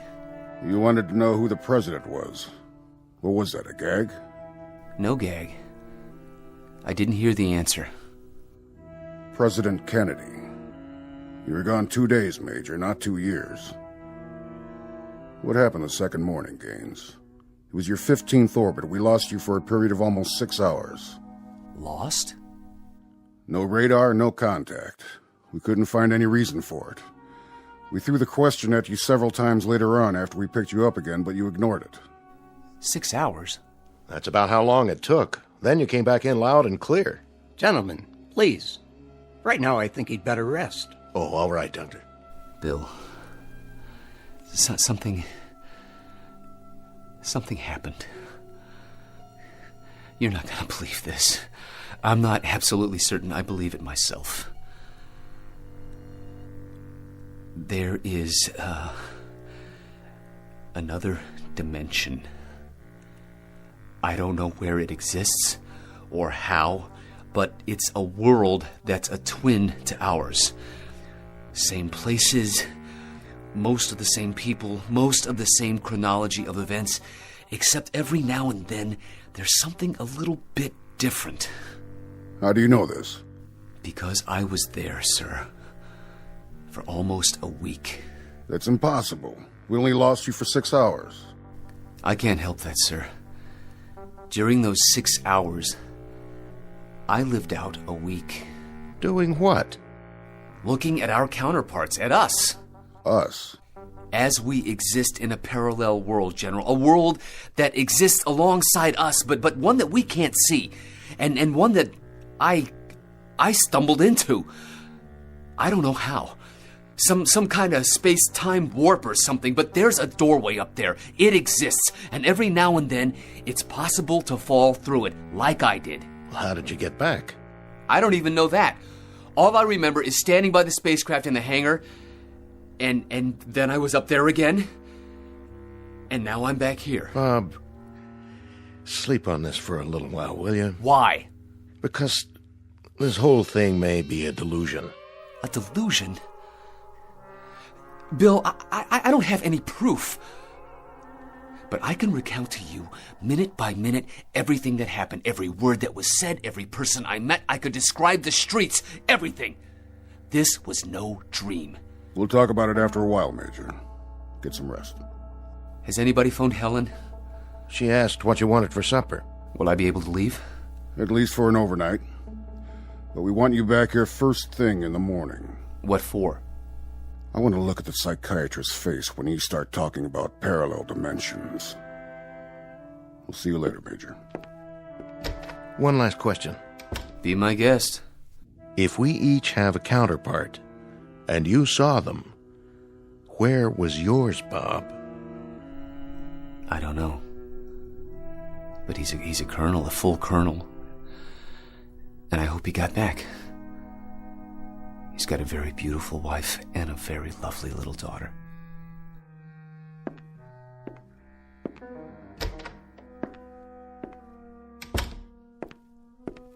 What do you think?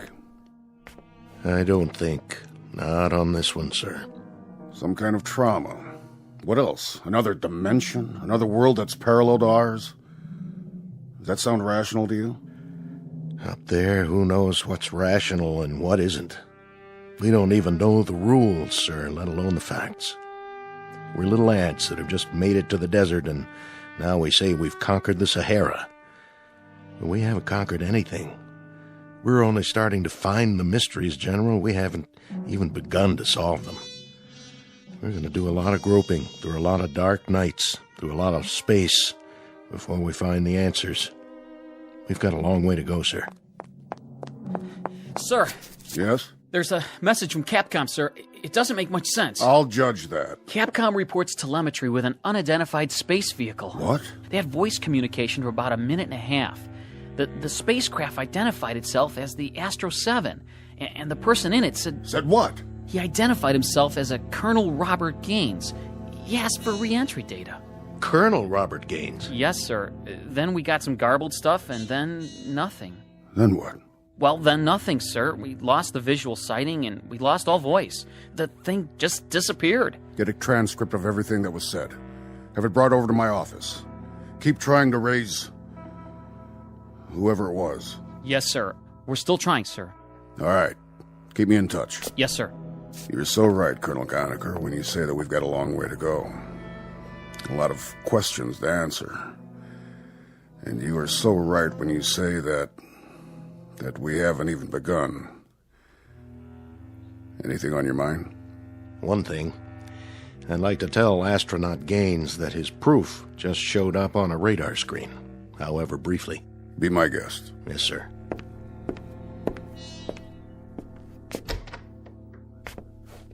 You forget your hat? I just wanted to give you some information. You expressed some interest before in a Colonel Gaines. You said something to the effect that you prayed to God he'd get back all right. And? Well, I thought I ought to tell you he's on his way. Thank God. Thank God for that.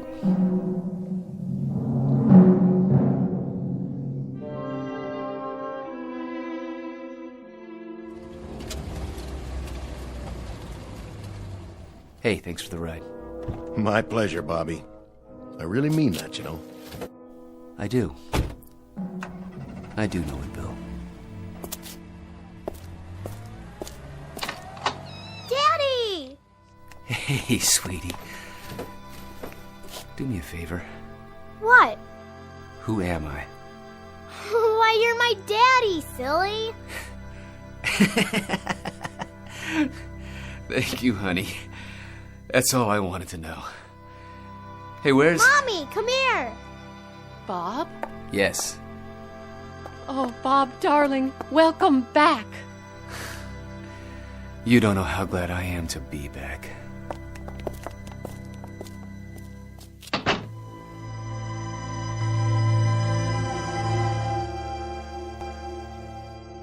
Major Robert Gaines, a latter-day voyager just returned from an adventure.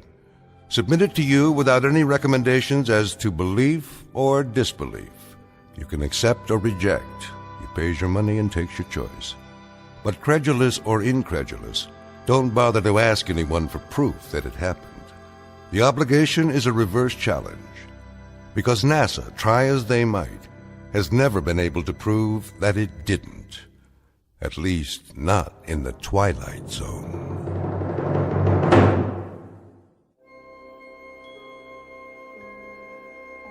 Hi, this is Carl Amari, producer of the Twilight Zone Radio Dramas. I'd like to take a moment to tell you about our official website at twilightzoneradio.com, where you'll get the latest news and information on these Twilight Zone Radio dramas. Plus, at twilightzoneradio.com, you can digitally download 3 free episodes or any of our episodes for only $1.95 each. In this age of ever-changing technology, we've decided to make these episodes instantly available to you by making the Twilight Zone Radio Dramas a digital download-only series. This means that this series will no longer be offered on CD. The CD collections at our website are now being offered, while supplies last, at buy one, get one free. So be sure to get your favorites before they're sold out. Be sure to visit us often, and I'll see you in the zone.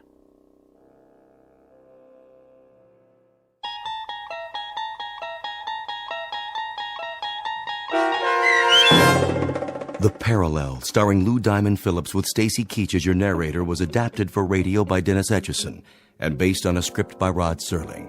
Heard in the cast were Maggie Carney, Lauren Patton, Roderick Peoples, Rich Kominick, Doug James, Guy Burrill, Meg Thalkin, Carl Amari, Roger Wolski, and Mike Baccarella.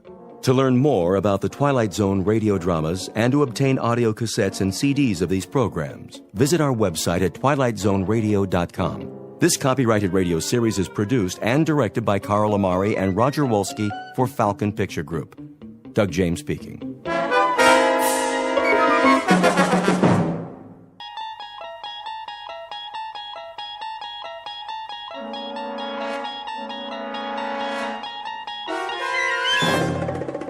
You're traveling through another dimension. A dimension not only of sight and sound, but of mind. A journey into a wondrous land whose boundaries are those of imagination. Your next stop, the Twilight Zone.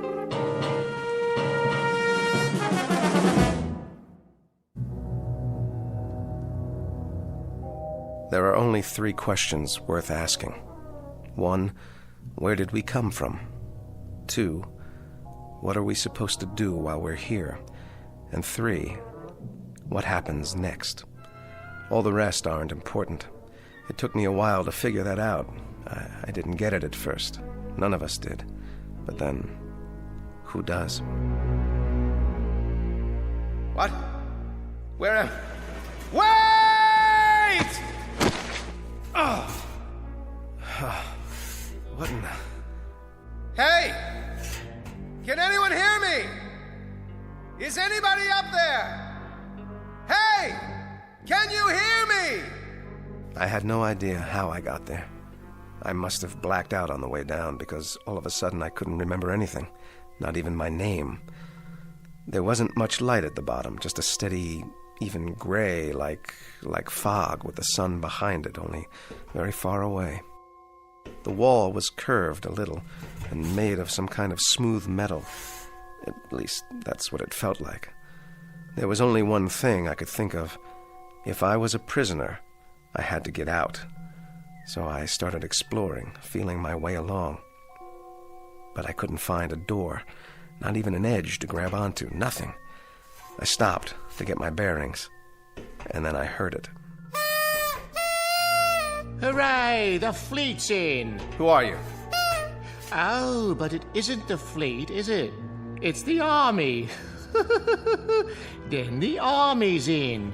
Why are you dressed that way? What way? The makeup, the clothes. You look like a clown. You don't like my uniform? Oh, well, can't please all the people all the time. Nice uniform you have there. Hooray for the army! Tararabum-dee-ay! At-10 hut! At your service. What are your orders, Colonel? General? Whatever you are? I'm a major. Oh, yes, I see that now from your collar. But don't fret about it. You can always advance, even in a peacetime army. Today a major, tomorrow a brigadier. I wouldn't mind having you on the general staff. From major to brigadier, not bad. There's light colonel and colonel in between. You're generous, old sport. You're certainly Problem? No problem. It's just that, Just that what? A couple of small items seem to have eluded me for the moment. Such as? Such as who I am. Why, you're a major. According to your uniform, that's what you are. And that is what you said. Or are you impersonating an officer? That's a very serious charge, you know. Impersonating an officer. No, I am a major. Here's the insignia, so I know that much. But that's all I know. I must have been wounded or something. You seem to be intact. Then why can't I remember my name? I have no idea who I am. I don't remember my outfit or the action. Action? Which action was that? The engagement, the battle, wherever it was I got hit. Who says that happened to you? I must have been wounded. Or at least I took a bump to the head. Did you hear cannon fire? Troops marching? Nothing like that, dear boy. It's been quiet as a tomb in here, which is restful after a fashion. Though it does get boring. Well, something happened to me. I've got to figure this out. Wait a minute. What about you? That's a clue. Is there a circus in the area? A circus? What's with you? Look at yourself. The costume, the clown hat. Oh, I see. There must be a circus because I'm a clown. And clowns go with circuses. Everyone knows that. I guess it figures, doesn't it? Or it should figure. A clown, a circus, an officer, a war. That's logical. Except that it doesn't figure. Not at all. Why not? Because, dear boy, there isn't any circus and there isn't any war. Then what are we doing here? Don't rack your brain. Accept it. The truth is, you're just like the rest of us. You wake up and here you are. No reason, no explanation. You just wake up and here you are. Did you say the rest of us? See for yourself. See what? Come with me. I should have introduced you right off. Meet my friends, such as they are. This one we call the bagpipe player, for obvious reasons.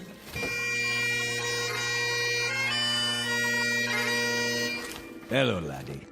And this is, well, I suppose one would call him a tramp or a hobo, judging from his stereotypical appearance. A familiar sight no matter where one goes, wouldn't you agree? Hey, pal, you wouldn't have a drink, would you? And the most beautiful of us all, the ballet dancer. How do you do? How do you do? I'm... Don't worry about names. They don't remember theirs either. Gentlemen and lady, I'd like to introduce the Major. Hello. Meet our collection of walking, talking question marks. 5 improbable entities who are all in the same predicament, trapped side by side in a pit of light and darkness. No logic, no reason. Just a prolonged nightmare in which fear, loneliness, and the unexplainable walk hand in hand through the shadows. In a moment, we'll start collecting clues as to the whys, the whats, and the wheres. We will not end the nightmare. We'll only look more closely into the shadows in search of an explanation. Because you've already fallen with them, headlong and without a compass, into an uncharted region known as the Twilight Zone. And now, the Twilight Zone and our story, 5 Characters in Search of an Exit, starring Jason Alexander with Stacy Keach as your narrator. The clown was right. One was a bagpipe player, complete with plaid kilt. The tramp was, well, a tramp by the looks of him. And the ballet dancer really was beautiful. She had on a white leotard and one of those little ruffled skirts. What do you call them? Tutus. The 4 of them acted like they weren't surprised to see me there. Not a bit. But why? Why weren't they? If you don't mind, would someone please tell me? Or is it a secret? Tell you what, dear boy? What do you think? What's going on here? Going? Going where, old boy? I don't know. What are we? Who are we? None of us know, Major. We don't know who we are. Each of us just woke up one moment and here we were, in the darkness. But this isn't really darkness. Not quite. I can see all of you and you can see me. It might as well be dark. The light, whatever it is, wherever it is so far away. I can't tell anymore if it's real or just something I'm imagining, because I need it to be there. Instead of what? Of nothing. That's absurd. Is it? Each of you woke up, just like that. Correct again. Give the man a cigar. But how did you get here? What were you before? Who put you in this place? You sure got a lot of questions. I told you, Major. We don't remember. Are you sure you didn't fall? We may have. The memory fades after a while. Well, that's how I got here. Did you? Yes, he did. He did indeed. I saw him. A nice pratfall, as a matter of fact. Quickly, before it fades. What's the last thing you remember before you fell? I don't know. I must be suffering from amnesia. Oh. Then you're like us. Time to join the big parade, Major. If you could find your hat and sword, you could lead us. Oh, what a splendid drum major you'd make. Followed closely by the clowns and acrobats, of course. This is incredible. Oh, isn't it? What a troupe we've put together. The crowd will love us. But how did this happen? How could it? That's the same question we asked ourselves.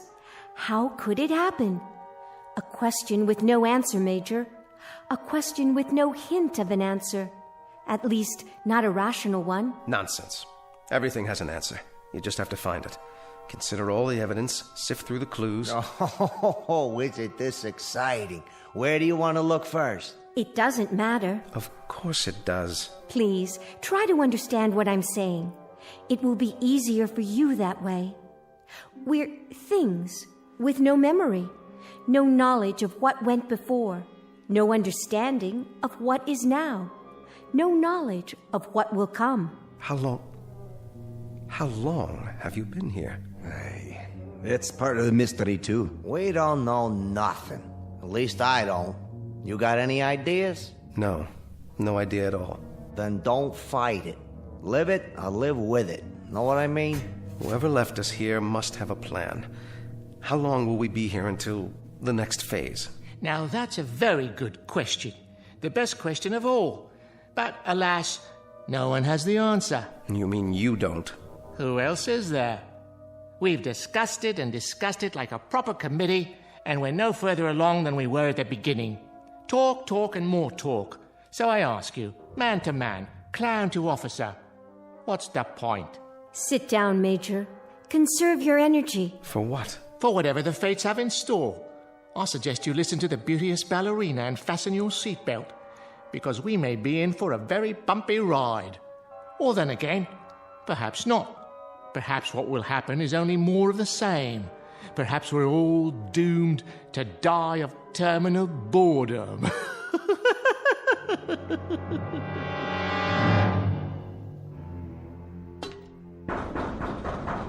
Look at him. Active fellow. Very active fellow.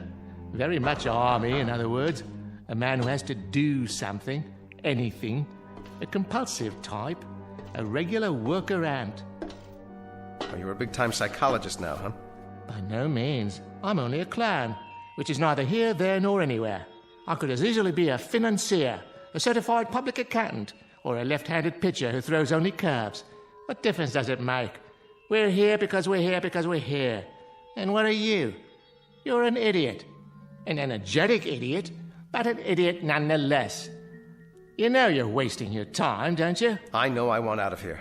I'm not satisfied sitting around and heaving deep sighs. I just want out. You have no monopoly on that, Major. We all want out of here. I second that emotion. Aye, but you're wasting your time. We've all gone around and around like bloodhounds with our noses to the wall. We can even give you the dimensions of the room. 39 feet. Starting where? It doesn't matter, does it? When you measure a circle, you may start anywhere. Am I right or am I right? What's the height? We figure about 40 feet to the top. What's up there? Oh, the sky, artificial light, maybe a fluorescent lamp, an illuminated microscope, you name it. One guess is as good as another. You have made guesses, then? Oh, all kinds. We could be on some other planet, or on a spaceship, or... Go ahead. Or we're all insane, and this is just a mirage, an illusion. Oh, we're dead. Dead to the world. Well, if we are, it certainly isn't heaven. How do you know? It ain't so bad. I've been in lots worse places than this. Limbo, then? Quite possibly. All together now. Limbo, limbo, limbo like me. Limbo, limbo, limbo like me. Or we really don't exist. We're figures in somebody's dream. Cogito ergo sum. I exist, therefore I am. Or each of us is having a dream, and everyone is a figment of someone else's imagination. Lots of possibilities. Makes your head want to blow up, don't it? That's one thing we have an abundance of. Possibilities. An infinite number of possibilities. What about getting out of here? Anyone examine that as a possibility? Have you? It's a solid wall. No crevices, no outjuttings of any kind. Nothing to hold on to or scrabble over or get your fingers around. Time to face the music, Major. We're trapped down here. There is absolutely, positively no way out. A nightmare, then. That's all it is. A nightmare. It is indeed. But whose? Yours? Mine? The Scotsman? The ballet dancer? Just whose nightmare is it? Can you tell me that? It doesn't add up. Someone knows we're here. Of course. We do. I mean someone else. Why do you say that? They have to. You've all been here a while, possibly quite a long while. So someone must feed you, someone must give you water. Yeah, well, you would have thought so, wouldn't you? Don't go jumping to conclusions now, laddie. Hold on. Someone must bring down food, or you couldn't survive. There's been no food, no water. That's impossible. Oh, is it really? In that case, we'll starve to death, or die of thirst, or... That's the oddest thing of all. What is? Don't you understand yet? No, I don't understand. Why don't you tell me?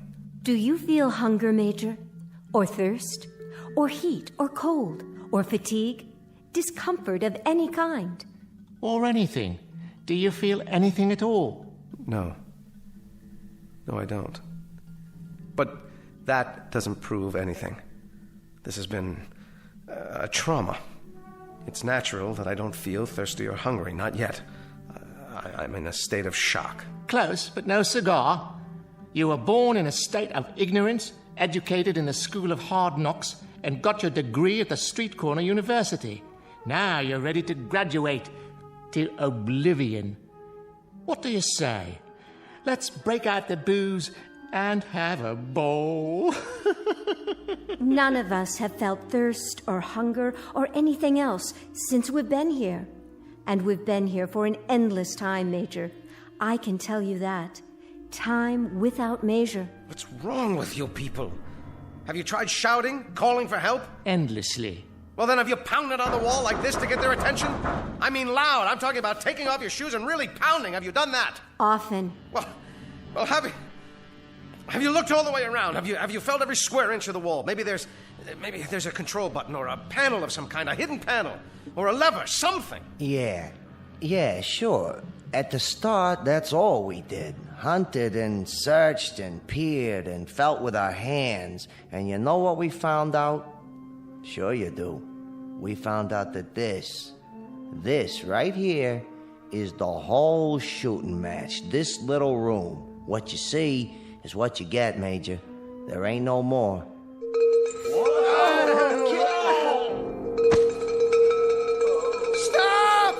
Stop up there!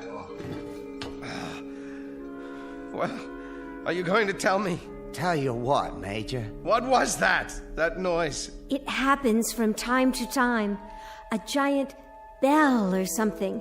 That's what it sounds like. Yes, but what is it? Another question, eh, boy? One more question without an answer. Oh, then this is a madhouse. That's what it is, a madhouse. You're all loonies. You might be right, Major. But remember one thing. Whoever's ringing that bell, for whatever purpose, I think it would be safe to say that honestly and truly, absolutely and positively, it tolls for thee.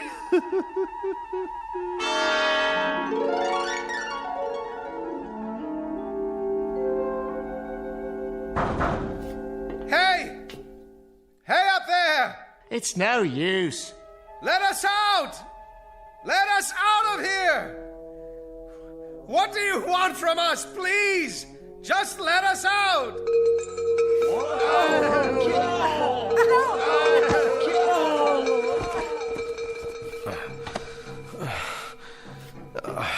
Are you okay? Don't be afraid, Major. Take my hand. Where? Here. Please don't be afraid. In the beginning, it's hard. But after a while... There must be a way. Something we can do. There has to be. This sort of thing just doesn't happen. A few more like that, and it'll wreck my bagpipe. You there. Girl. What is it? Why don't you dance for us? Leave her alone. It'll make the time pass. A capital idea. I'll play a tune. I've already danced for you. It doesn't do any good. Don't be modest. The Major's never seen you dance. How about it? The Major doesn't want to see her dance. Careful. You'll hurt her feelings. The Major's not interested in passing the time. All the Major wants to do is get out of here. And how do you propose to do that? All right. It's smooth. Absolutely smooth, unbroken, and high, too high. Not even a place for a foothold. Nothing. That means we have to go through the wall. With what? Did you ever think of that, huh? A hole through the wall? Or what about the floor? What about it? If the wall is solid, smash a hole in the floor and tunnel out. Easier said than done. At least give it a chance. We don't know how thick it is, the wall or the floor, or even what they're made of. Then find out. Find out. Don't just sit there like lumps, like things, like mindless, soulless things, playing your bagpipe, telling her to dance. What's wrong with you? If this is a madhouse, maybe that's where you deserve to be, in a madhouse. And what about you, body boy? I think you're mad, all of you. I think you're out of your ever-loving heads. I know you are, but what am I? Try a hole through the wall, right about here. That's the first thing to do. Try to force a way through it. Industrious, isn't he? How about it, huh? A hole through the wall. See if we can get out that way. That's very bright, terribly ingenious, highly imaginative, incredibly inventive. Except for one thing. With what? With our bare hands? With our fingernails? With this. Why, wherever's your sword been all this time? It must have come off my belt when I fell into this place. Here. Watch this. Now you've gone and broken it, dear boy. Nice sword, I must say. Was it Sheffield steel or only pot metal? No. I will not have this. I will not have it. Major, please, Major, listen to me. After a while, it becomes easier. I promise. I need to make a plan. I need to do something. Perhaps there have always been dungeons like this, and we've just never heard of them before. Maybe they're for the unloved. Maybe that's what we are. The unloved. Don't let me hear you talk that way. Come here. Get a hold of yourself. Think. Don't be afraid.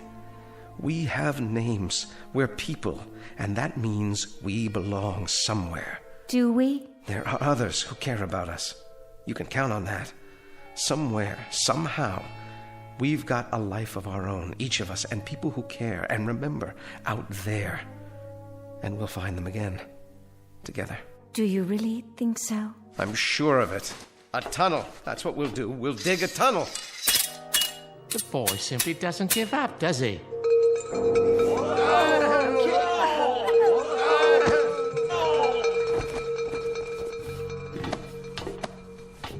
I've got it. Got what, pal? I know where we are. It suddenly occurs to me.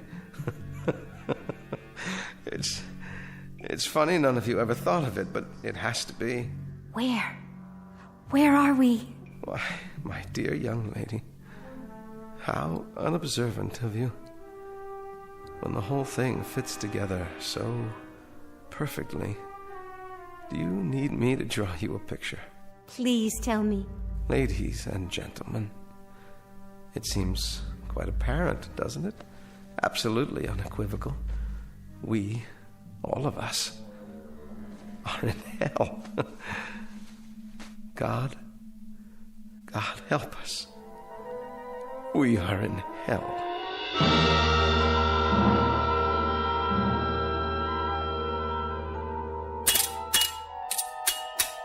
Never say die, that one. He'll come to accept it eventually, just as we did. Let him be. If he gets some satisfaction out of banging a broken sword on the floor, well, let him have his fun. At least he's trying. He is indeed. He's been trying for several hours now.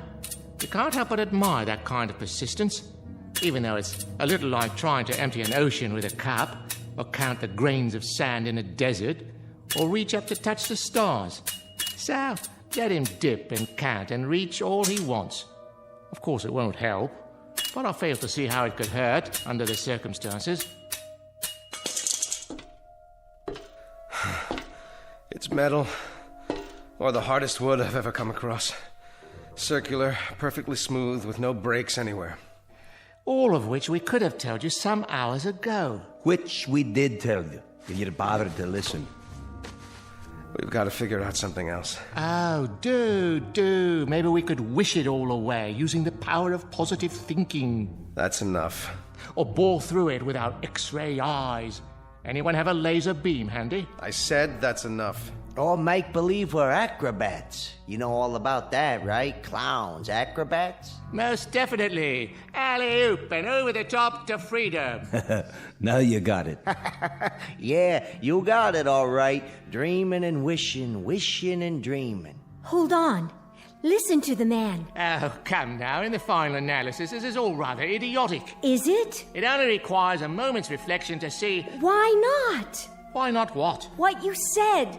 Acrobatics. A figure of speech, my dear, not meant to be taken seriously. Isn't it? I will grant you that we have somehow forfeited some of our human dignity, but we are nonetheless governed by human frailties, not the least of which is gravity.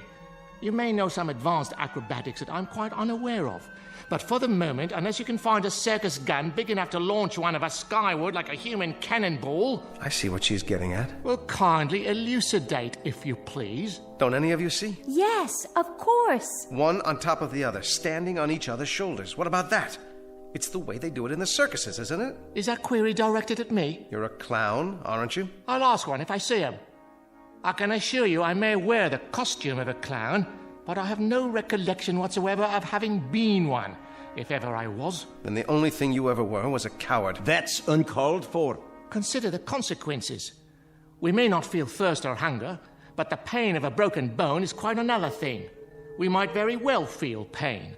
And a fall from, 10, 15 feet up, down to this hard floor, well, that's a sensation I'd as soon do without. It's a chance. With all due respect, miss, no thank you. She's right. It is a chance. Consider the consequences of not trying. It won't work. The weight will be on the first person, so I'll bear the brunt of it. That light's too far away. Come on. The clown on top of me, then the tramp, then the bagpiper, then the dancer. What do you say? We'd never reach it. Well, never say never. We don't know how high it is. That's the point. We'd be exerting ourselves for nothing. It could be 100 feet up there for all we know, or 200 or 300. But we got nothing to lose, right? Why don't we sit down and have some entertainment instead? A much safer course of action. Why don't we go for it? Come on, clown, up on my shoulders. Oh, observation. Things were far simpler before you arrived. However, I suppose I must go with the majority. Get a foot on my shoulder. I'll boost you up. Careful now. That's it. My turn? Not yet. The bagpiper next. Give me a hand, laddie.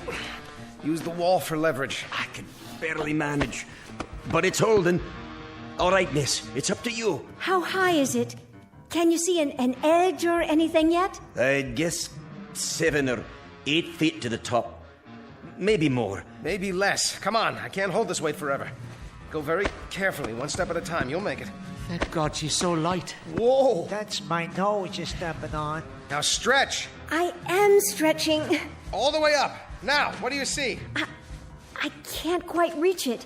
It's still, about 8 or 10 inches above me. Up on your toes. That's it. I'm almost there. Everybody straighten. All I need is a few more inches. No!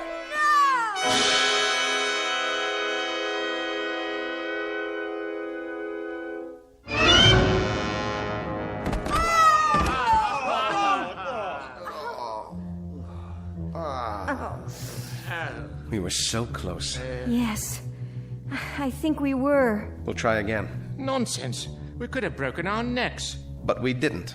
I, for one, am not trying it again. How much farther? How much more would it have taken? Only a few inches. I could almost feel it. What if... What if what? I respect persistence as much as the next man, but stupidity, that happens to be a waste of time. A useless expenditure of energy. If we were just a few inches shy, if that's all it took, I could straighten up more on the bottom. We could each straighten an inch, 2 inches. That would give her the height she needs. Let's go. One more time. My dear young warrior, would that you had not arrived. Things were so much more peaceful before. Why not? We got something else to do? Not that I can think of. Please, I was so close. And heaven help us all. Leave us give it the old college try. Come on. Steady now. Steady. Okay. Easy. Just a little more. Okay, watch the foot. Almost there we go. This is as tall as I can stand. Quite an exercise for the lower spine, I must say. Now, young lady. Here she goes. Oh, there's a rim of some sort. Yes, I think I have it. Now pull yourself up. Hold on. Yes, by all means. I can't.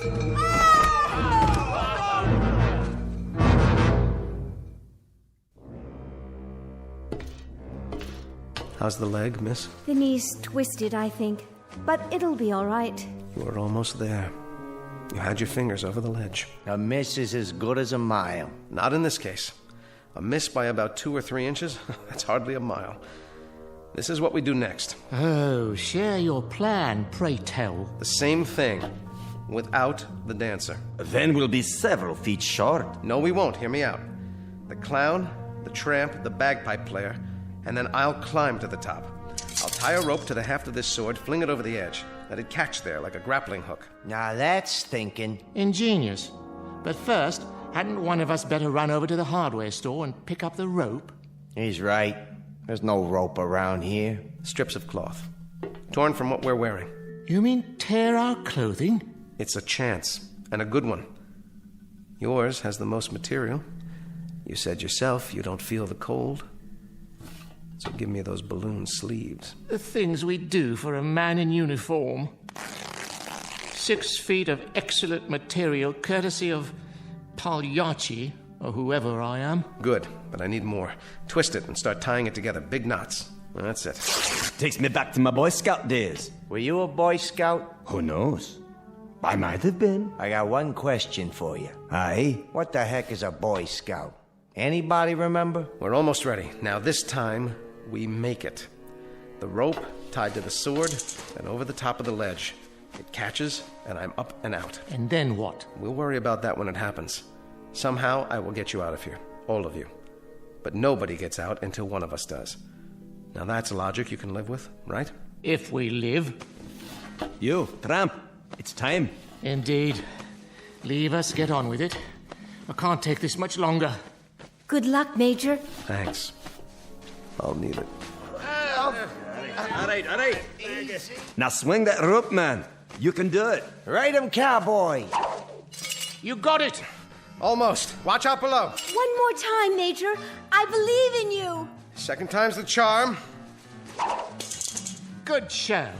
I believe he's done it. How does it feel? Tight. I think it'll hold. Then go. Major, you don't know how spectacular you look.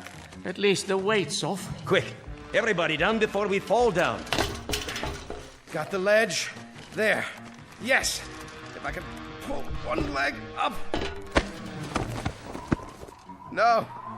Well, what's there? What do you see? Major, you've got to tell us. Where are we? No.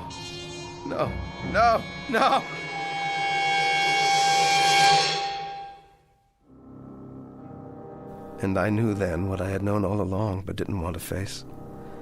Some things, I guess, are too fierce to handle in one bite. I heard the wind and I finally saw where I was, where we all are. I wished the 4 of them well. If you see my friends, will you tell them I love them? Because the truth is this. There are only 3 questions worth asking. 1, where did we come from? 2, what are we supposed to do while we're here? And 3, what happens next? All the rest aren't important. I didn't get it at first, but then, who does? Maybe it's better that way. No! No! No!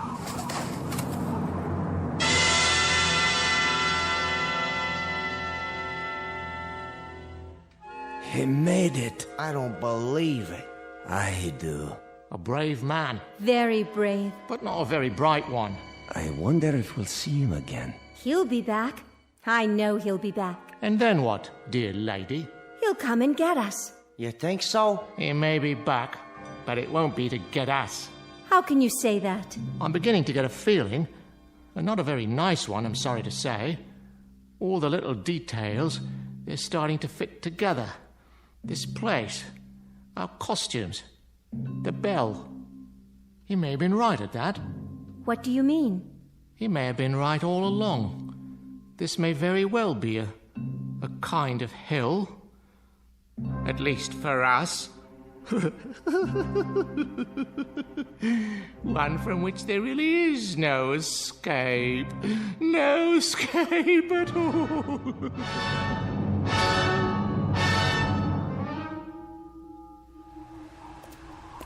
Look, What do you have there? I found it in the snow. Someone must have dropped it. Oh, thank you, dear. Just drop it in the barrel there, would you? He looks like a soldier, but his coat's all torn. That's all right. Someone will sew him a new one. I'm sure he'll make some little boy very happy. Wow, you got lots of dolls in there. Not as many as we'd like. They're for the orphans, you know. But it's early and we've just started. Can I have one? Are you an orphan? Well, no, but I like the ballerina. She's so pretty. Oh, yes, she is, isn't she? What's that on her face? See, on her eye. It looks like a real tear. Is she crying? Now, why would she be crying? It's just a snowflake that started to melt. I suppose you could have her, if you promised to give her a good home. No. I think I better leave her here. Are you sure? She doesn't want to go. See? She's holding hands with that soldier doll. Why, aren't you the nicest little girl? Toys for Christmas!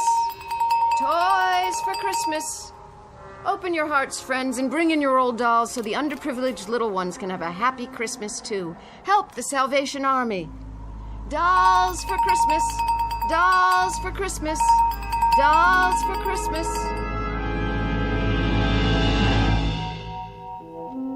Just a barrel.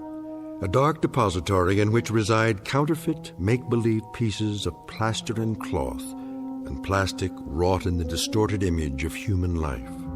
But this added hopeful note. Perhaps they are unloved only for the moment. In the arms of children, there can be nothing but love.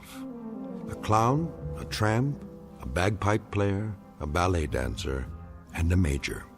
Our cast of players on a very odd stage known as the Twilight Zone.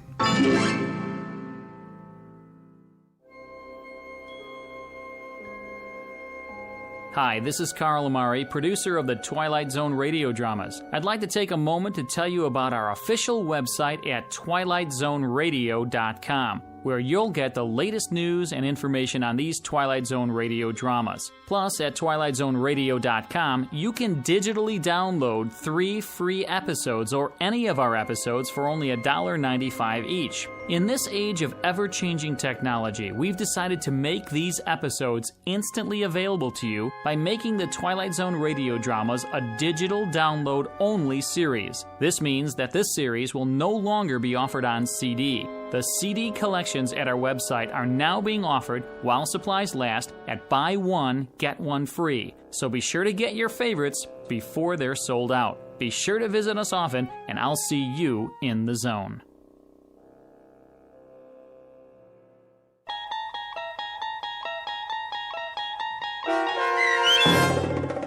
Five Characters in Search of an Exit, starring Jason Alexander, with Stacy Keach as your narrator, was adapted for radio by Dennis Etchison and written for The Twilight Zone by Rod Serling, based on a story by Marvin Peddle. Heard in the cast were Kathy Garver, David Darlow, Doug James, Christian Stolte, Frenette Lebo, and Amanda Amari. To learn more about the Twilight Zone radio dramas and to obtain audio cassettes and CDs of these programs, visit our website at twilightzoneradio.com. This copyrighted radio series is produced and directed by Carl Amari and Roger Wolski for Falcon Picture Group. Doug James speaking.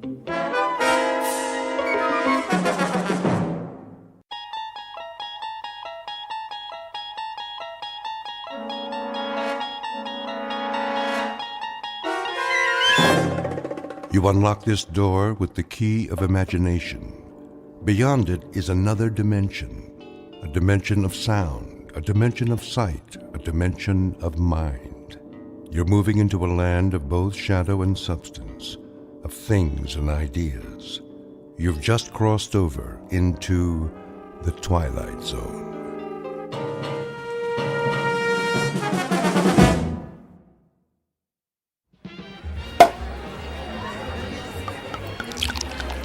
Here's to Michael Franklin, in honor of the most stunning, ruthless stewardship of a corporate takeover I've ever seen.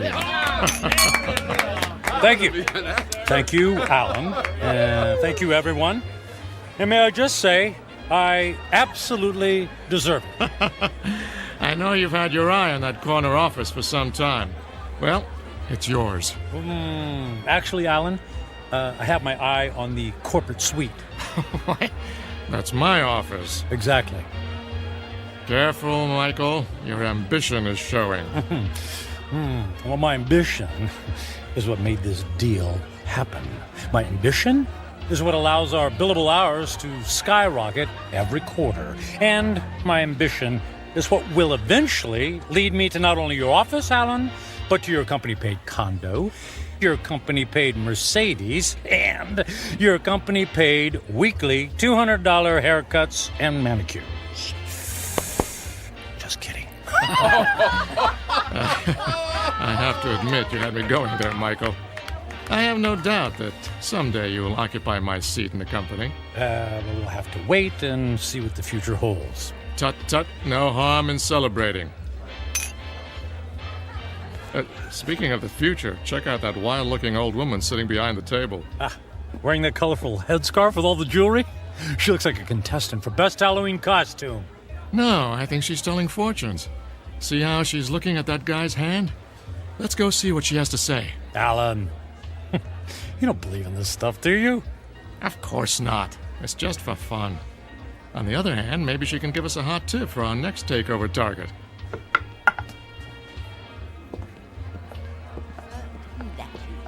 The warnings of the tea leaves, for they are never wrong.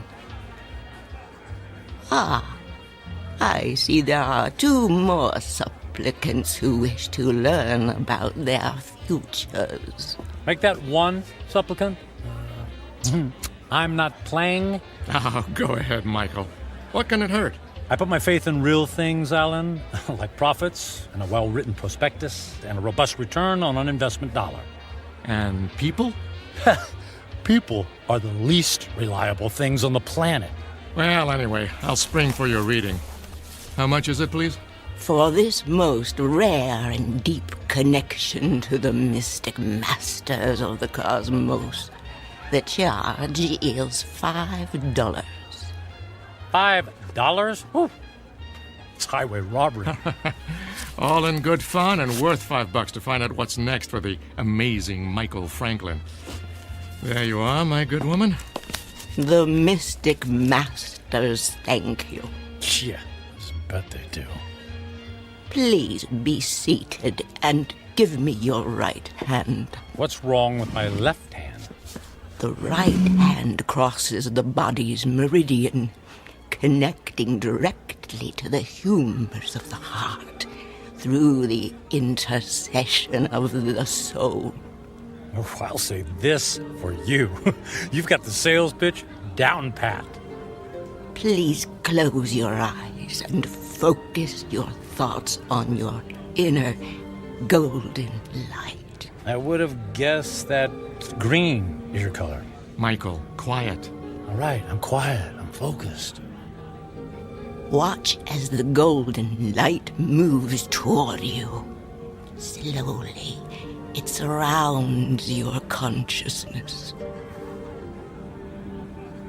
Surrender to its mystery. I never surrender. The mystic masters perceive you as a man who values work above all else. She's got that right. She could have said the same thing about anybody in this bar.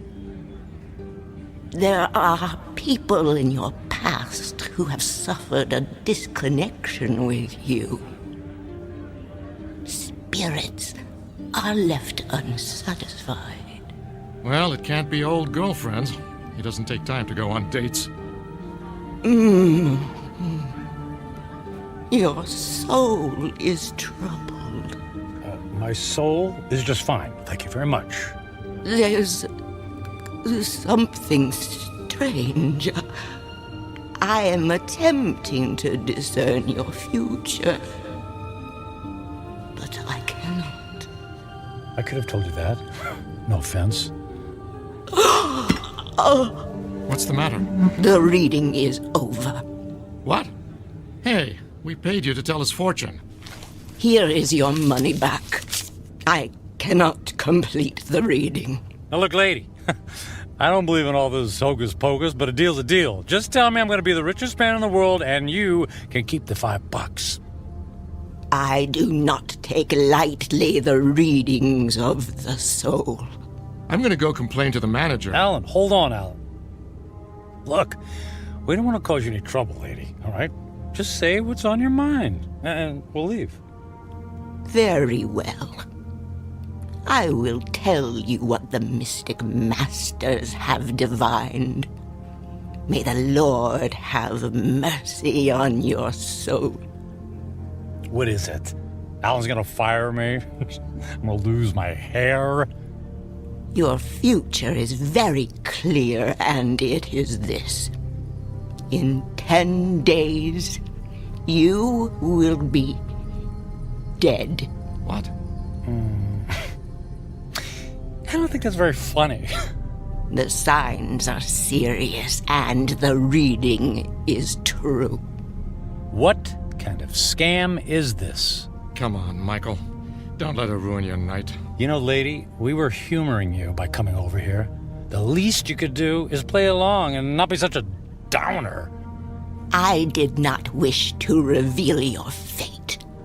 You insisted that I do. When the clock strikes midnight on the 10th day to come, you will be dead. And now what? And no. Don't tell me. Let me guess.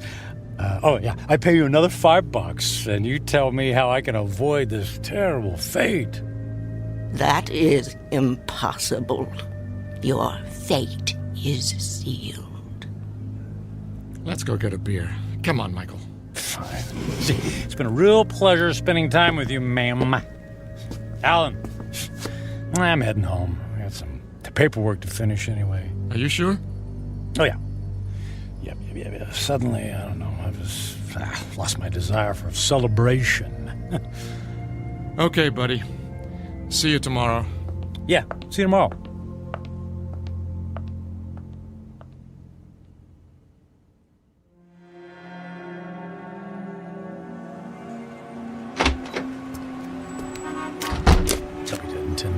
I'll be dead in 10 days. Jeez. Yeah. Con artist. Hey, come on. Where's a taxi when you need one? Oh. Hey, taxi! Taxi over here!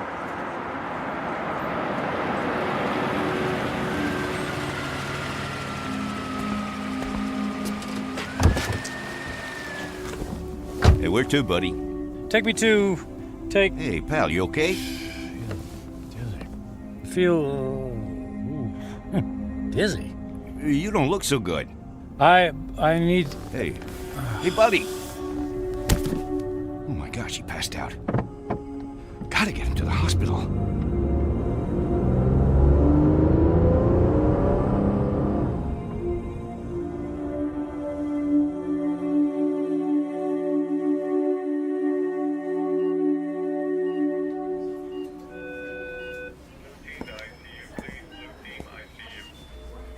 Mr. Franklin, can you hear me? Where am I? You're in the emergency room at Samaritan Hospital. What? What happened? What's going on? Easy, please. Don't try to sit up right away. You're still recovering from the anesthesia. Anesthesia? Yes. For what? You were brought here because you passed out in a taxicab. Do you remember that? Vaguely. We performed some tests on you. Blood pressure, heart. Everything was normal. Well, then, I don't get it. Then why am I... In an abundance of caution, we gave you an MRI. I'm afraid we found something unusual. Oh. Well, what does that mean? There's a dark spot on the X-ray of your brain. We don't know what it is until we perform more tests, of course, but I must impress on you. This is a very serious situation. Well, what happens next? Well, I'd like to check you into the hospital for further procedures.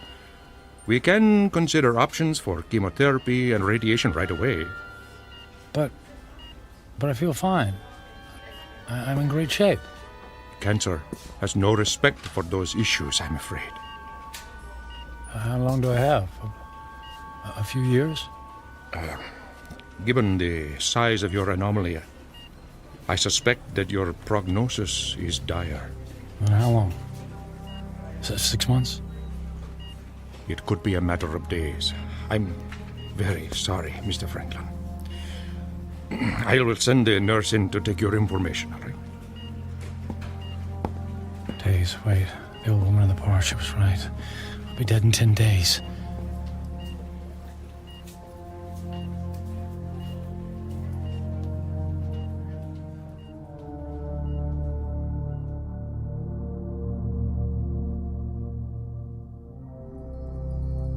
Portrait of a man frozen in the amber of fear.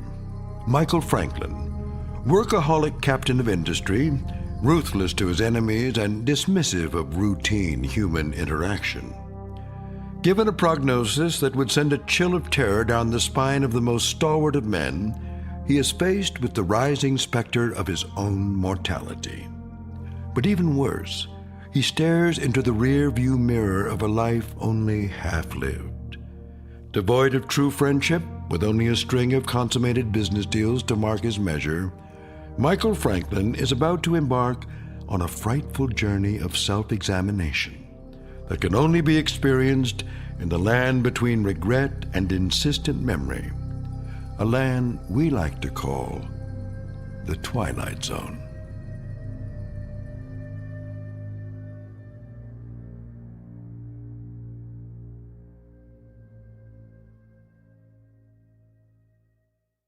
And now, The Twilight Zone and our story, 10 Days, starring Ned Bellamy with Stacy Keach as your narrator.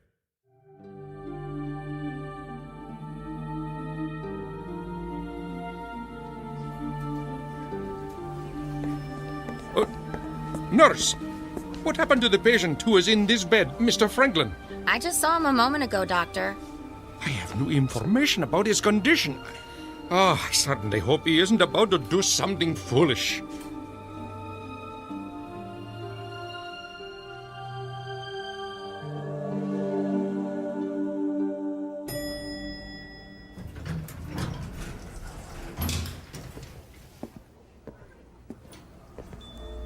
Is Alan in yet? Oh, yes, Mr. Franklin. Are you all right, Mr. Franklin? I'm fine. I don't believe I've ever seen you in the office without shaving or changing your clothes from yesterday. I was in a hurry this morning. Is he in a meeting? He just finished a call. Fine. I'll only need a minute. Oh, but he's got another appointment at... I'll only be a minute.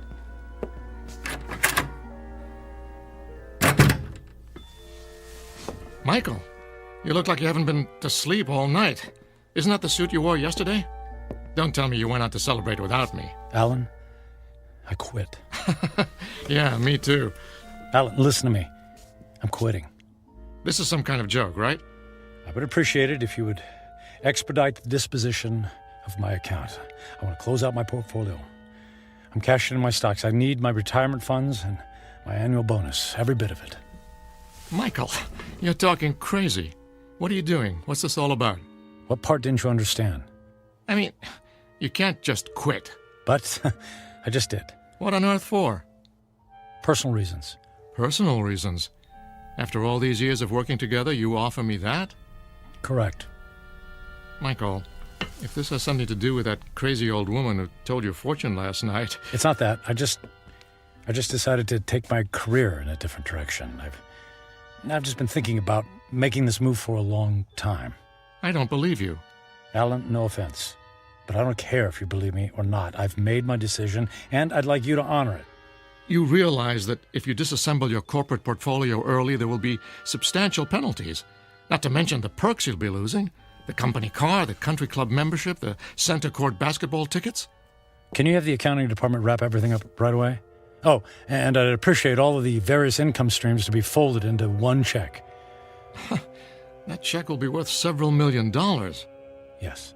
Well, I can't say I approve of what you're doing, and I can only hope you have a good reason, even if you won't tell me. Could you make the call, please? I'm in a bit of a hurry.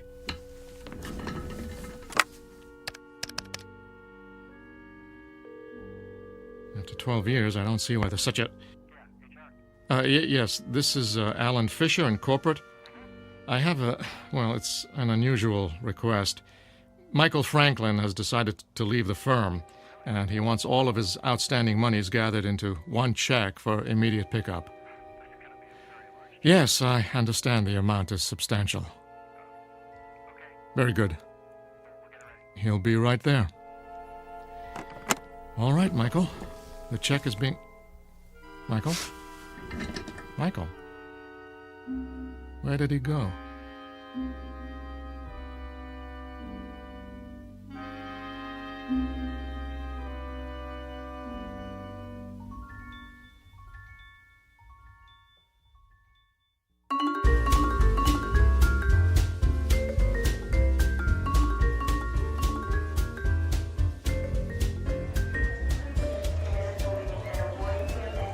May I help you, sir? I'd like to buy a ticket to Rome, please. Leaving today? Very good, sir. And on what date would you like to return? Just a one-way ticket, please. I just love Rome. The sights, the food, the museums. It's a banquet of... Yeah, I'm in a hurry. Please. If you'll just sign here. Will you prefer a window or an aisle seat? Surprise me.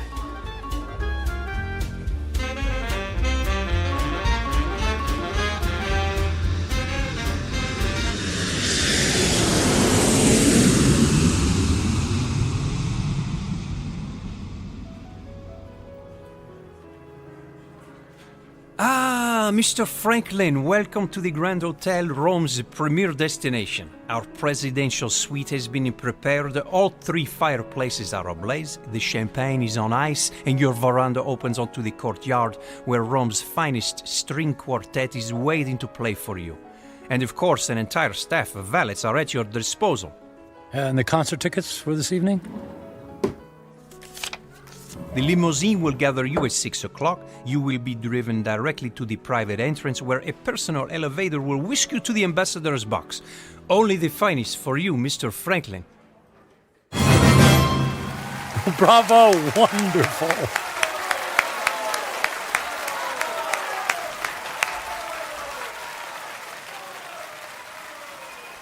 Excuse me, Mr. Franklin.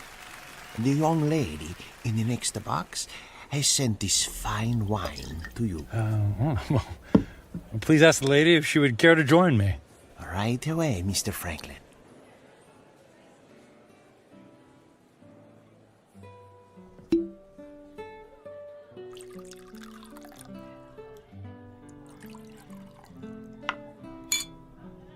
I haven't seen you at the theater before. Do you come to Roma very often? You might say this is a once-in-a-lifetime vacation.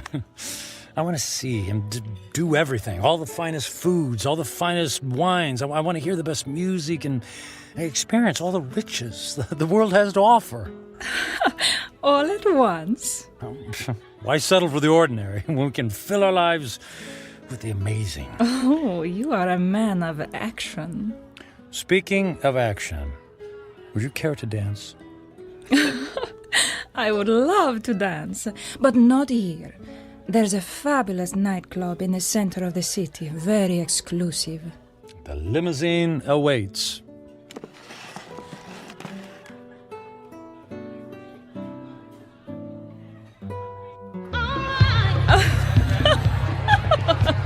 What a wild dancer!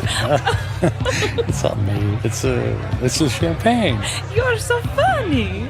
I believe I'm slightly tipsy, too. Oh, tipsy. What does it mean? It means I've had too much to drink, which means I'll probably have a ferocious hangover tomorrow. Oh, that is too bad. Oh, but no worries. The way to prevent a hangover is to keep drinking. More champagne! More champagne! More champagne! And more dancing!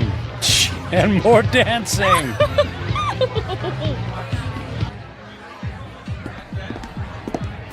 Michael, are you sure you can afford to buy drinks for the whole restaurant? That's only money. And look how much fun they're having.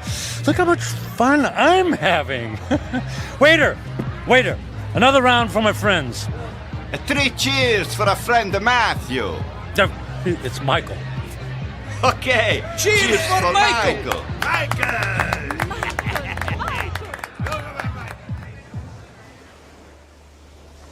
Michael, are you able to walk?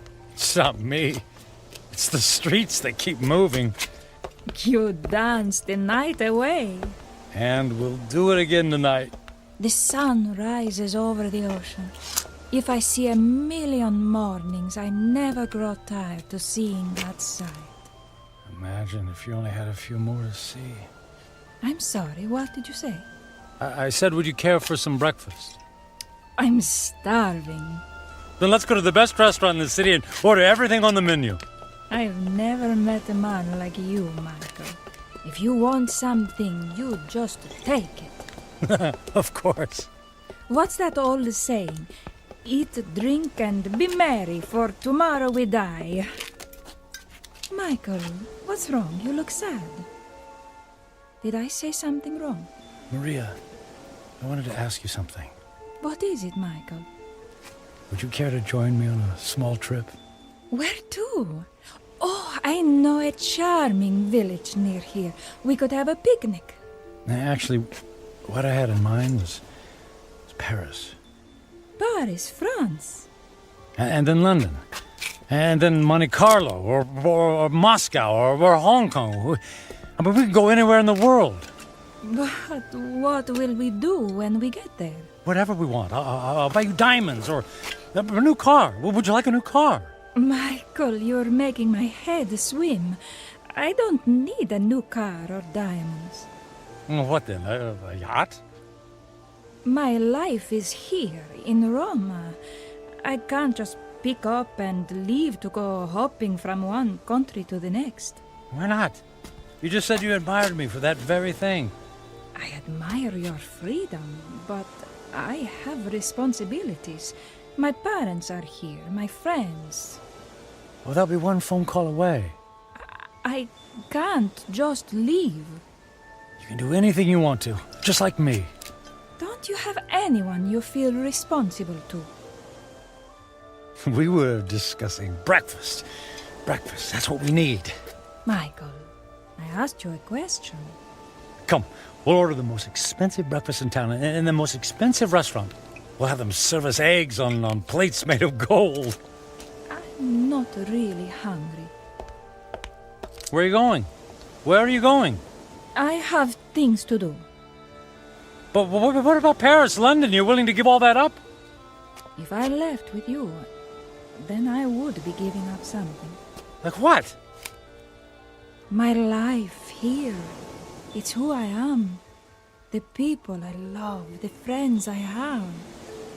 So window dressing, none of that is important. And what do you think is important? I am. And what I want. I see.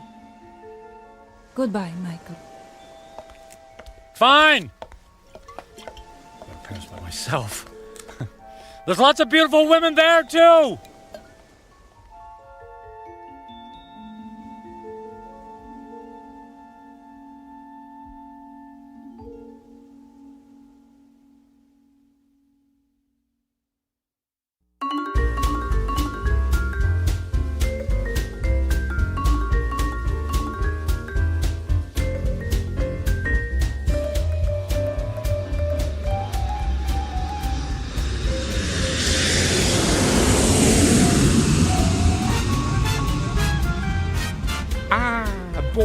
Ah, Monsieur Franklin, welcome to Paris.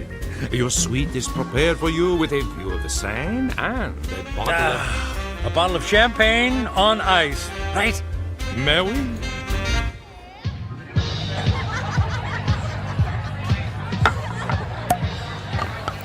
What'd you say your name was? My name is Angelique.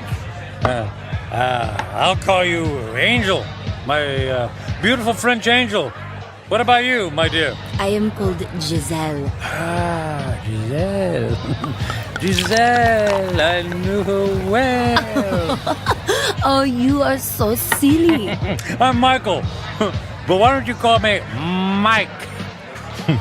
Nobody ever calls me Mike anymore. Not since I was a little boy. Were you as naughty then as you are now? I was a good boy. Very smart. In fact, I was smarter than everybody. Did you know that? I was better than all of them. Oh, you are a good person, Mike. Nobody ever bought me a pearl necklace on the same day I met them. I'll buy you another one tomorrow.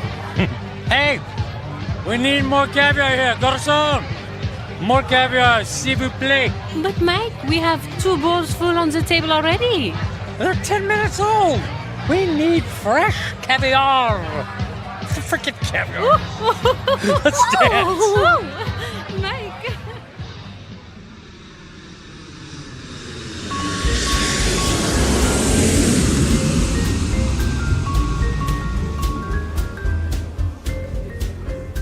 Welcome to London, Mr. Franklin. Your suite has been prepared for you and... Bottle of champagne on ice. Got it. Let's say, on second thought, cancel my room. Book me on a flight to Monaco. I got an itch to gamble. Right away, sir.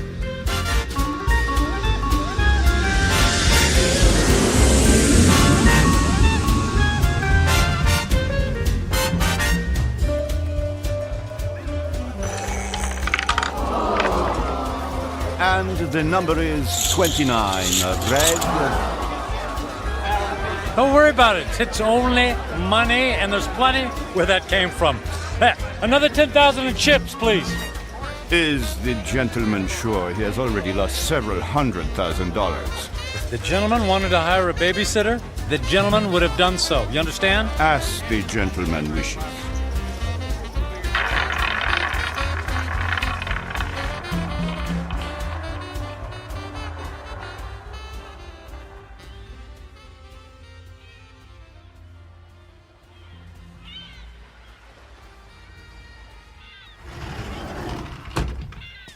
Mr. Franklin. Good morning, Mr. Franklin. Mr. Franklin? Hello? Mr. Franklin, your branch is here, sir. Shall I place the champagne bottle next to the bed? Shall you... Who are you? Where am I? I am Captain Philippe Duchette. This is the Fandango Dancer, the luxury yacht you rented last evening.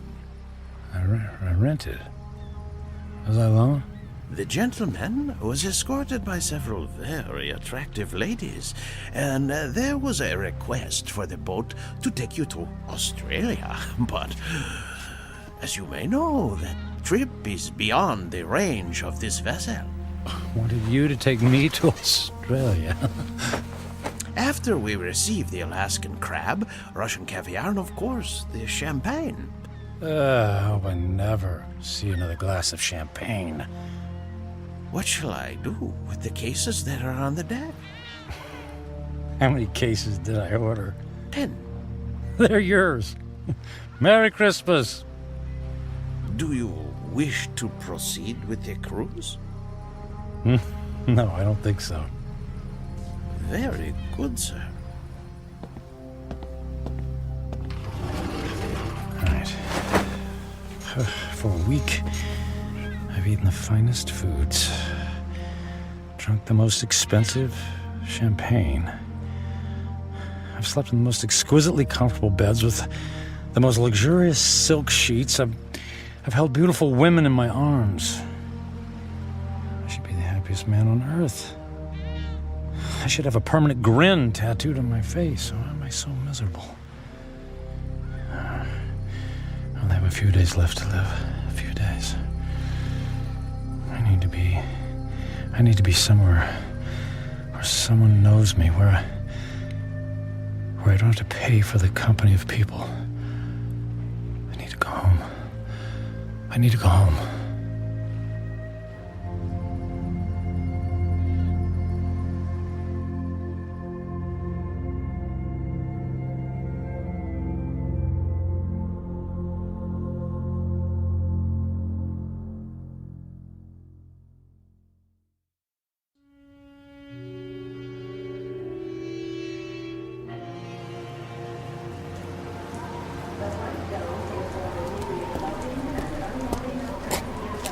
Taxi! Taxi, over here!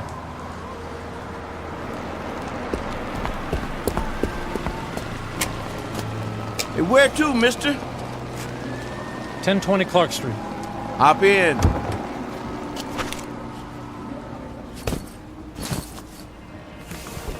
Looked like that wind was gonna take you away, mister.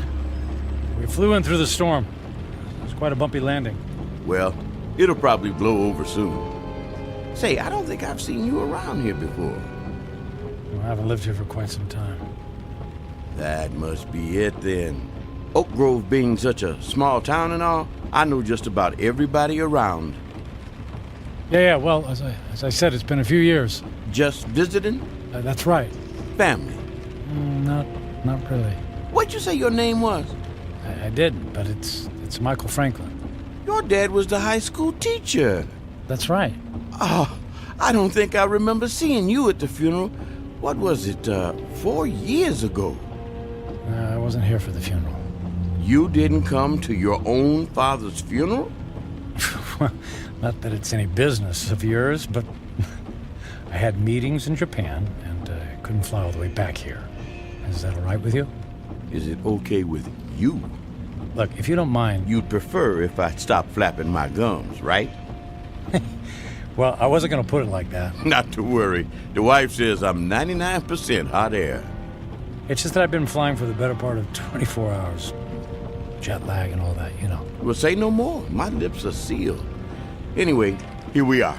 1020 Clark. Let me help you with your bag. It's all right. I can manage. Here you go. Keep the change. Mister, do you know you just paid me with a $50 bill? Huh? Oh, yeah. Yeah, that's fine.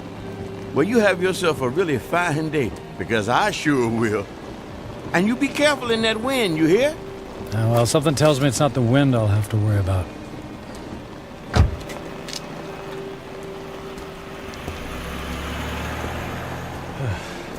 Here goes.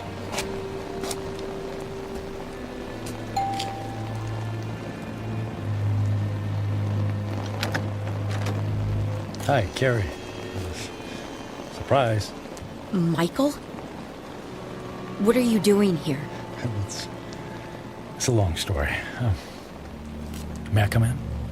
Well, It's pretty windy out here. I suppose so. Thank you.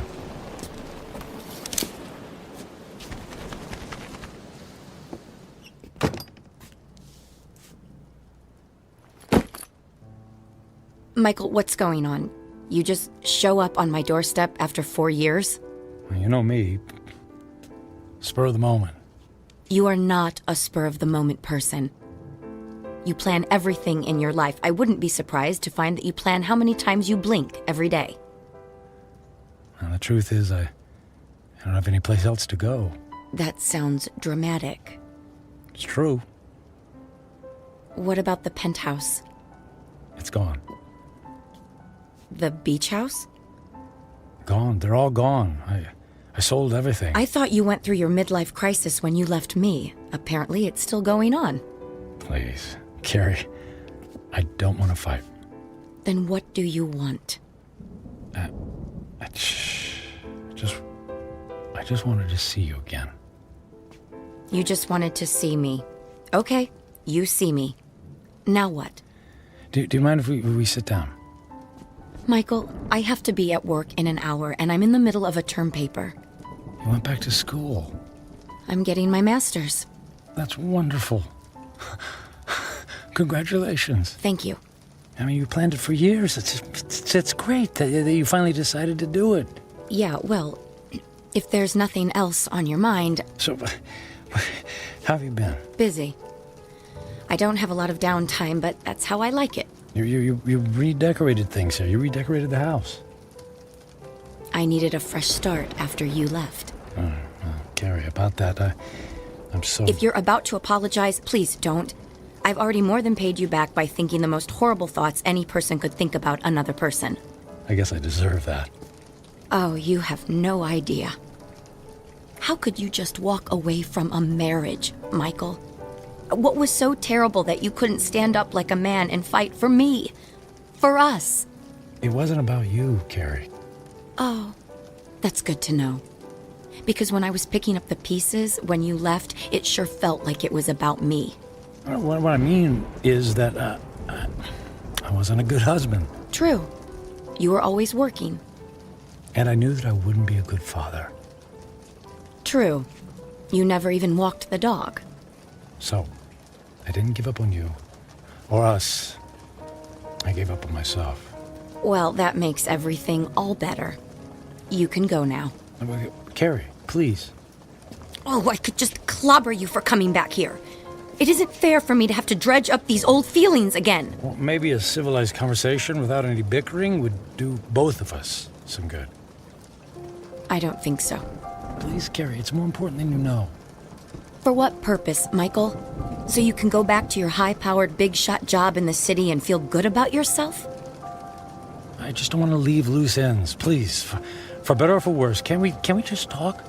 I'm not looking for forgiveness, just closure. Well... One cup of coffee? I'll even make it.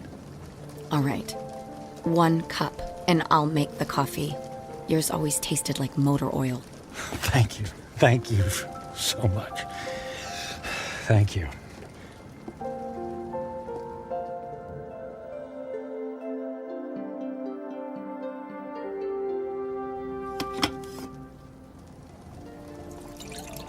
So you quit your job, sold your homes, and now you're here. It doesn't make sense. Yeah, about that. I guess I just realized that being a workaholic isn't very much fun, after all. But that's all you know. When we were married, you barely slept at night. You were up early to track the Asian stock market. You stayed up late to finish paperwork. I can count on one hand the number of times we actually went out on anything resembling a date. And even when we did go out, you acted like it pained you to be away from your business calls. That is all over now, Carrie. Money doesn't mean a thing to me. I find that hard to believe. Believe it. It's true. So, what? You're gonna take up oil painting? Or become the stand-up comedian you always wanted to be? Nothing like that. Actually, it's quite serious. Last week, What was that? It came from the living room. Oh, the tree! The wind knocked the tree into my house! Carrie, wait a sec, Carrie, don't go over there. It might be dangerous. That's a tornado warning! Oh my god! The house across the street! The roof just caved in! All right, look, let's get into the basement. The power just went out! I have flashlights downstairs. Wait, outside, look. What? Michael, come on, there's no time! Oh, look in the street, there's a kid in a bike. Oh no! That's Jimmy from next door! He doesn't know which way to go. Oh, Michael, he's going to be hurt. I'll get him. Michael! What are you doing? Michael! Jimmy, keep your head down. Jimmy, I'm coming for you. Help me! I'm right here, buddy. I'm right here. I'm gonna carry you into the house, okay? What about my bike? I'll get you a new one. Let's get out of the storm, okay? Okay. Put your arms around my neck and hold on. I'm trying. Squeeze real tight, Jimmy. I'm scared. And I'll be brave for the both of us, Jimmy. Okay? Get this door open. Michael, I can't budge it. Carrie, push. Push as hard as you can! I'm... Harry, push! Pushing! Harder! As hard as you can! There, you got it! We made it! We made it! Into the basement. Come on! Come on, Jimmy. That's it. Let's go get safe. Okay.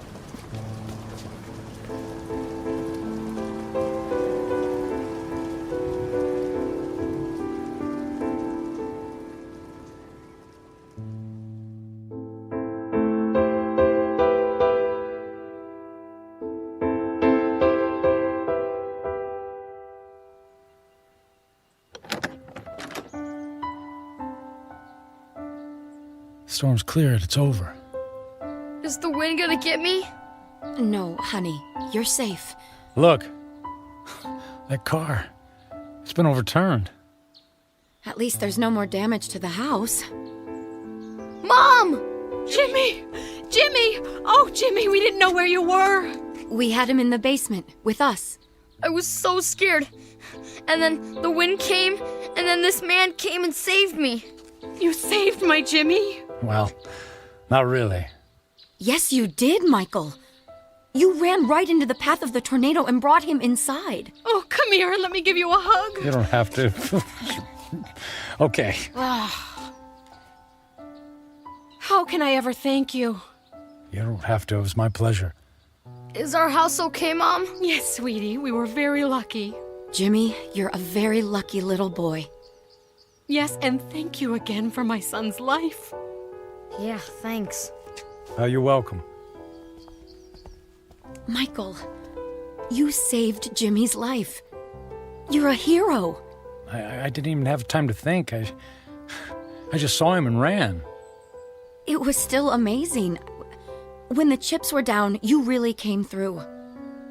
I'm proud of you.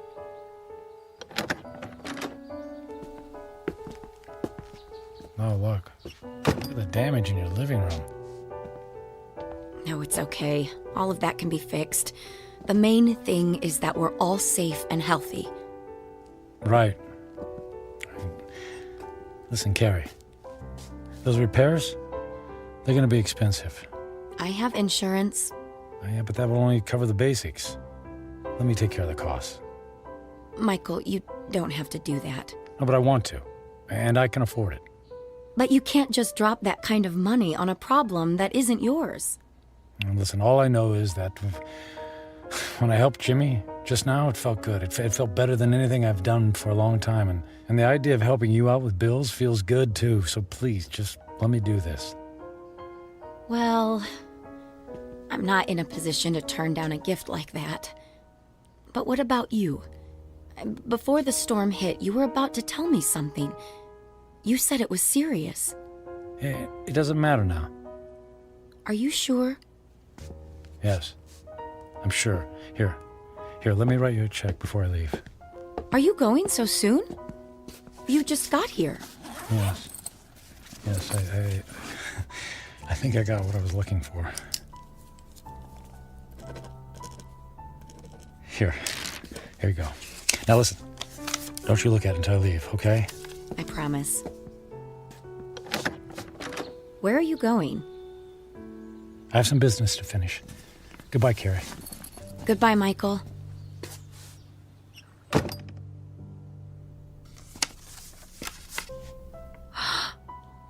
$1 million? Michael!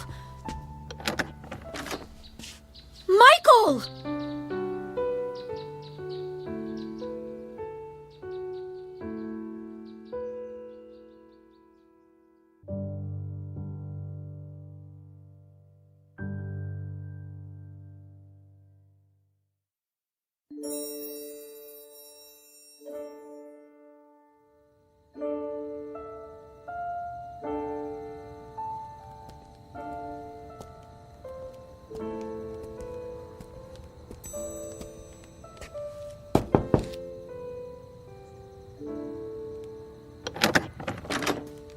Yes? What is it? Forget the late hour, Reverend. I realize it's nearly midnight, but I wanted to visit the chapel and the door's locked. Unfortunately, in these times, we must protect ourselves against theft. The doors remain locked overnight. Is there any way I could just go inside for a few moments?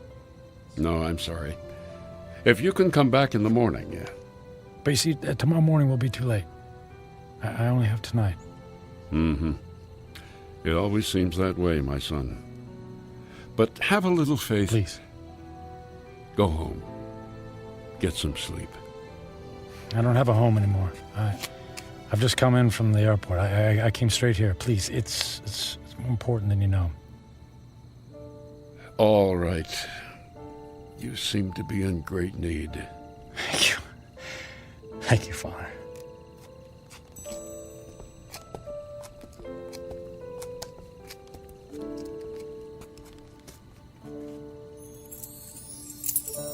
Yeah, it's one of these.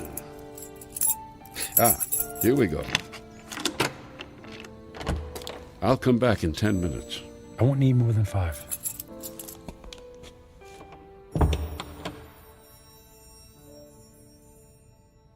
And now that I'm here, I don't know what to say. It's been a long time since I've set foot in a place like this. In fact, I can't remember the last time. I suppose it's true. People come back when they're in trouble, but I'm not exactly in trouble. In fact, all of my troubles will be over in just a few minutes. Then why am I here? Maybe I just wanted to see if I could find a moment of peace before everything ends. Just a single solitary moment when I don't have to feel so alone. The truth is, I'm alone because of my own actions, by the selfishness of the man I've become. I was given love, but I turned away from it in favor of my career. I gave up friendship in favor of business colleagues who couldn't care less if I lived or died. So what did it all mean? What is the sum total of my life? I have no job, no home. I'm gonna die without a single friendly voice in my ears. I did have some good times with Carrie. Thank goodness for Carrie. I don't blame her for being angry. And despite her anger, she took me into her home. She forgave me. And Jimmy, I saved his life. He'll have a chance to grow up, to have a family and a little boy of his own. I gave that to him. I did make a difference after all. Maybe I had to go through it all so that I could be there to save his life. If that's true, then it's worth it. I'm glad things turned out the way they did. I did something worthwhile. My life mattered after all.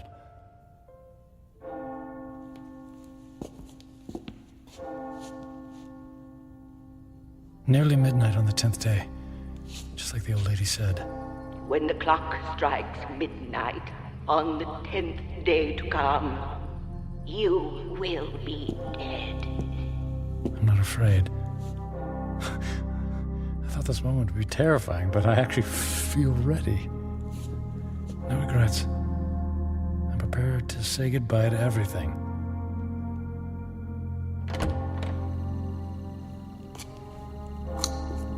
Excuse me, sir.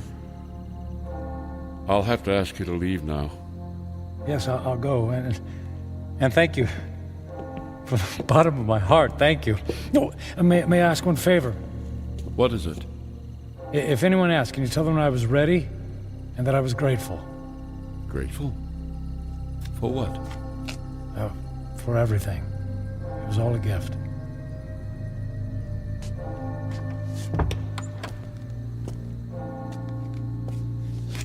Okay, it's time. I don't know what to do. I mean, if I should... How do I... Church bells. They stopped. Okay. It's midnight on the 10th day. And I'm still alive. Nothing happened. Okay. Nothing's happening. The old woman said I had 10 days to live, that I would die at the stroke of midnight. She lied. She lied.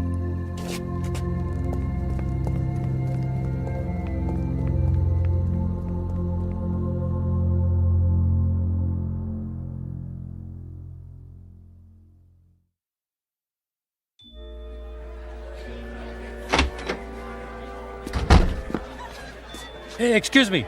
The old lady, the one who reads fortunes, is she here? She just left a few minutes ago. She walks to the bus stop down in the corner. Oh, which corner? Which way? Up that way, go left.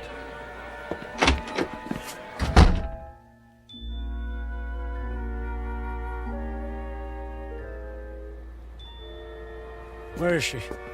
Don't let her be. Ah, there she's. Hey, don't get on that bus. Wait. What is it? Who's calling? You lied to me. Who is it? Who are you? What do you want? Look, I'll stand in the light so you can see my face. Now, do you remember me? Ah, yes. The angry man. And I'm still angry. You told me in 10 days, at the stroke of midnight, I'd be dead. 10 days are now over. I sold my home. I shut my life down because I believed in you. Yes. I told you that in 10 days you would be dead. So? And I was correct. The man I spoke to 10 days ago is dead. What do you mean? That man was selfish and cruel. That man was friendless and meaningless. Can you say the same things about yourself today? I guess not. He's gone. Bury him. Give yourself the rarest of all gifts in life.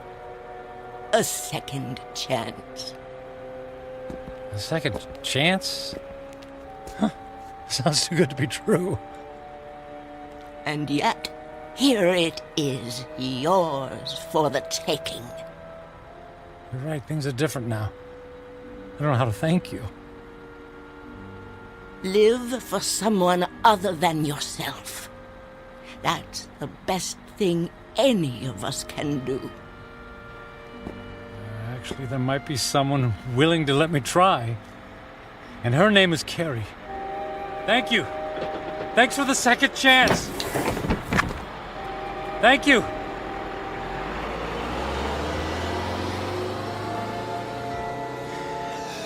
Thank you. Thank you so much.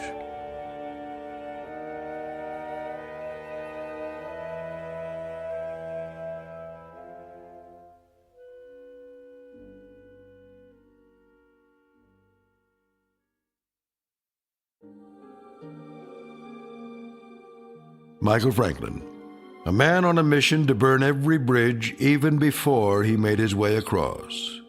Stung by the terrible knowledge of his impending demise, his journey toward redemption faced a detour of intoxication and self-indulgence. As he now knows, such things are not the stuff of satisfaction, only empty calories and heartache.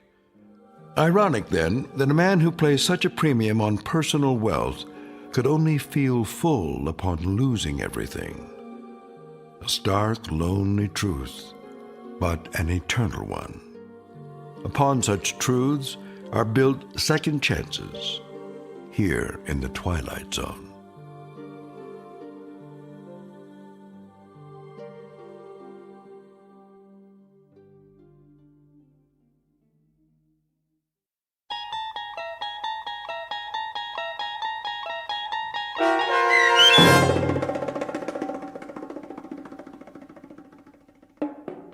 "10 Days," starring Ned Bellamy with Stacy Keach as your narrator, was written for The Twilight Zone by Mark Valente.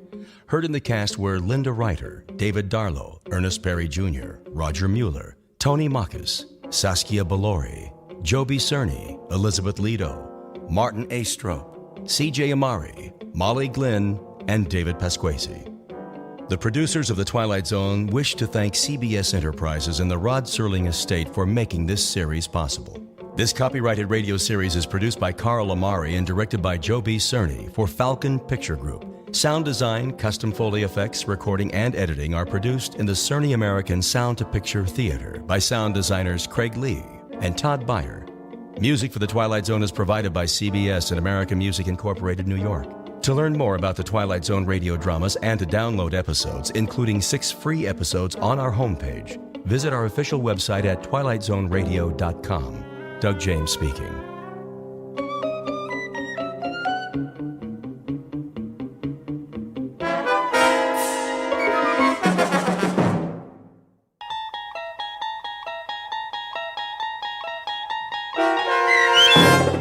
The Time Element, starring Bobby Slayton, with Stacy Keach as your narrator, was adapted for radio by Dennis Etchison and written for The Twilight Zone by Rod Serling. Heard in the cast were Mike Starr, Maggie Carney, Craig Brawley, Elizabeth Lado, Jeff Lupetin, Doug James, Kurt Nabig, Sarah Marks, Roger Wolski, Bo Nortel, and Carl Amari. To learn more about the Twilight Zone radio dramas and to obtain audio cassettes and CDs of these programs, visit our website at twilightzoneradio.com. The producers of The Twilight Zone wish to thank CBS Enterprises, Carol Serling, Dennis Etchison, Dick Brescia Associates, Claire Simon Casting, Terry Jennings, XM Satellite Radio, Sirius Satellite Radio, our sponsors, and our radio affiliates for helping make this series possible. This copyrighted radio series is produced and directed by Carl Amari and Roger Wolski for Falcon Picture Group. Doug James speaking.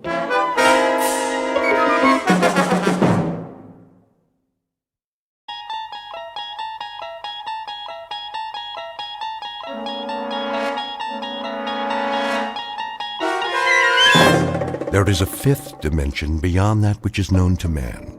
It is a dimension as vast as space and as timeless as infinity. It is the middle ground between light and shadow, and it lies between the pit of man's fears and the summit of his knowledge.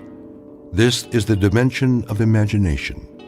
It is an area which we call the Twilight Zone.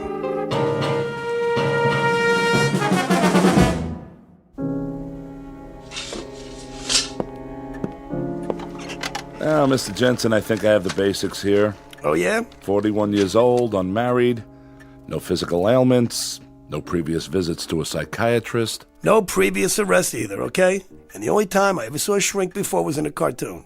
Best you'll find us helpful and, at worst, harmless.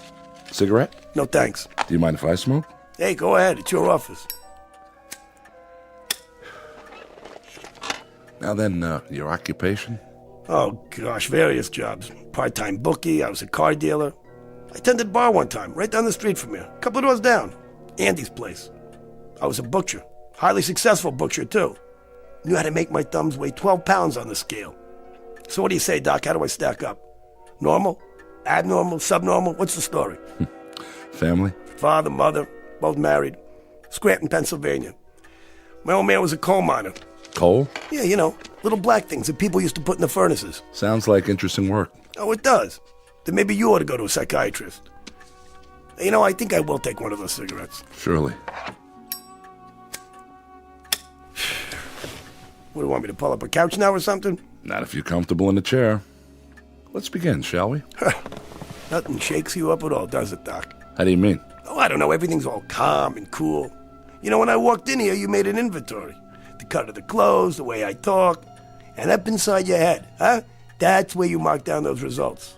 And then later you put it all in little pigeonholes. You got me pegged, don't you? Not entirely. You figure you're talking to maybe a minor league horse player, huh? Maybe I'm a little hungover, maybe a little buggy in the head. But either way, about 40 degrees tilt. And my cigarette went out. Here. All right. Pigeonhole this, Dr. Gillespie. If said minor league horse player tells you some half-witted story, can you tell him if he's maybe off his rocker? Without Sigmund Freud and all that junk? Huh? Can you tell me in plain English what is wrong with me? I can try. All right? Here goes. I keep having a dream. Crazy dream. Are you writing this stuff down? Go on.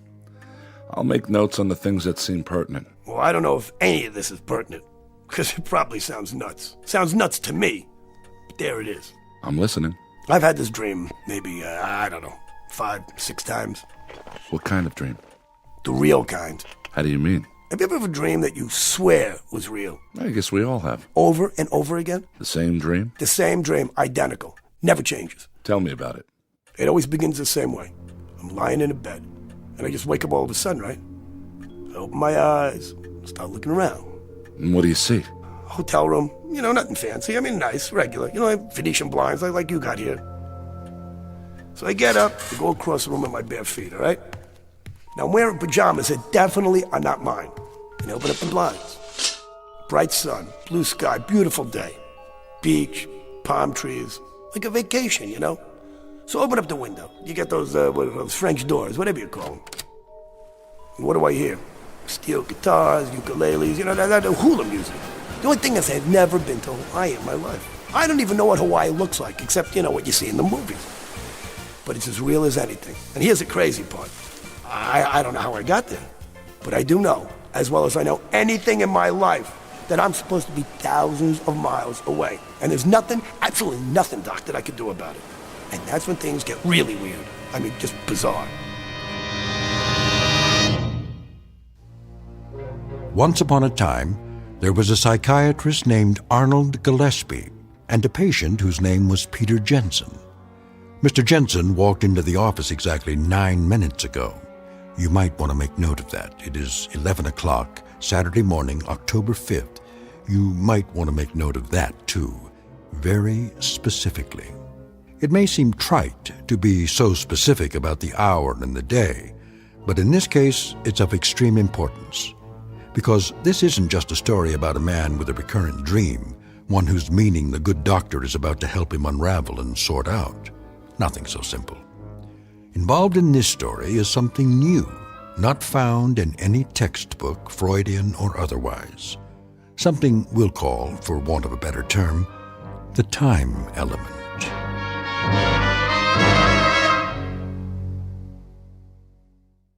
And now, The Twilight Zone and our story, The Time Element, starring Bobby Slayton with Stacy Keach as your narrator.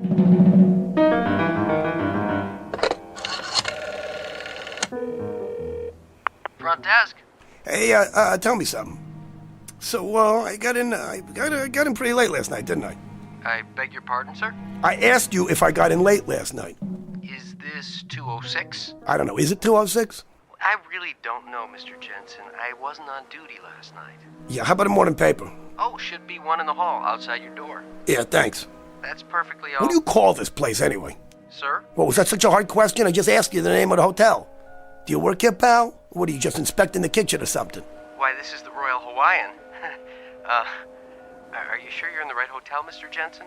That's a good question. Here's the paper. December 6th. December 6th? What kind of crazy? Maid service. Did you sleep well, sir? Yeah, that's a moot question. Do you want me to clean the room now? Hey, do you want to explain the gag to me now? Excuse me, sir? Do me a favor. Deliver a little message for me. You tell the guy, whoever put you up to this, that I'm going to knock out his teeth one by one. I don't know what you mean. Yeah, and take the phony newspaper with you, all right, lady? This is October. October, sir? What's October? What's October? 30 days? How's October? April, June, November, huh? Am I getting through to you? This month right now. It's October, right? I don't believe so, sir. It's December. It's what? December the 6th. Yeah, that's what I thought you said. December 6th. Are you all right, sir? Oh, yeah, I'm just fine. I'm fine. Except that obviously I've just come down the home stretch of the biggest toot in the history of man. You're telling me this is December. Well, last night I was in New York City. And it was October. If you're not feeling well, I can come back later. Not feeling well? You know what? That's the champion blue ribbon understatement of the year. You know, a little toot that lasts 2 months and ends up in, what's the name of this place? The name of what place, sir? This place right here. The Royal Hawaiian. That's what I mean. Since when is there a Royal Hawaiian Hotel in New York? It isn't in New York, sir. It's in Honolulu. Well, that figures, because the Royal Hawaiian is in Honolulu. Of course. See, that leads me to the next question.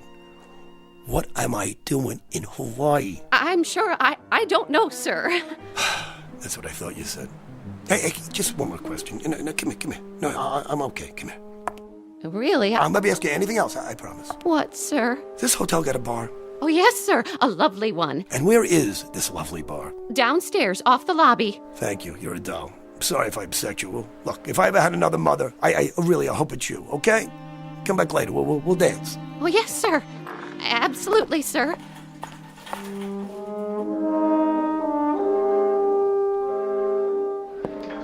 How you doing, pal? Hello, sir. Bar's pretty crowded. I can show you to a booth if you like. There's one by the window. No, I want to sit at the bar. There are no seats left at the bar, sir. Look, let me ask you something. The President of the United States comes in here, wants a seat at the bar. You'd have one for him, wouldn't you? I suppose so, sir. Sure you would. Why? Because he's your commander-in-chief. But I guarantee you he's not going to be here today. So you know what? How about if I take his stool? Well, not my commander, but still. Not yours? What does that mean? This is the United States of America, right? No, sir.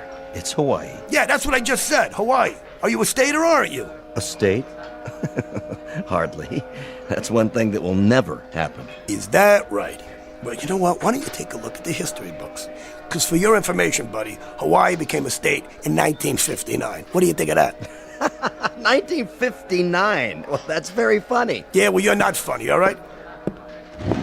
Bloody Mary, please. That stool's occupied. Yeah, by who? The Invisible Man? Guy just stepped out. Then you know what? I'll keep it warm for the guy. Give the gentleman a drink. Yeah, I want the tomato juice really anemic with lots of vodka, huh?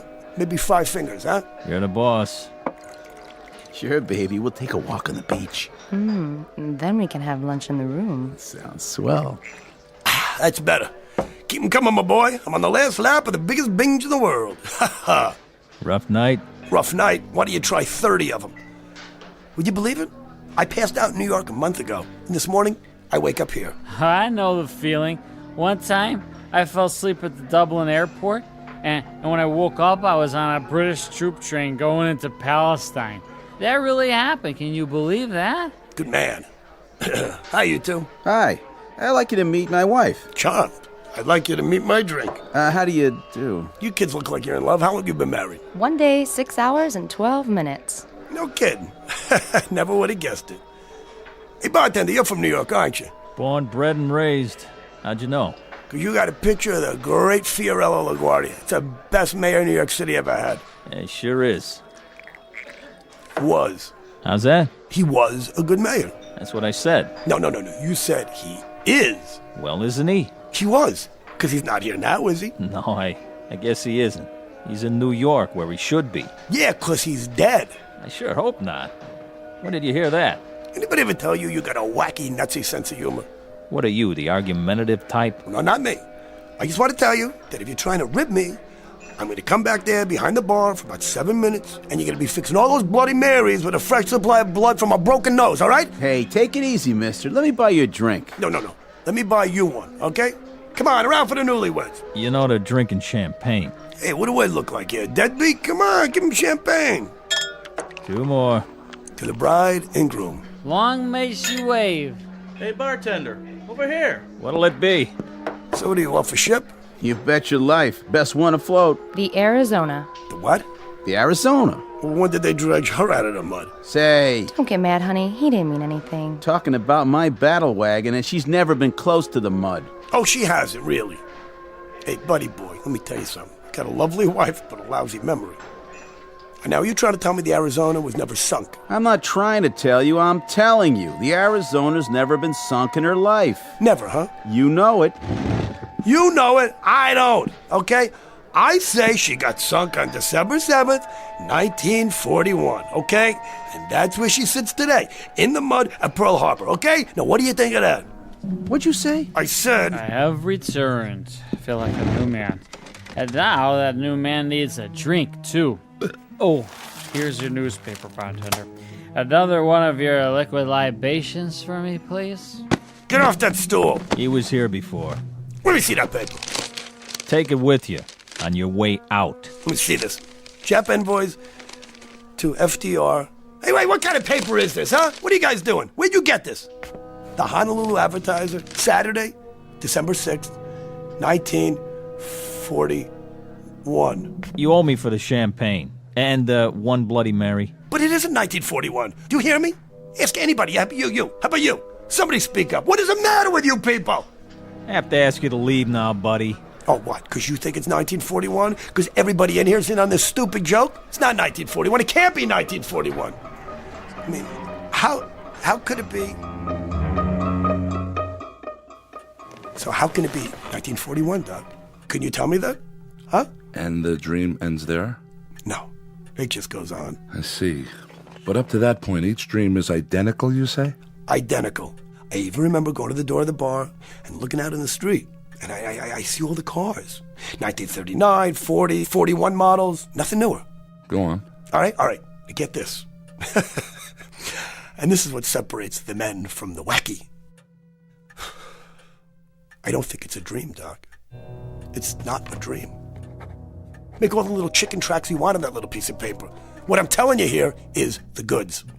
I believe you. You do? Then why don't you call up the sanitarium and tell them we'll take a double room? Because you're nuts also. I mean, I understand why you think it's real. Some dreams are extremely realistic. As often as not, they're impossible to distinguish from reality. No, you don't get what I'm saying. Look, it isn't just that it's real while I'm asleep, Doc. Well, I'm telling you this. It's still real. It's still real even when I'm awake. All of it. Look, I've had dreams like everybody else, but as soon as it started, I knew it was different. Do you understand me? Do you understand me? You don't understand me. These are not dreams. If they're not dreams, Mr. Jensen, what are they? What do you think they are? Let's examine the alternatives. I can think of only one. That's the one I'm thinking of, okay? I wake up in a hotel room in 1941. But I mean, I really wake up. And it's really 1941. Do you understand? Going back in time. That's what I'm doing, Doc. I'm going back in time. Huh. Interesting. What happens then when you're back in time? You sure you want to hear this? I do.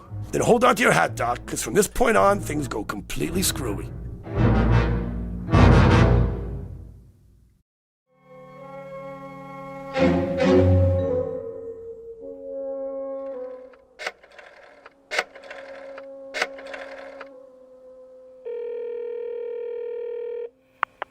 Yellow? Want to place a bet? Well, are you a bookie or not? All right, then. I'm going to take Joe Louis over Buddy Bear. What are the odds on Louis? Well, they will be scheduled, okay? They're going to fight on January 9th. Yeah, January 9th, okay? Make it Louis in the first round. Now, what's the line? 30-1. That's more like it. What do you mean, how do I know? Just trust me, I know. I know, that's all. The name's Jensen. I'm with the Royal Hawaiian. Now, how about the All-Star game for next year? Hey, do you want to cover me or not, huh? Okay, I'll take the American League. Let me ask you something. What kind of odds if I predict the score? I spend the next 2.5 hours making bets on sure things, right? Every race, every prize fight, every football game I can remember happening after December of 1941. See, I gotta figure that if this goes on, I'm a shoo-in to put every bookie in town out of business. Now, I'm not scared, you understand? See, I don't have one idea what I'm doing back here, but as long as I am here, I figure, hey, why not put it to good use? You know what I'm saying? Jensen, that's right. Royal Hawaiian.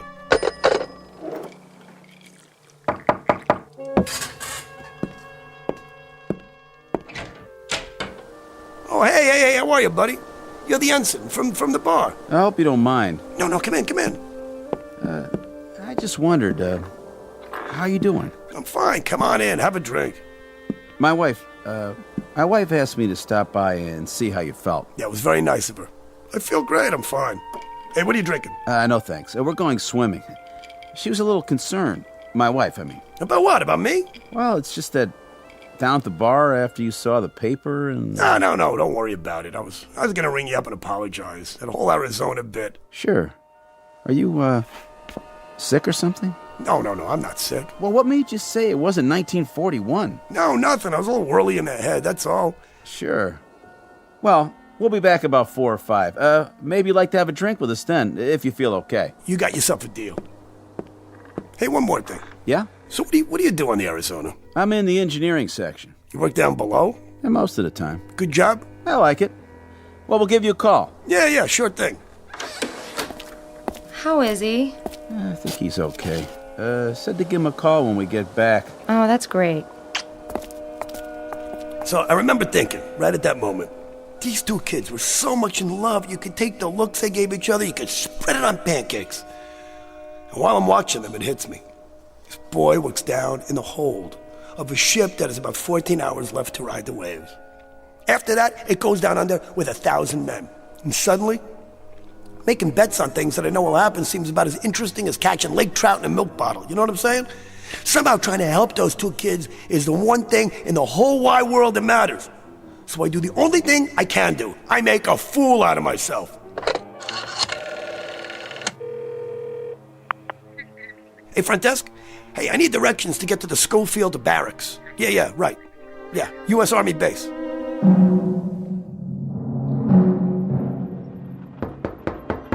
Come in. Excuse me, Colonel, but... Spit it out, Bailey. That guy is still in the orderly room, sir. Says he wants to see somebody in charge. Who's this now? Some jerk with a tambourine or something. Must be Save a Soul Saturday. What's his story? I can't piece it all together, sir. Something about the Japanese having bombs? This ought to be good. Send him in. Yes, sir. The Colonel will see you now. You're Mr... Jensen, Pete Jensen. I'm Colonel Abernathy. What's on your mind, Mr. Jensen? First of all, Colonel, I want to guarantee that I'm not going to get stuck in a rubber room when I'm finished telling you this. You've got it. I have information that the Japanese are bombing Pearl Harbor tomorrow morning. 8 a.m., Honolulu time. You know this to be a fact. Colonel, as sure as I know the good Lord made racehorses. They're coming over here in about 30 waves off a bunch of carriers.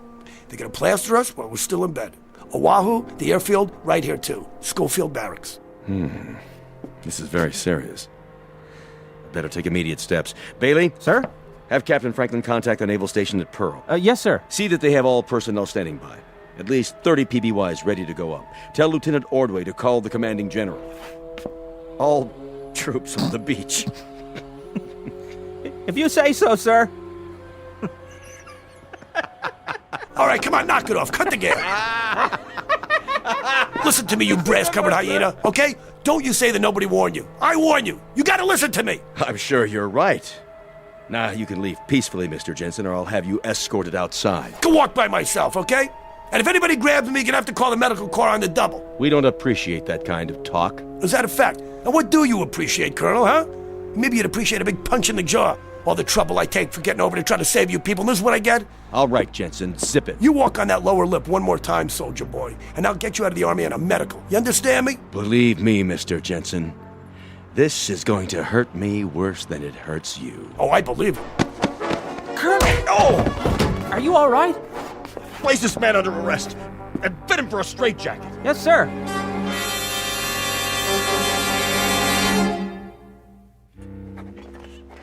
Then what happened?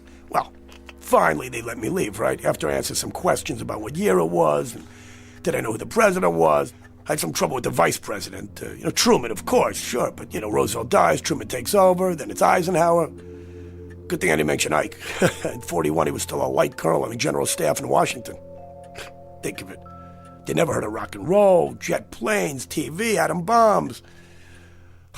Anyway, they decided I was harmless. So on the way out, I gave him a V sign and told him to buy some more buns. And after that? What am I going to do? I had my shot. So I figure I'm just going to spend the rest of the day drinking quietly. Of course, the next morning they come looking for me to give me a bronze statue, but then it's going to be too late, I didn't care anymore. What am I supposed to do? But I'll tell you something. There was some feeling to watch those kids relaxing in the bar with their dates and their drinks. Like, everything was fine, like they had a future, and all was well with the world, When tomorrow there'd be a couple odd thousand of them on their way through hell to get to heaven. Hiya. Likewise. Hey, you know what you were talking about this morning? I got a vague recollection. About the Arizona being sunk? Knock it off.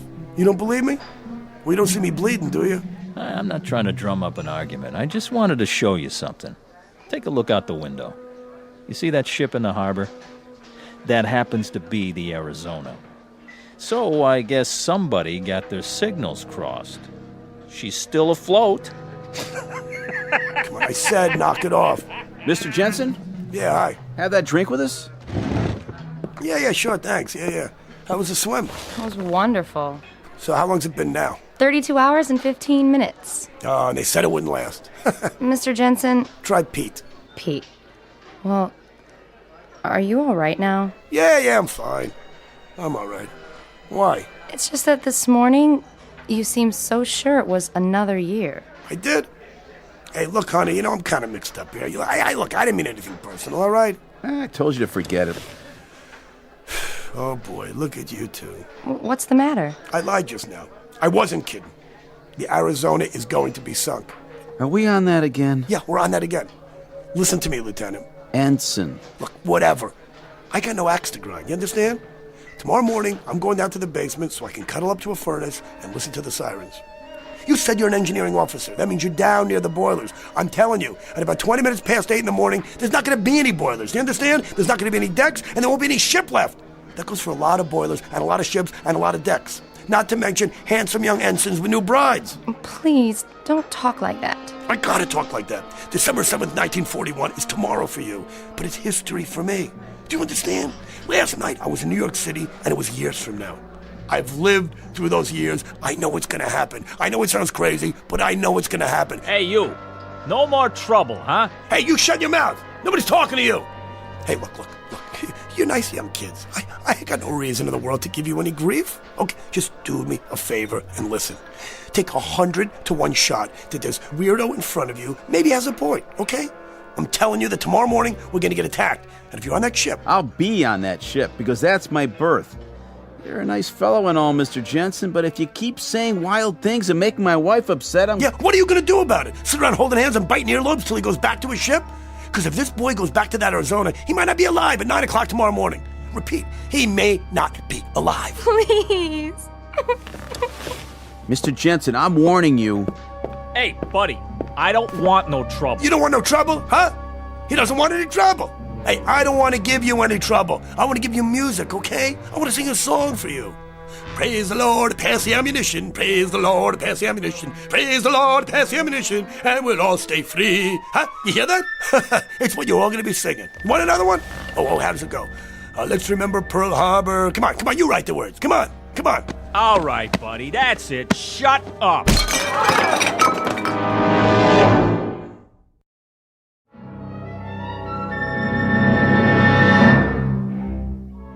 Don't tell me the general can't be reached. I know he can be reached. He may not be alive to call me tomorrow. Yeah, this is... Hello?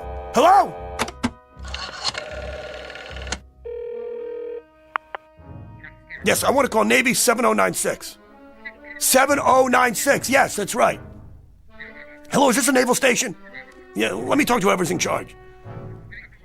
Yeah, hello? Listen, I have some information here. The Japanese are going to attack Pearl Harbor, right? Hello? I said the Japanese are... Hello? What are we going to do? It's almost too late. What time is it? 8 o'clock. It's 8 o'clock in the a.m. It's 8 o'clock. That means it's December 7th. It's December 7th already. What are we going to do? Why wouldn't anybody listen to me? Why? I told you they were coming. I told you they were coming. I told all of you. I told you.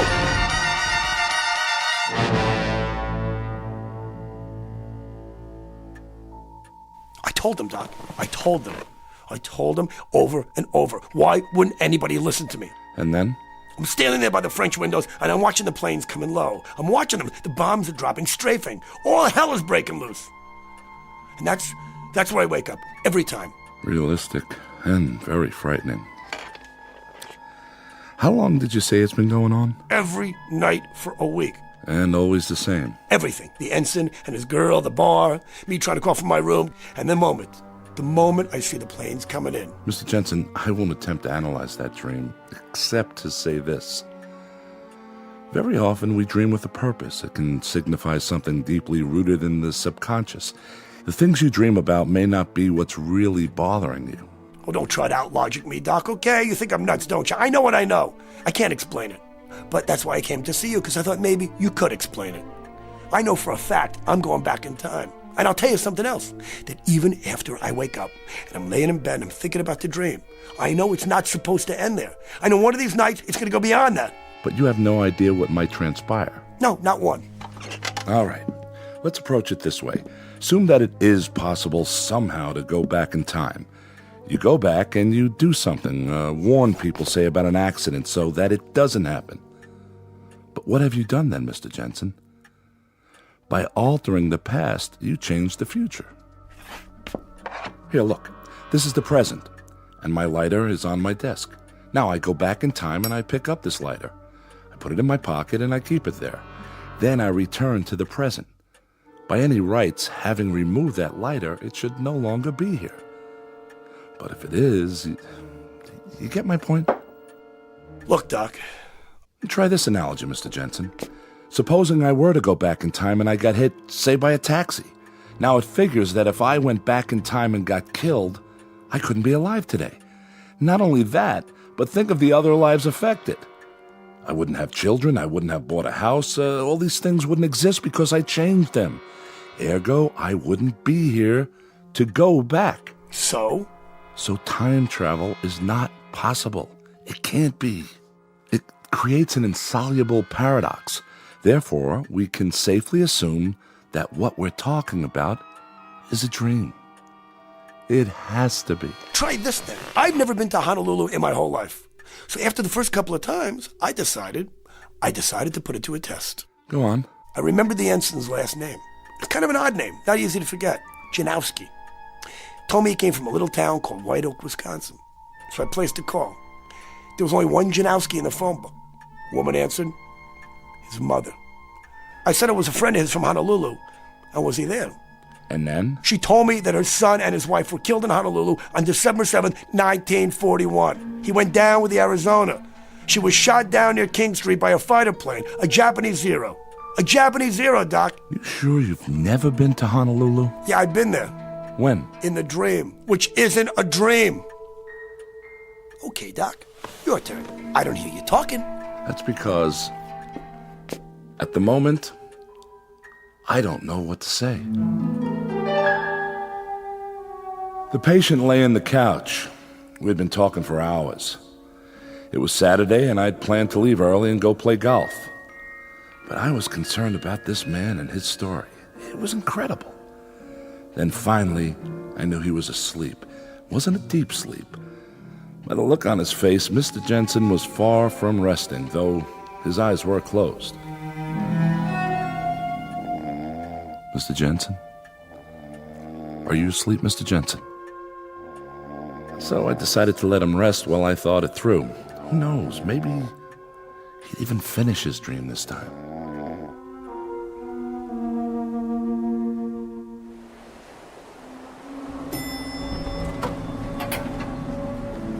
How's your eye, Mr. Jensen? I mean, Pete. Hey, don't worry about me. I'm fine. I'll put a piece of steak on it. Sorry the bartender hit you. I should have stopped him, but I kind of got carried away, too. No harm done. Well, go lie down and take it easy. Maybe we'll see you later before I go back to the ship. Hey, Janowski, do me one favor, will you? Play hooky tomorrow morning. He's out of his head. Look, if you never do one thing for the rest of your life, do this, will you? Come on. Stay off that ship. Take the little lady. Get away from Pearl Harbor. Come on. I don't care where you go. Get on a Pan Am and go to the Canal Zone. Anywhere, but just get out of here. That's a great plan. And you know what it would cost me? Only my commission in the Navy, that's all. Jimmy, forget it. If you don't go, do you know what that's going to cost you? Just a little item like your life, and hers too. I tried to be nice, but this time I swear Come on, Jimmy. Let's go to our floor. Please, come on. What do you got to lose? I'm going to try to save your lives, that's all. Poor, dumb, crazy kids.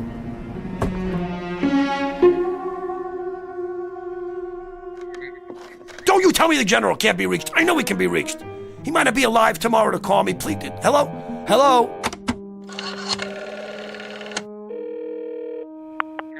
Yes, I want to call Navy 7096. That's right. Hello? Is this the naval station? Let me talk to whoever's in charge. This is Ensign Lamers. It's my watch and it's your nickel, so go ahead. What's on your mind? Listen to me. The Japanese are going to attack Pearl Harbor. Who? What are they gonna do? I said the Japanese... What have you been drinking? I'll tell you what. Take a nice shower and dive into a percolator. Good night. Hello? Hello? It's almost too late. What am I gonna do? What am I gonna do? Again, what time is it? 8 o'clock in the a.m. Already 8. Oh, that means it's December 7th.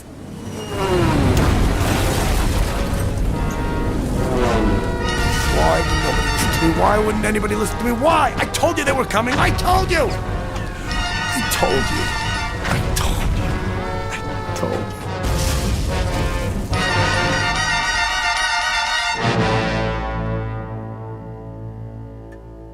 I stood there at the window for a long time, thinking about Mr. Jensen and his problem, his dream.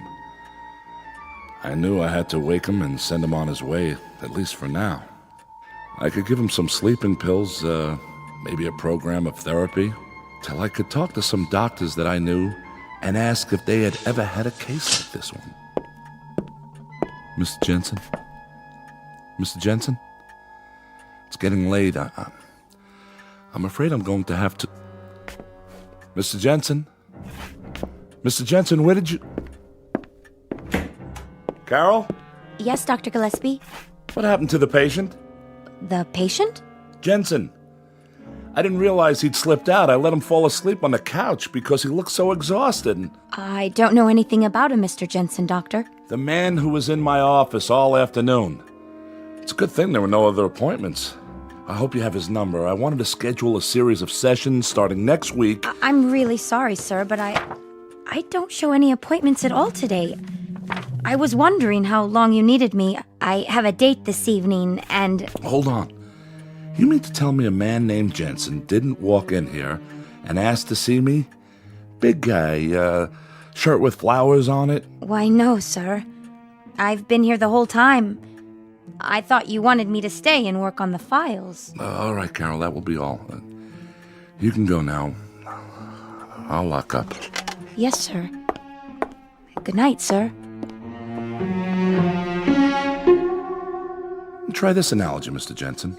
Supposing I were to go back in time and I got hit, say, by a taxi.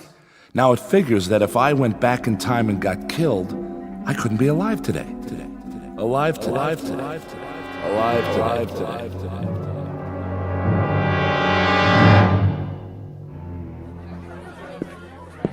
Welcome to Andy's place. What can I get you? Bourbon on the rocks, please. One bourbon coming up. Here you go. Need a light? No, thanks. I've got it. A lighter. Yes, I do. Right here. In my pocket. Cheers. Happy dreams. Same to you. What in the... Problem, mister? No, it's just that picture there. The one in the frame on the wall? Yeah. Group of men in uniform. All except one in a flowered shirt. It looks familiar. Pete Jensen. He used to attend bar here a long time ago. You heard of him? Jensen? No. I don't remember that name. He looked familiar, that's all.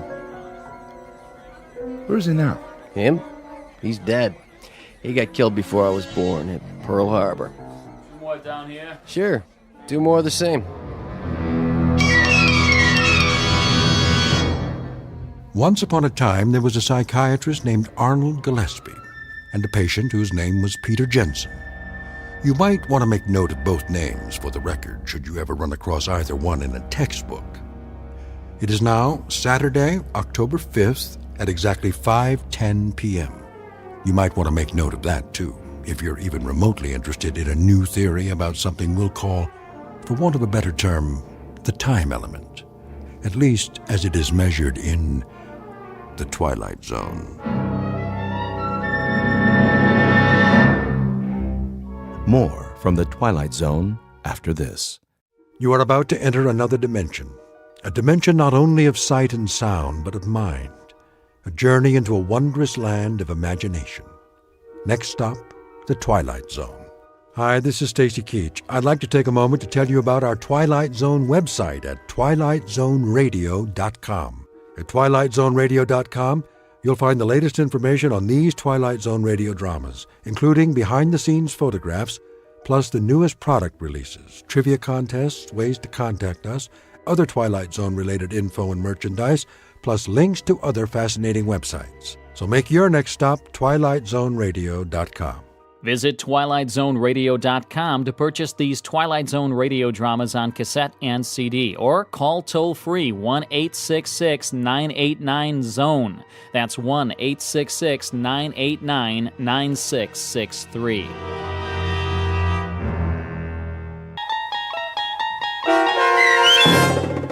A Quality of Mercy, starring Robert Knepper, with Stacy Keach as your narrator, was adapted for radio by Dennis Etchison and written for The Twilight Zone by Rod Serling from a story by Sam Rolfe. Heard in the cast were Roderick Peoples, Kip Karstedt, Jeff Lupetin, Joby Cerny, Roddy Chong, Joseph Orunda, and Doug James. This copyrighted radio series is produced and directed by Carl Amari and Jason Mallow for Falcon Picture Group. Doug James speaking.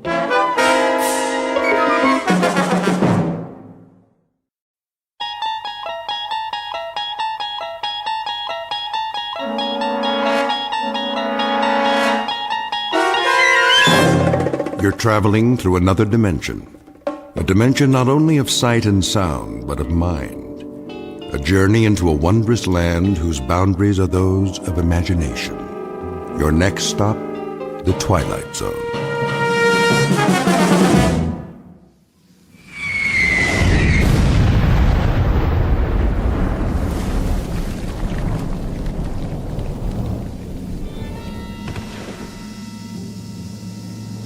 Man, oh man.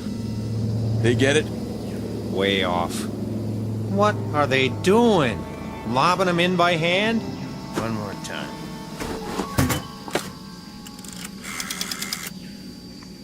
Baker Company. Baker Company.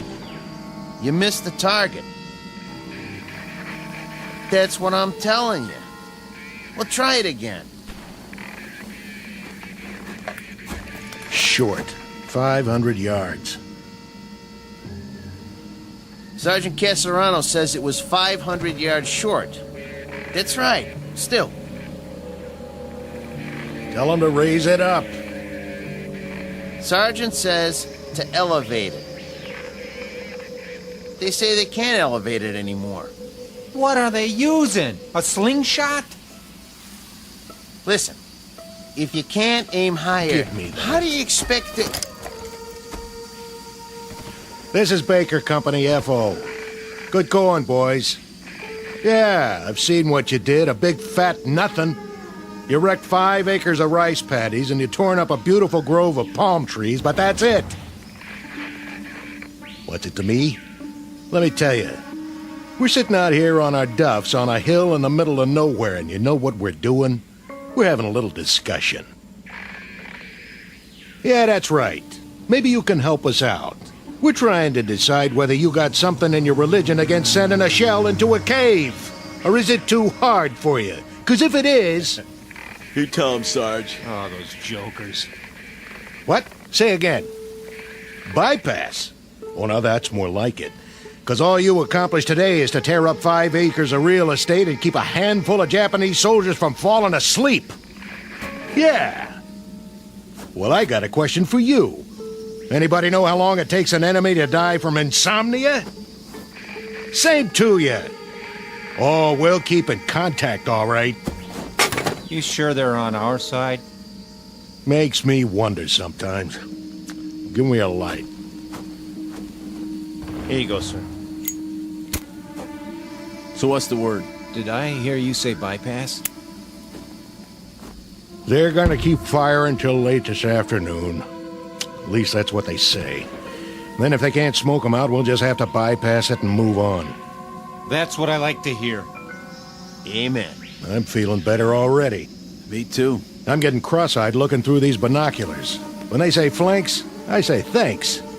I don't know about the rest of you, but I got no big urge to run headfirst into anything anymore. Not at this stage of the game. That's for sure.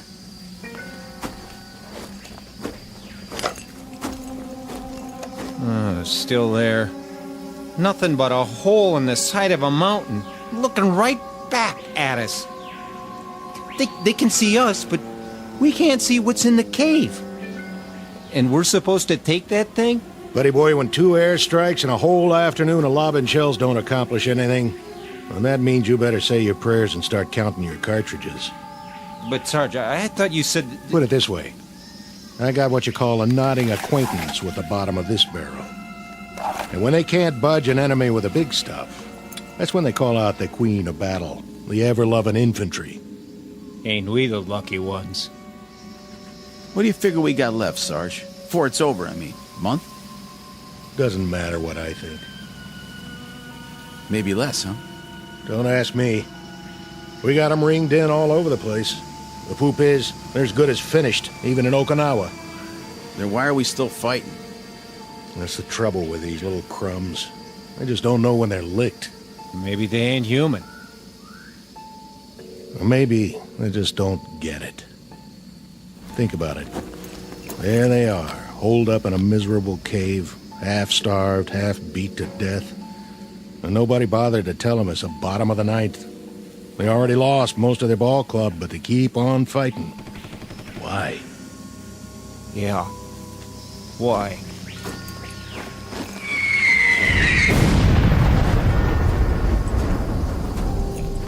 It's August 1945, the last grimy pages of a dirty, torn book of war. The place is the Philippine Islands. The men you've just met are what's left of a platoon of American infantry. Their dulled and tired eyes, set deep in dulled and tired faces, can now look forward to a miracle, the moment when the nightmare comes to an end. Or so it appears. For they've got one more battle to fight, a crazy, illogical standoff in the final days of a particular hell known as World War II. And in a moment, we'll observe that battle firsthand. August 1945, the Philippines. But in reality, it's high noon in a place called the Twilight Zone. And now, The Twilight Zone and our story, A Quality of Mercy, starring Robert Nepper, with Stacy Keach as your narrator.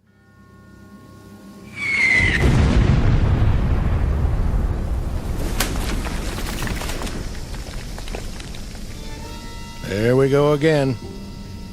Hit anything this time, Sarge? I tell you what, I'm not even gonna bother to look. You check it out for me, all right, Hanichek? Feet sitting here. Where's the field glasses? Be my guest.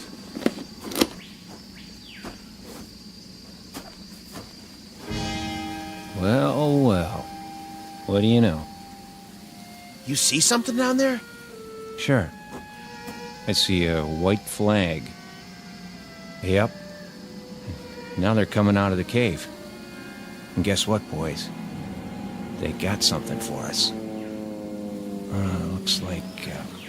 Oh, wait a minute. There's a pretty little geisha girl leading the pack. And she's carrying a tray full of rice. And a hot towel. Go on. Gotcha. Hey, hold on. There is something coming.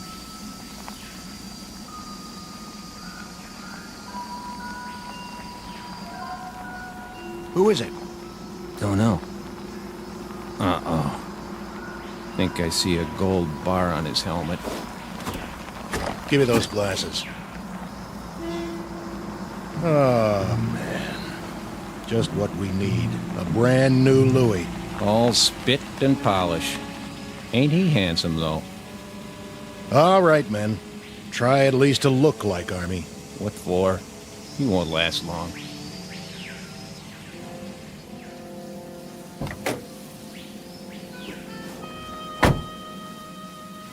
Well, looky what we got here.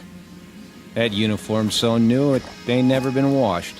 Brand new holster, too. Well, that's what I call a pistol. No kidding. Pearl handle and all. Sent us a real tiger this time. $5 says it's never been fired.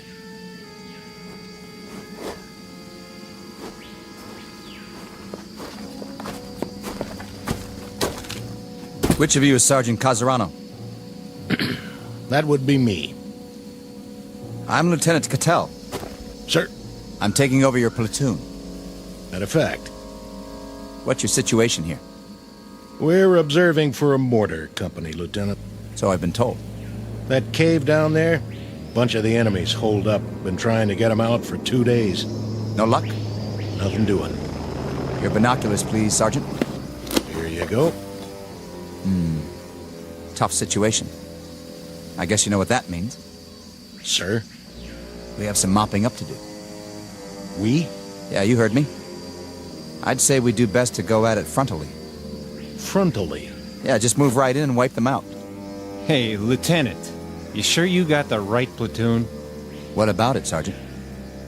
Well, now, Call the rest of the company together. The rest of the company? On the double. Where are they? Back at the CP. This is it? All 6 of us. In that case, we'll have to go it alone.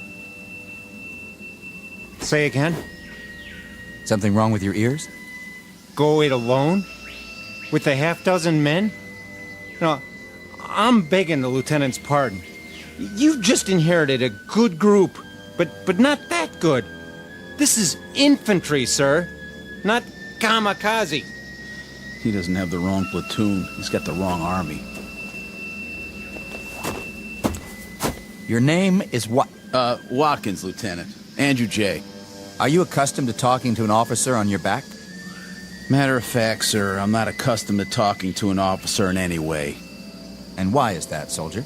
We've lost our last 3 platoon, Louis, and I guess you could say there's been a space of time in between. Well, you've got another one assigned now, and you're going to have to learn to live with that. Starting with this reminder. When you address an officer, I want to see you stand up on your feet like a man. We've been on the line 33 days, Lieutenant. Your point is? Not much sleep. You know what that's like? You have my sympathy, Sergeant. But my job is to lead this platoon, and I plan to do exactly that. My way. Then maybe you'd better tell us. Just what is your way? When I tell you boys to jump, you'll jump. When I tell you to stand up on your feet, you'll do so. And if I tell you to head toward that cave, guns port and bayonets fixed, that's exactly what you're going to do. Double time. Any more questions? Begging the lieutenant's pardon. Any more questions? No, sir. Good. What are your orders, Lieutenant? Since we don't have a clear line of sight into the cave, and since there's no cover between here and there, we don't have a choice. We'll have to move down into the open. Just go ahead and take it. Full frontal. What about it, Sergeant? You want my opinion? I'm willing to discuss it. In terms of military strategy. In military terms, Lieutenant, it goes like this. First off, you better muddy up that gold bar on your helmet so it doesn't shine too bright. Otherwise, you got yourself a target they can shoot at right in the middle of your head. Then you better take off the one on your collar and stick it in your pocket. I'm asking you for a chronology. And I'm giving it to you. The enemy happens to be half starved and half on its knees, but they're not dumb. They're tough, shrewd, and they got eyes. We lost 3 platoon officers already because they made a motion of command with one of their hands. That's what the Japs look for, a person in command. I'd intended to remove the insignia. But what about the cave? What do you know about it? Not much. We saw some of them run in, holding each other up. They're in bad shape. No telling how many were already in there. But they got a machine gun, and somebody's pretty good with it. But not good enough to stop a full-on attack. Well, maybe we'll have to do that, eventually. But as far as I'm concerned, the war don't have to end by dinner time. I'm aware of that, Sergeant. I say we sit on it for the rest of the day, and see what some 105s can do, before we make a final plan. You might be right, for someone who's used to taking his time. But it strikes me that we could move in there right now and wipe them out inside of an hour. Get close enough to lob grenades and pulverize them. If you want to get the job done instead of loafing, that seems to be the one thing this platoon is extremely good at. Lieutenant, how long have you been out here? What's that got to do with it? Oh, not a whole lot, I guess. But you make it sound like a football game. It ain't a football game, Lieutenant.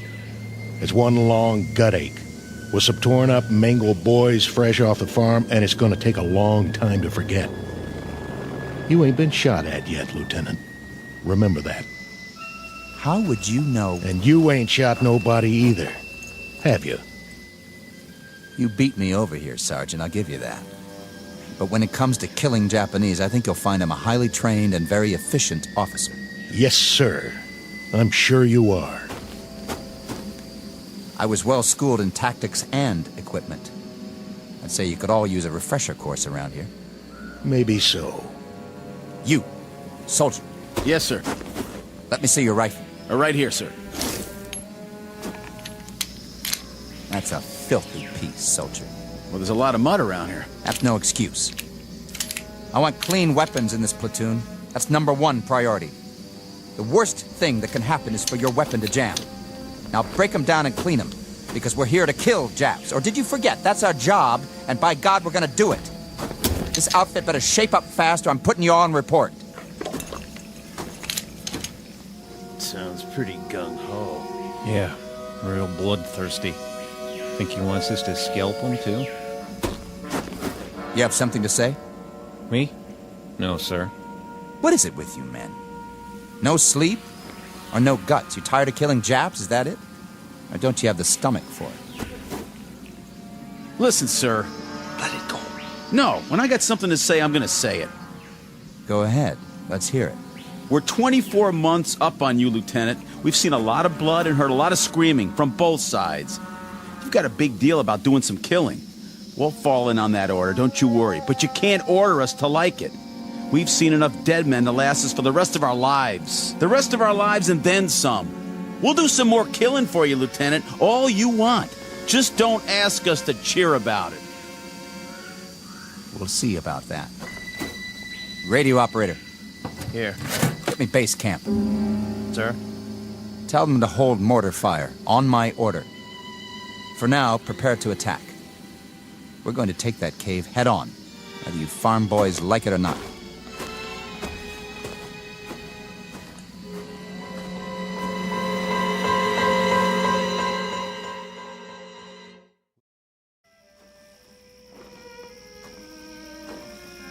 Give me your binoculars, Sergeant.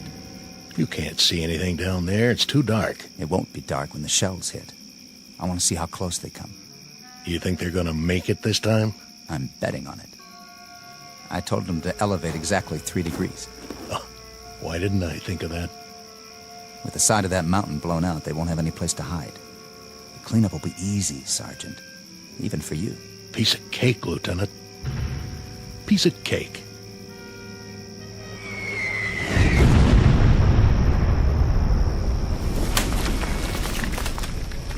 Still short. Yep, that's what it looks like. Casarano, those flamethrowers arrive? Yes, sir. Good. I figure we can move in behind the next barrage and get within 50 yards of the opening. Just like that. Flamethrowers can do a lot of damage, can't they? They can. What about phosphorus grenades? Oh, them too. If you put them in the right place.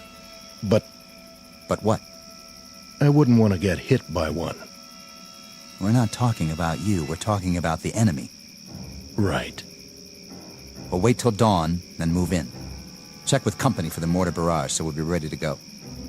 Okay, sir. I'll tell the men we're going in. You'll have to double time this one, Sergeant. That is, if you want to keep up with me. Oh, we'll keep up.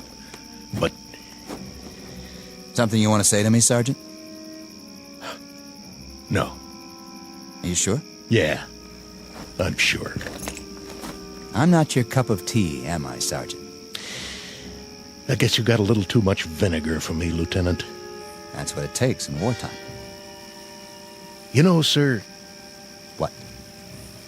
We could bypass it. Bypass? Where did you get an idea like that? There aren't 20 men in that cave. Most of them are sick, or injured, or half-starved. They're probably out of their minds by now. But they're Japs, aren't they? They're men.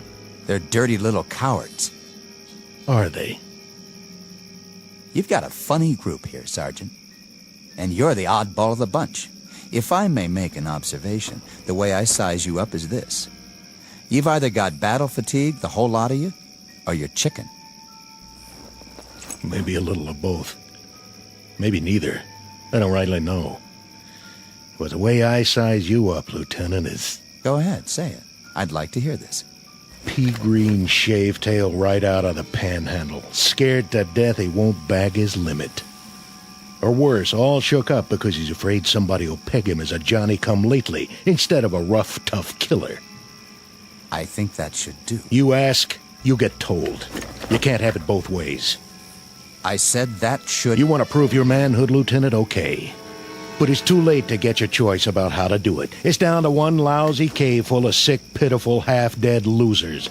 And a handful of dirty, bone-tired men who've had their craw full of this war. You're a lousy soldier, Casarano, and that goes for the rest of these poor, sensitive, sad, sick boys you want to bottle feed. Did someone forget to tell you that when you fight a war, you fight a war?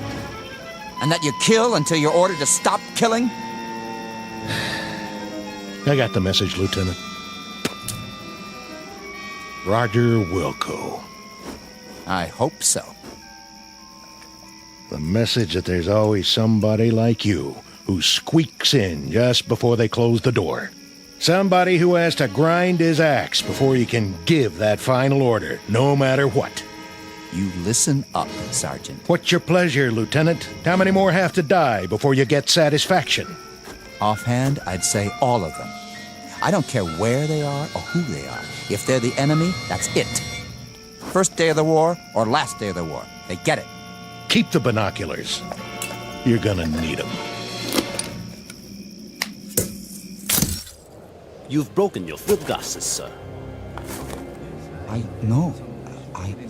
What? I said, it appears that your binoculars are broken, Lieutenant. Give me those. Wait. Who are... Sir? I said, who are... What are you? Sergeant Yamazaki. But these men, they're all... Soldiers, sir. Your soldiers. What? We await your command, Lieutenant Yamori. Sir, where are you going? Not that way, sir. Not that way, toward the mountain. Look, he runs down the hill. To the cave. No, it's too dangerous. He must not. Watch out. Lieutenant, stay down. Did you get him, sir? I don't know. Dirty little... Casarano! Hold your fire! It's me! There he is! Get him! Lousy chap! Take a bite off this! Lieutenant! Stay where you are! We will return fire! You got us trapped in here. We'll never get out of this cave. Oh, yeah? Watch this. Eat lead, creeps!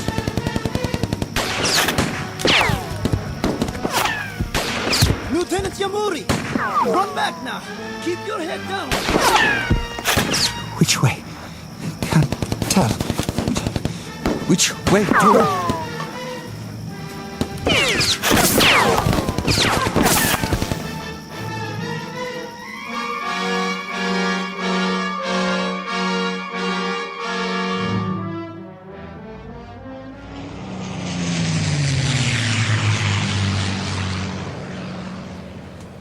Here! He made it back! All the way up the hill! Is he hurt? Lieutenant Yamori? What? That was exceedingly brave, sir. To attack the Americans single-handedly. Americans? What are you talking about? The Americans in the cave. 20 or 30 of them. Most of them wounded, but nonetheless armed. Very dangerous. Like animals. There aren't that many. Are you all right, sir? Where are we? In the clearing, sir. At the top of the hill. I've seen you before, but I can't... Who are you? Who am I, sir? Sergeant Yamazaki. Are you all right, sir? Are you feeling well? I asked you a question. Question? What are we doing here? What is this place? Why, Corregidor, sir. Corregidor? When? When, sir? You mean? What is the day's date? May 4th, sir. May 4th. Can't be May 4th. No? It's August. Don't you understand? August. August the 6th. I humbly ask the lieutenant to forgive me, but I must correct him. The date is May 4th. May 4th. When? What year? The year 1942, sir. Is the lieutenant all right? A bump to the head? Uniform I'm wearing. It looks just like Like all your uniforms. Perhaps a touch of malaria. Did you call me? Lieutenant, sir. Your rank. You called me something else. You called me by a name. Yamuri. Your name, sir. Lieutenant Yamuri. No. No. No!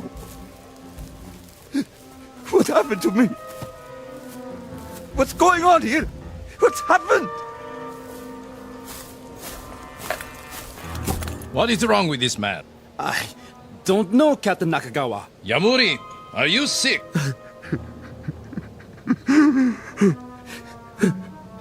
No. No. I require an answer, Lieutenant. I asked if you were sick. Yes, Lieutenant. I'm sick. We will be moving out soon. If you are too ill to move, you leave me no choice. We shall leave you here. Leave me? We have no transport for the wounded, as you well know. So, we will very shortly move forward, and you shall remain here. My name isn't... On your feet when an officer speaks to you. But my name isn't Yamuri. I swear to you. Something's happened. My name isn't Yamuri. My name is... Silence. Place this man under arrest. Yes, sir. Lieutenant, please, get up. I gave you an order, Sergeant Yamasaki. Men!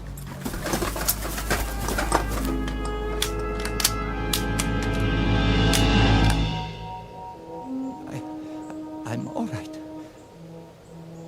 Forgive me, sir. You what? I was feverish for a moment. I forgot where I was. Huh? I'm all right now. You're sure of that? Yes, sir. I'm sure. I'm very sure. Very well. Sergeant, we move out in 15 minutes. 15 minutes, sir. Unfortunately, the artillery was unable to do its job. We shall attack the cave in force. Ready to move out!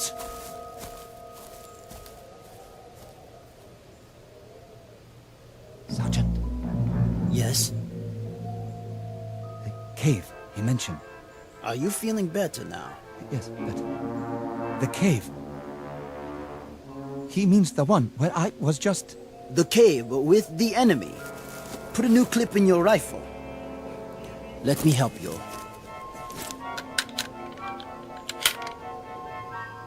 Which enemy? The American enemy, sir. The stupid fools who don't know when to give up. Here, fix your bayonet. The captain does not like to take prisoners.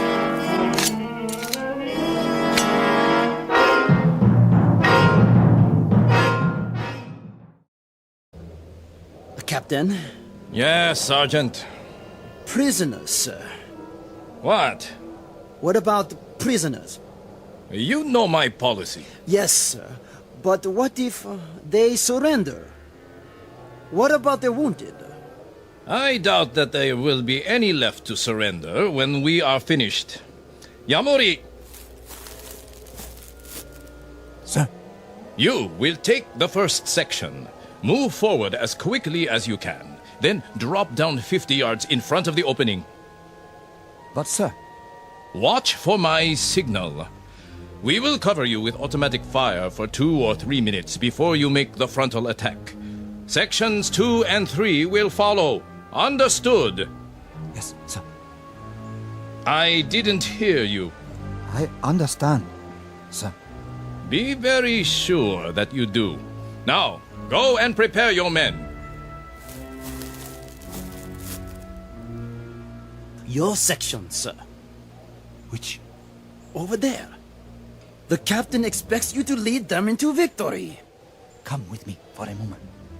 Where, sir? Away from the others. Look down there.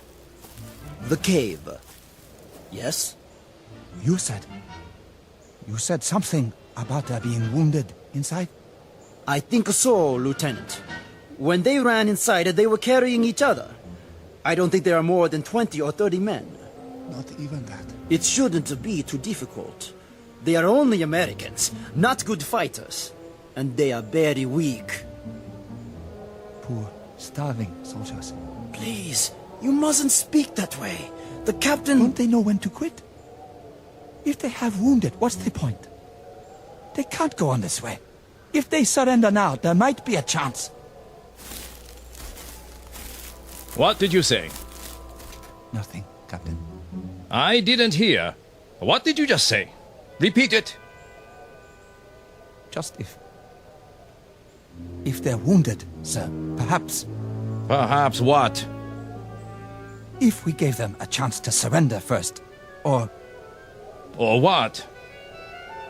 If we left them there. Left them? Bypassed the cave completely, and moved on.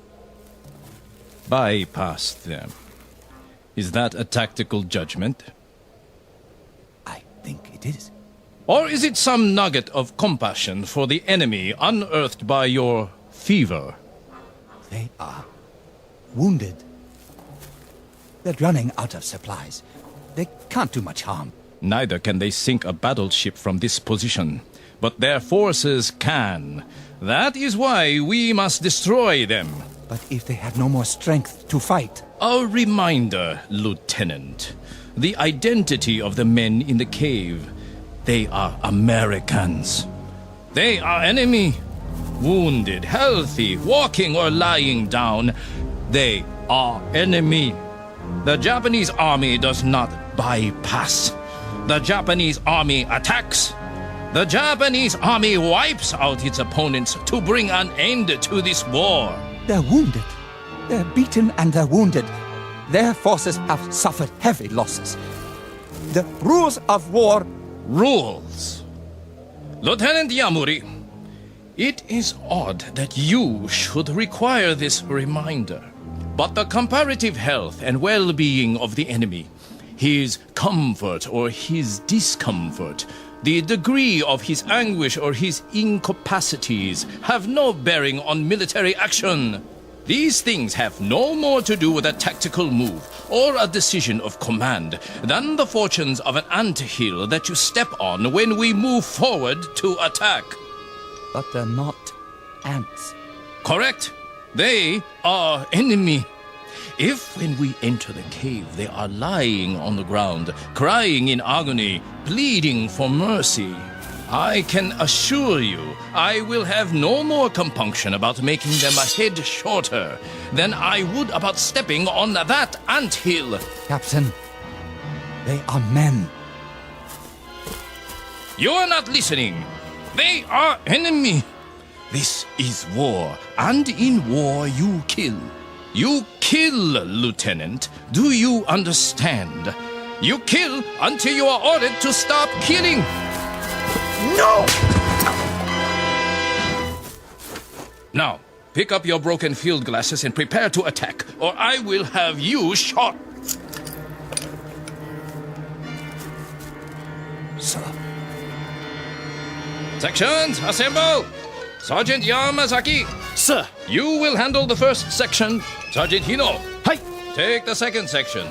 Lieutenant Ishimoto. Hi. Yours is the third section. Now, we move out. Lieutenant Yamuri, let me help you to your feet. I will take care of him, Sergeant, when we return. Yes, sir.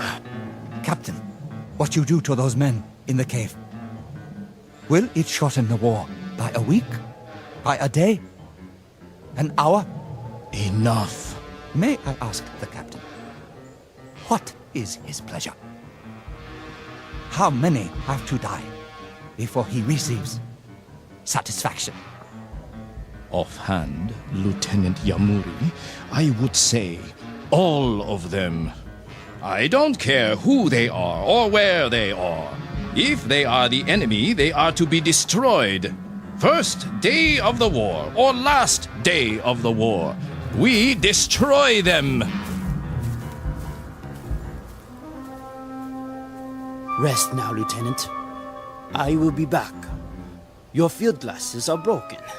I will take new ones from the Americans. My glasses. My binoculars. Yes, I broke them when I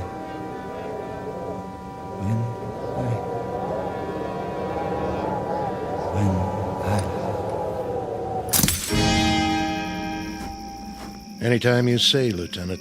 What? What did you? Looks like you can't use those binoculars now, though. Binoculars? To help you with the duck shoot. No, we'll just have to follow your orders blind. Blind as a bat. Sergeant. Casarano? Of course, when we start firing, there'll be flashes. Wait a minute. Maybe that'll be enough for you to lead the charge, just like San Juan Hill, huh? Of course, we'll be going down, not up. Wait. Hold on. Maybe he wants to put it off. You want to hold the attack till later? No. Yes. I mean... What do you mean, sir? Casarano, something happened. Yeah. You broke your glasses. Now you can't see down there. Tell you what, I'll get you a new pair off one of them Japanese, if we make it inside. No, you don't understand. Those men in the cave... Men now? Hey, boys, he called them men. And all this time I thought they were the enemy, to be destroyed, just like that. Yeah, like animals. And what do you do with animals when they get in your way? You kill them, right, Sergeant? Right. You slaughter them. You kill till they're all dead. Then you dig them up and kill them again. Ain't that right, Lieutenant? No. There's not going to be an attack. Those men are wounded, starved. There's no point in... Hold it. You hear that? Jeep on the road. Hold fire.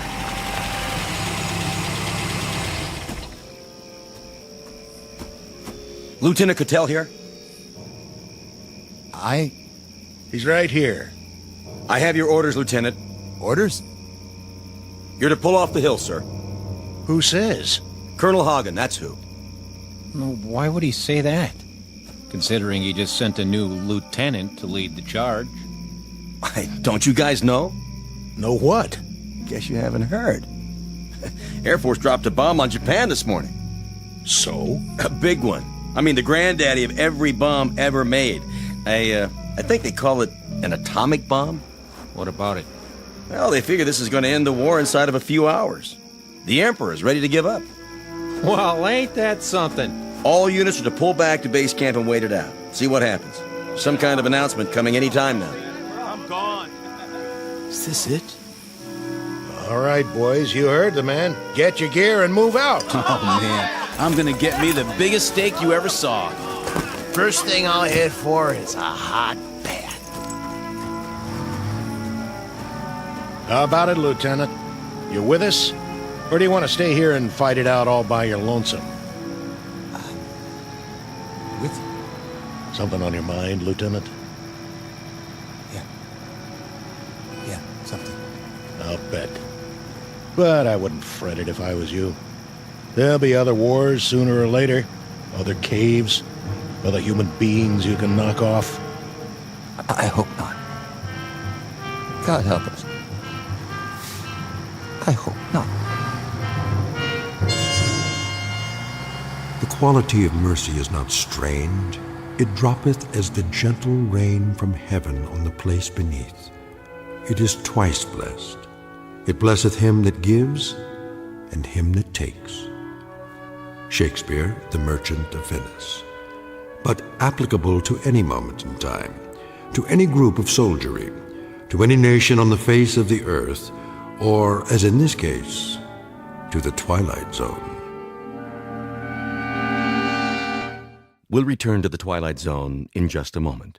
You are about to enter another dimension, a dimension not only of sight and sound, but of mind.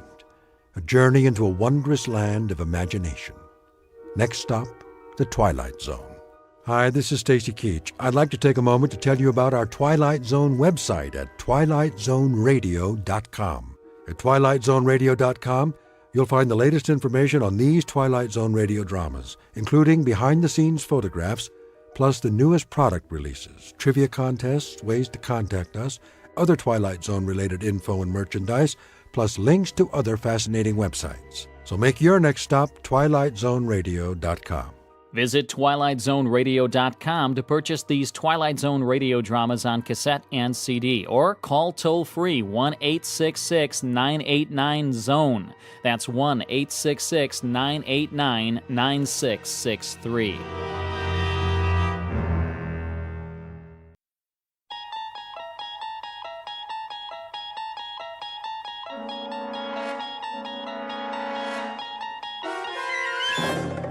You unlock this door with the key of imagination.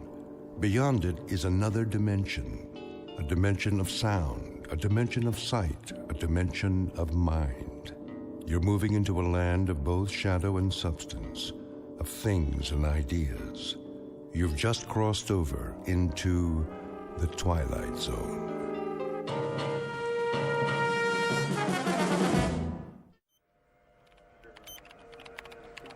.019er, steady and holding. Fuel consumption, normal. On course X6, hold coordinates. Oxygen supply, check. How does she look? Beautiful, General, just beautiful. Flight path? Right on the button, sir. No corrections? Hardly any. Couple of degrees starboard pitch right after takeoff. And the crew? A-okay, sir. A little cramped on the ship, but that's about it. Good. The White House will be pleased. About a test flight? The president's a big fan of the X6. He pushed it through Congress.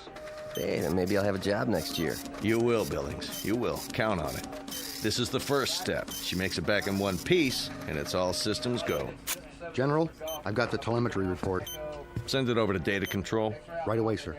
You boys have done well. So far, so good. Bring her in smooth, and you can take tomorrow off. Oh, you got it, General. Couple more hours and she's headed back home. Patch me through to the ship, will you? I'd like to thank the crew personally. No problem. Set frequency. Roger that. X6, calling the X6. Do you read? Try again. X6, do you read?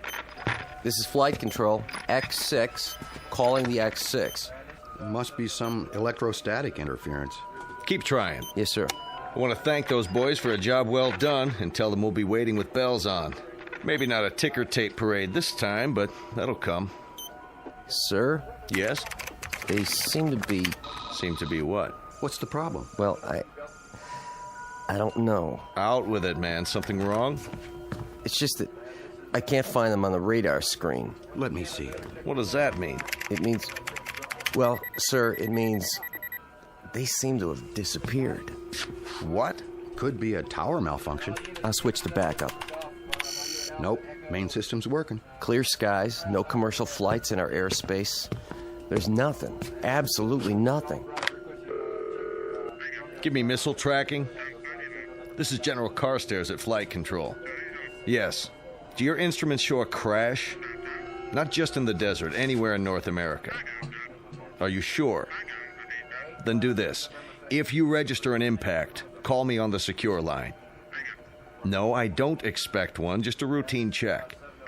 Yes, I'm positive. We have nothing here. Not a thing. What's going on? It's not on the screen. It has to be somewhere. Still sweeping, sir. Where did it go? Sir? If you had the X6 on the screen and you spoke to the men on board... Less than 5 minutes ago. Then where are they? A spacecraft doesn't just disappear, vanish into thin air, does it? Well, does it? No, sir. No, sir. Then in heaven's name, where is it?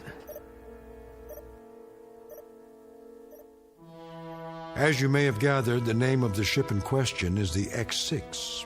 Her type, a new experimental craft on a high-altitude test above the Earth's atmosphere. Purpose? To gather data for the construction of the world's first space station. Recent history? Unknown, at least to those who weren't on board. But in short order, we're going to meet the crew and hear the story from their point of view, And a very unusual story it is of a flight that departed from its course long enough to pass through the Twilight Zone. And now, the Twilight Zone and our story, And When the Sky Was Opened, starring Barry Bostwick with Stacy Keach as your narrator. Well, Doc? Just a minute, Colonel. What's the verdict? Pulse is fine. On the slow side, in fact. Correct me if I'm wrong. We went through this yesterday, didn't we?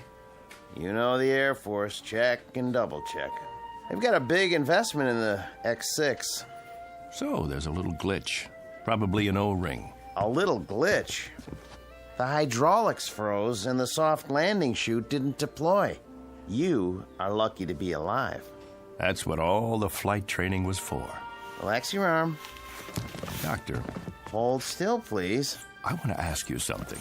Don't move your arm. 115/80. Not bad. Told you, Doc. I could have phoned it in. All right. That's all for now. Get yourself some breakfast downstairs. Hey, go easy on the cholesterol, okay? How's the Colonel? Who? Jack Harrington. You're the only Colonel I've seen this morning. I get it. You call me in, but he gets to stay home and sleep it off. Pretty nice duty. Harrington. Where have I heard that name? You have a heck of a sense of humor. Did you have a question? It can wait. I want to, check with someone first. Well, look, try not to worry about anything. You may be a little disoriented for a day or two. Need any, medication while you're here? Sleeping pill? Muscle relaxant? Me? Never felt better in my life. If you experience any headaches, neck pains, that sort of thing, give me a call. And forget about me. Gart's the one with the busted leg. He's still on the 3rd floor. Yeah, he'll be in a cast for a while. He's healing fine, though. 3rd floor. Room 14, wasn't it? Well, you should know. Gonna stop by? I was thinking about it. Go ahead. Give him a hard time, just not too hard. Tell him I'll be by on my rounds. Oh, and congratulations, Colonel Forbes. To both of you. What? Haven't you seen the paper? You're heroes. We flew the course, nothing special. Well, the force is proud of you just the same. The nation is. Just doing our job. Here, take this with you if you like.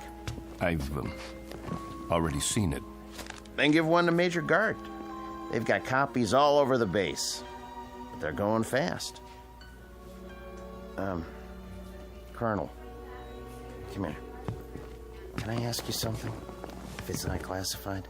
Yes? What happened up there? How do you mean? When they lost you on radar. If I could tell you, Doc, I would. You and the General and everyone else. All I know is we must have lost pressure because we blacked out. For quite a few hours. The next thing I knew, we were down and the chopper was airlifting us out of there. That's it. End of story. But you made it. That's what counts. Yes. Yes. I guess it is.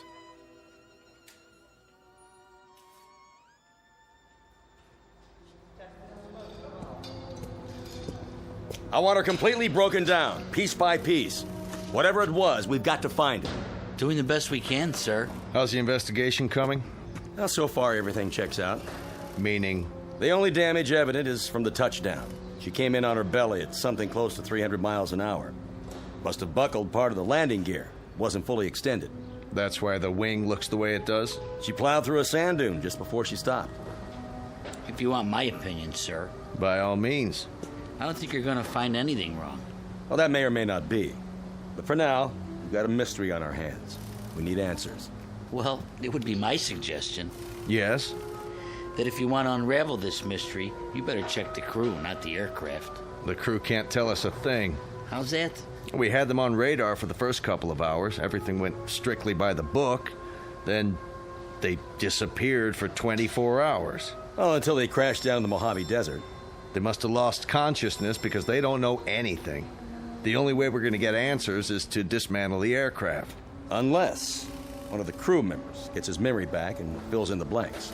So far, they're not talking. I'll be that as it may. I want to see every nut, bolt, and screw laid out on the hangar floor in order. Every wire, every piece of insulation. If there's anything wrong with this baby, anything at all, we're going to find it. Yes, sir. On the double, sir.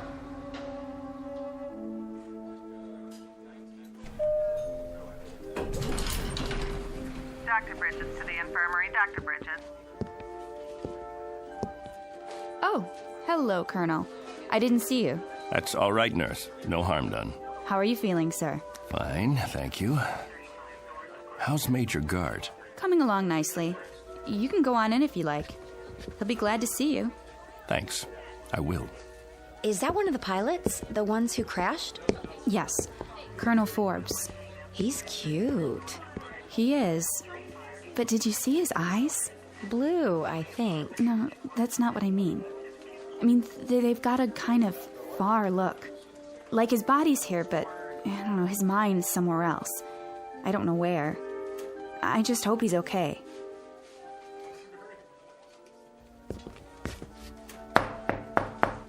Come in. There he is. And there you are, the prodigal colonel. Not disturbing you, am I? Nothing could disturb me in here. More like a prison ward. No Playboys, no hot fudge sundaes. I was on my way out. Can't stay away, huh? Doc wanted to see me. Nothing serious, I hope. Me? No, just routine. I'd offer you a drink, a shot of straight orange juice. How's that leg? Can't feel a thing, which is good. One more thermometer, and I'm going to absent myself from this establishment without official leave. Pull a chair over here by the bed. Take a load off, Colonel. Sure. Now, go ahead, tell me. What's it like in the outside world? Great, Bill, just great. I can't wait to get out of here. Talk to any of the guys? Yes. What about the ship? Did you look her over? It's under wraps. They've got everybody but the president's cabinet checking it out. Bill, did you see the paper? Sure. We made the front page. Only page 3 today. Take a look. Ooh, steady, Colonel. You go off on a toot last night? Why? Your hands, they're shaking. You don't look so good. Thanks.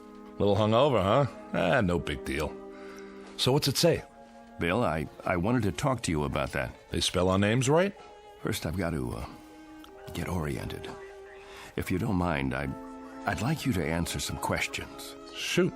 When did I leave here? Huh? When did I get discharged from the hospital? Yesterday morning? Don't you know? I don't know anything anymore. Easy, Colonel. All I know is I need to verify a couple of things. Now, that shouldn't be very complicated. Around 9:30 yesterday morning, I walked out of here, didn't I? About that time, I guess. And who did I walk out with? Are you kidding? How am I supposed to know who you walked out with? Some nurse you picked up in the hall, probably. What's the matter?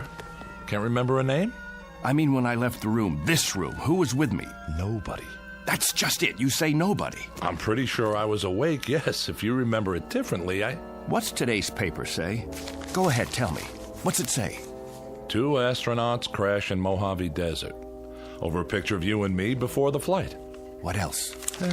In effect, it says that 2 intrepid voyagers into the unknown return from the unknown in one slightly dented spacecraft. Sounds about right. What about the picture? I've seen better. What's in the picture? Look, if this is a literacy test, I can assure you that even though I'm not a West Point graduate, I can read and write, count up to 10. Gart, don't get wise with me now. What's it say under the picture? Read it. Colonel Clegg Forbes and Major William Gart just before their historic flight that ended in a mysterious crash. That's what you remember? I don't... You and me. The X-6 taking off. About 2 hours up. We black out, and 24 hours later, we come to in a crashed aircraft in the desert. We don't know where we've been or what's happened. Right so far? You remember something different? Bill, there were 3 of us in that craft. There was you, me, and another colonel named Harrington. What? Jack Harrington. Don't tell me you've never heard the name. He was 36 years old. He was my best friend. I'd known him for 15 years, and you'd known him for 5. That ship took a crew of 3, and we were the 3. Now, I want you to listen very closely because, Bill, I swear I can prove it to you. I've got to, or I'll lose my mind.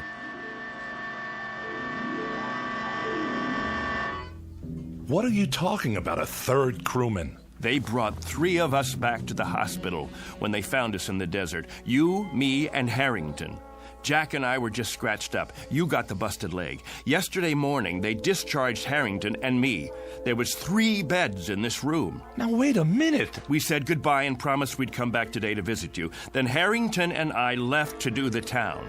Now, you tell me none of that sounds familiar? Clegg, I don't know what you're talking about. I don't know anyone named Harrington. Whoever he is, he wasn't on the crew with us. The X6 carried 2 men, you and me.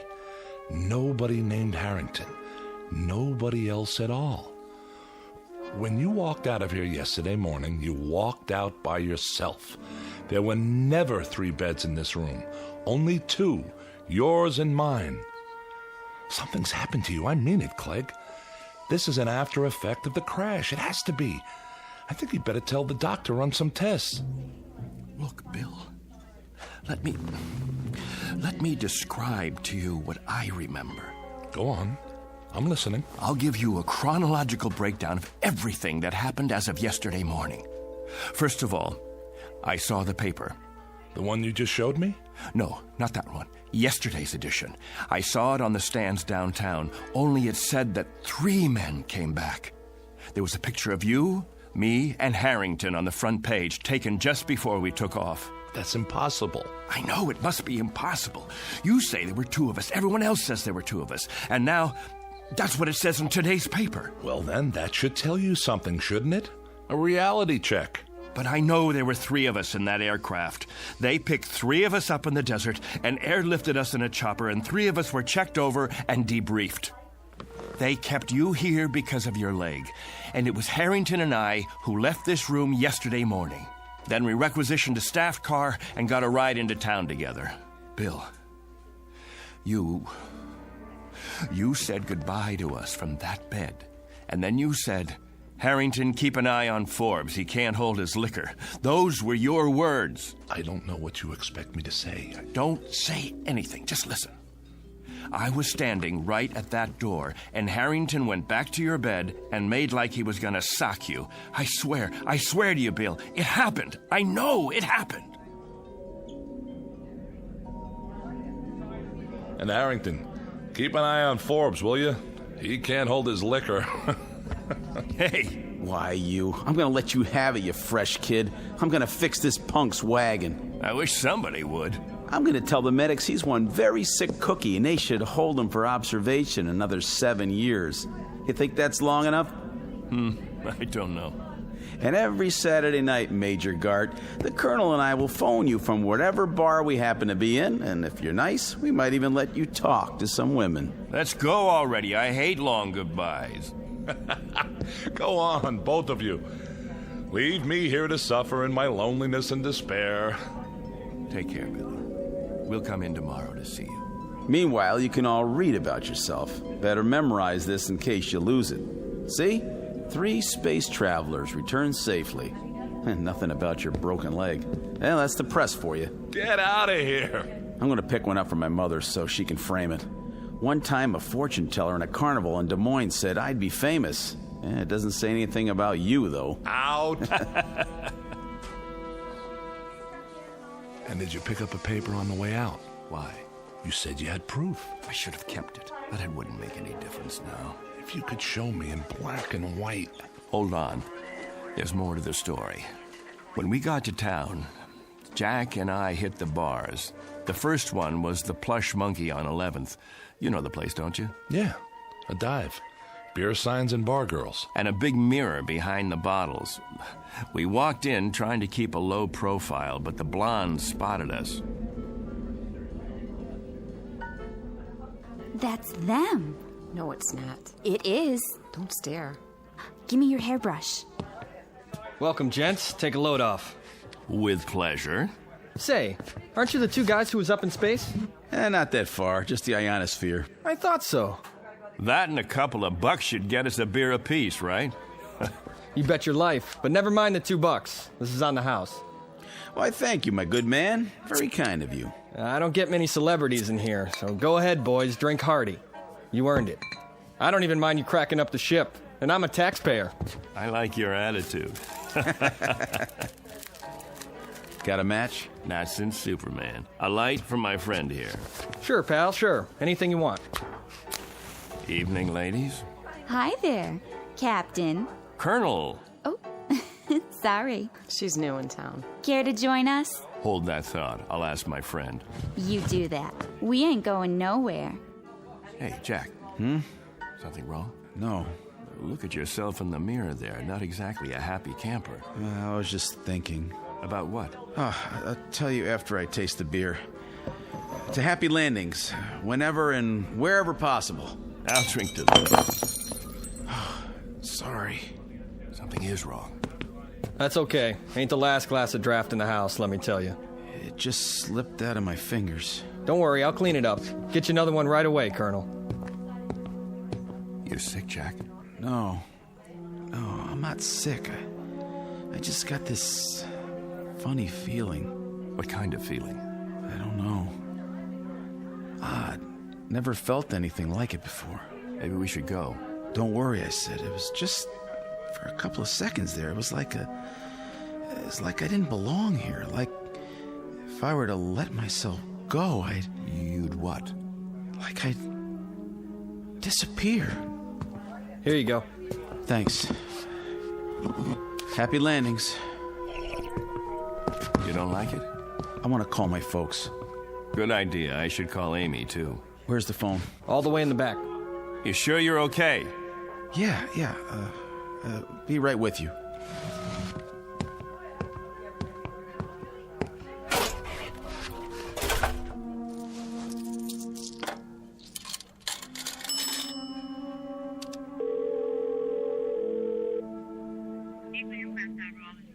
I'd like to place a call. Collect, please, to Des Moines, Iowa. The residence of Mr. James Harrington. That's right. Oh, my number, let's see, Fletcher 90632. That's what it says here. My name, it's Jack Harrington. That's right. Thank you, operator. I'll hold. I'm sorry about the broken glass. My friend's sorry, too.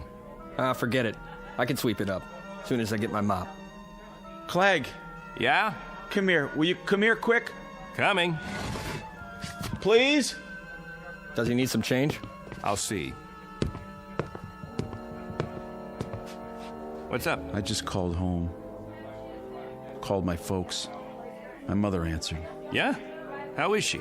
I don't know. How come? I told her it was me, and she said she didn't have any son named Jack. That's what she said. Can you beat that? I asked to talk to my old man, and when he got on, he kept saying for me to hang up. He didn't want any practical jokers bothering his wife. Said he didn't have any son at all.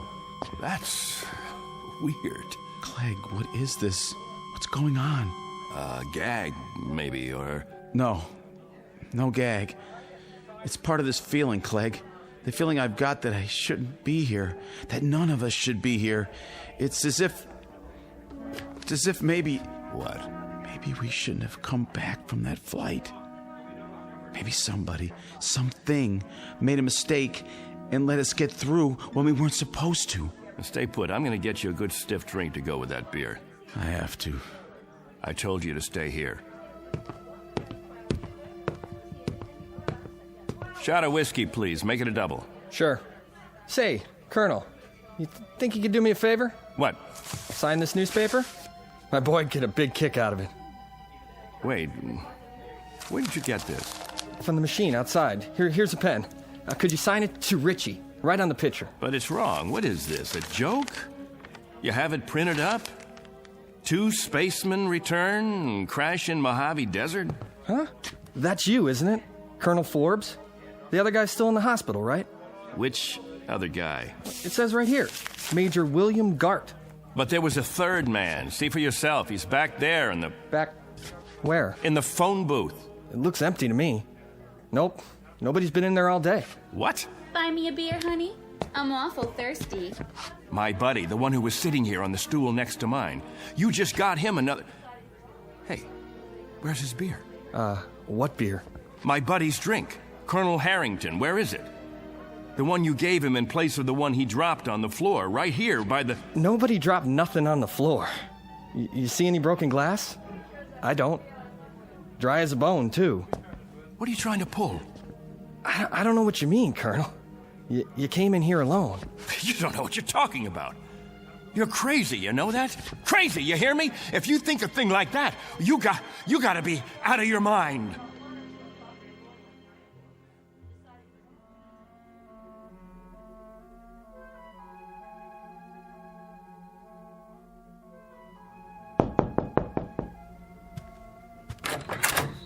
What do you want? Room 8A. Here's your pizza. Oh, yeah. How much do I owe you? Let's see. I got the bill right here. Keep the change. Thanks. Hey, say, aren't you, No.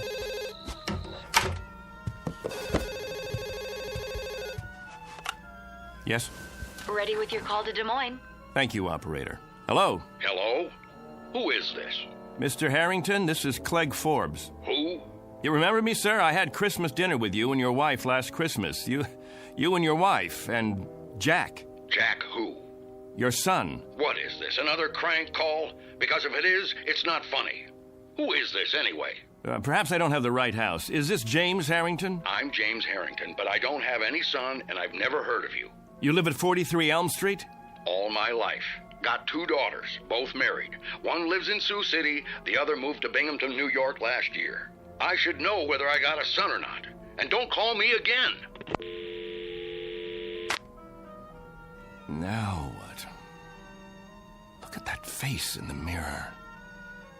I don't know myself anymore.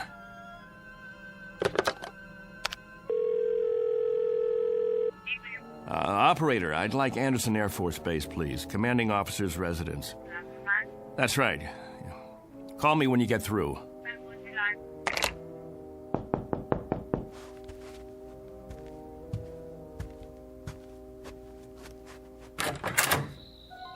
You've got some nerve. Amy. Amy, honey, am I glad to see you. Keep your hands to yourself. You, Colonel Clegg Forbes, are a devious, miserable, two-faced, two-timing... Amy, you won't understand this, but I need your help. You send me a telegram that you're getting out of the hospital in the morning and that you'll meet me at the station at 2. Well, I was at the station at 2. Amy, listen to me, please. I was also there at 3, and I was still there at 4. I could have had my pick of several Marines and an elderly gentleman who owns 25,000 shares of AT&T, but there was a missing Air Force officer named Forbes who didn't have the simple courtesy to leave a message or even a number where he could be reached. I can explain. Do you have any idea how many bars I've been to? How many hotel lobbies? Did it ever occur to you to... Amy, please! You look terrible, by the way. All right, Clegg. What kind of trouble are you in? And what are you doing in this motel? Are you hiding out? Oh, I don't even know where to begin. I sent you the wire because I did get discharged from the hospital that morning. Jack and I... The wire. It was in the telegram. What was? I told you that Jack and I were getting out. Wait. I wrote down the message when I sent the telegram. That'll prove it. I wrote it on a piece of paper. Now, where? Wrote what? Here it is. I wrote it right down here. See? It says, Dear Amy, I'm getting out at 9. No. I was sure of it. I wrote down that Jack and I were getting released from the hospital. Both of us, understand? Jack and I were... Am I missing something? Who's Jack? Don't you know? I don't know any Jack. Who is he? There were 3 of us in the ship. Gart, me, and Harrington. Jack Harrington. And I was with him, and he just disappeared. But you know him, Amy. You know him. You've met him 100 times. We've eaten dinner together. We've gone to dances together. We've double dated. Clegg, what is happening to you? I don't know. I swear to God, I don't know, but... Yes. Put him on, please. Hello, General. This is Clegg Forbes. Yes, sir. That's right. General, about Jack Harrington. Harrington, sir. Well, you know Jack. We were in your wing at the field. We were there for your... Harrington, sir. Jack Harrington. We were on the X6 together. Jack Harrington! Stop it! Jack Harrington. Jack Harrington. You need help. If you'll tell me who to call. No, I know. This is a put-on. That's what it is. A big, earth-shaking, highly complicated, practical joke. He's still back at the bar. Of course he is. Amy, that's where he is. He has to be. At the bar. Clegg? Clegg?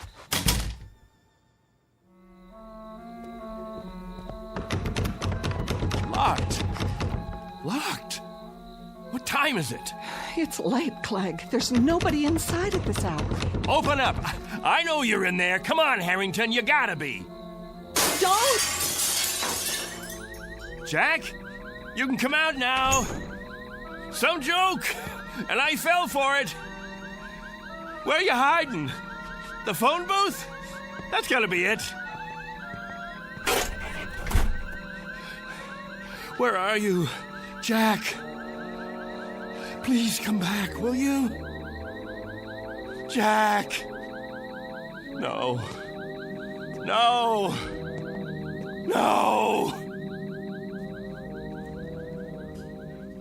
That's some story. I don't know what I did then. Just ran, I guess. All the way down the street like a crazy man. I left Amy standing there. I don't even know what happened to her after that. And I don't know Jack Harrington. I never heard of him before now. He's an illusion or something. He has to be. He's not an illusion. For some reason, he's been yanked out of here, taken away. You're letting this get to you. Didn't you hear what I said? He told me he had a feeling that maybe somebody or something made a mistake and let us get through when we shouldn't have.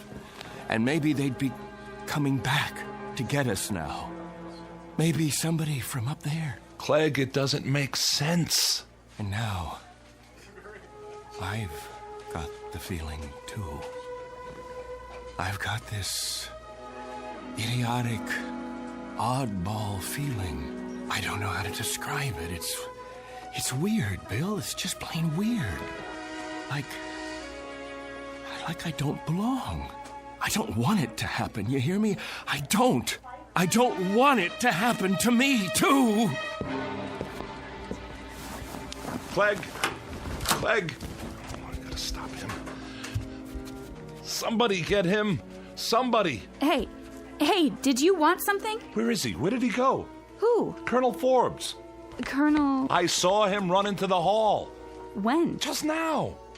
I didn't see anyone. He has to be here. He can't just... What are you doing out of bed, Major? You know, you shouldn't be walking yet. If the doctor saw you... Somebody's got to help Colonel Forbes. Somebody's got to help him right away. Grab a hold of my shoulder. Now, come on. I'm talking about Forbes. You know, Colonel Forbes. He was brought in here with me. In here? That's right. In the other bed, next to mine. Look, this is a private room. What?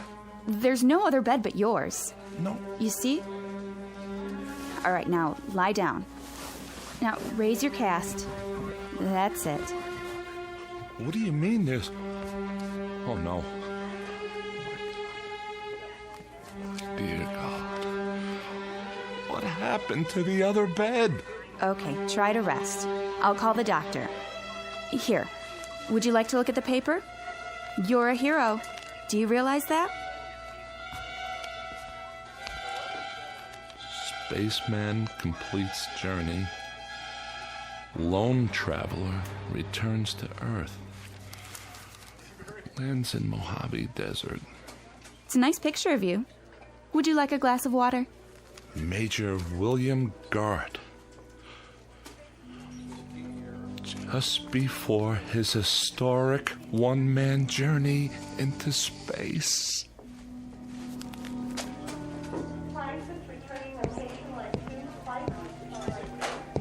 Hey, Doctor. I was sorry to hear about that crash. What did they call it? The X6? Yeah.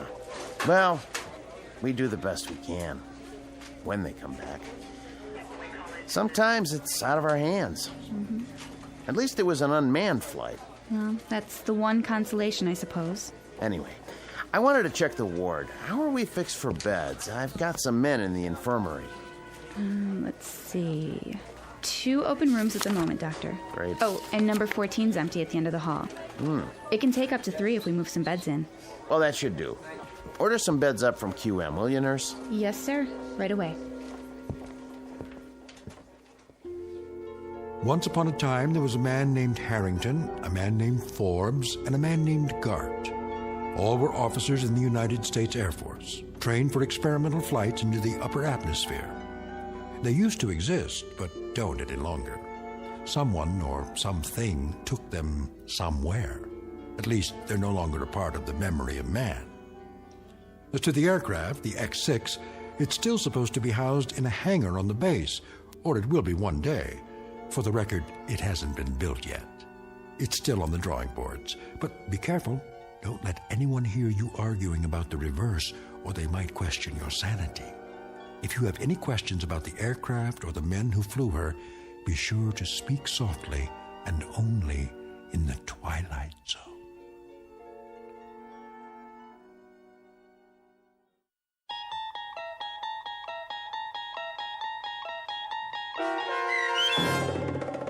And When the Sky Was Open, starring Barry Bostwick, with Stacy Keach as your narrator, was adapted for radio by Dennis Etchison and written for The Twilight Zone by Rod Serling, based on a story by Richard Matheson. Heard in the cast were Mike Starr, Jeff Lupetin, Meg Falcon, Joby Cerny, Christian Stolte, Kurt Nabig, Richard Hensel, Doug James, Vince Amari, Justin Kaufman, Elizabeth Lido, Carl Amari, Jennifer Joy, and Tracy Hernandez.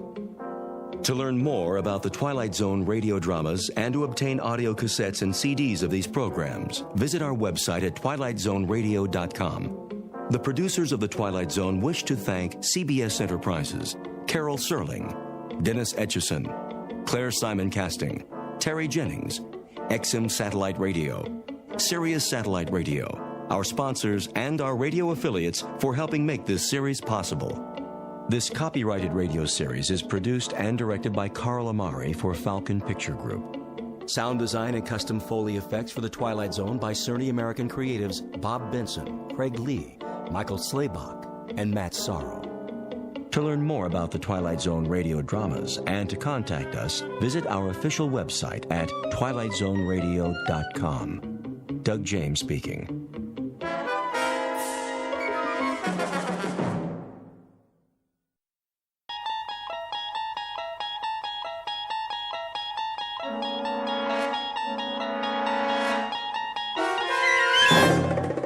There is a fifth dimension beyond that which is known to man.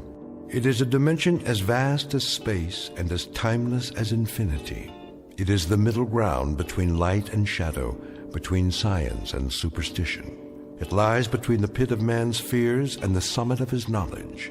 This is the dimension of imagination. It is an area which we call the Twilight Zone.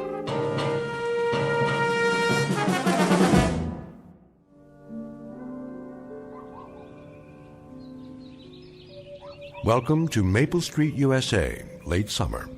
A safe, tree-lined world away from the big city. A nice, old-fashioned place to raise a family. Good friends, well-kept lawns, and the laughter of children at play. There's Mr. Steve Brand, who just finished washing his shiny new car, with some help from a good neighbor. Hand me the rag, will you, Don? I want to polish this baby before the sun goes down. Sure. Hey, I can get the tires for you. It's okay. It's almost dark. Throw me the ball! If you can catch it. Hey, the ice cream man. Look at that. Ice cream before dinner. Why not? They deserve it. Well, as long as their mothers don't find out.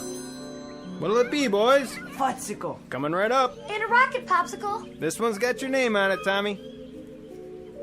At the sound of the roar and the flash of unearthly light, it will be precisely 6:43, and time for another era to begin in this otherwise perfect neighborhood.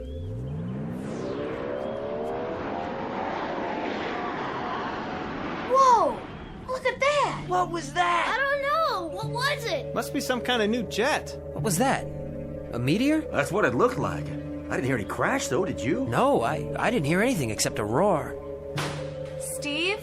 What was that? Beats me, honey. Came awful close, didn't it? Too close to home, much too close. What the heck? A police helicopter? Did you see how fast it was going? 6:44 p.m. on a late September evening, the last calm and reflective moments before the monsters came to Maple Street.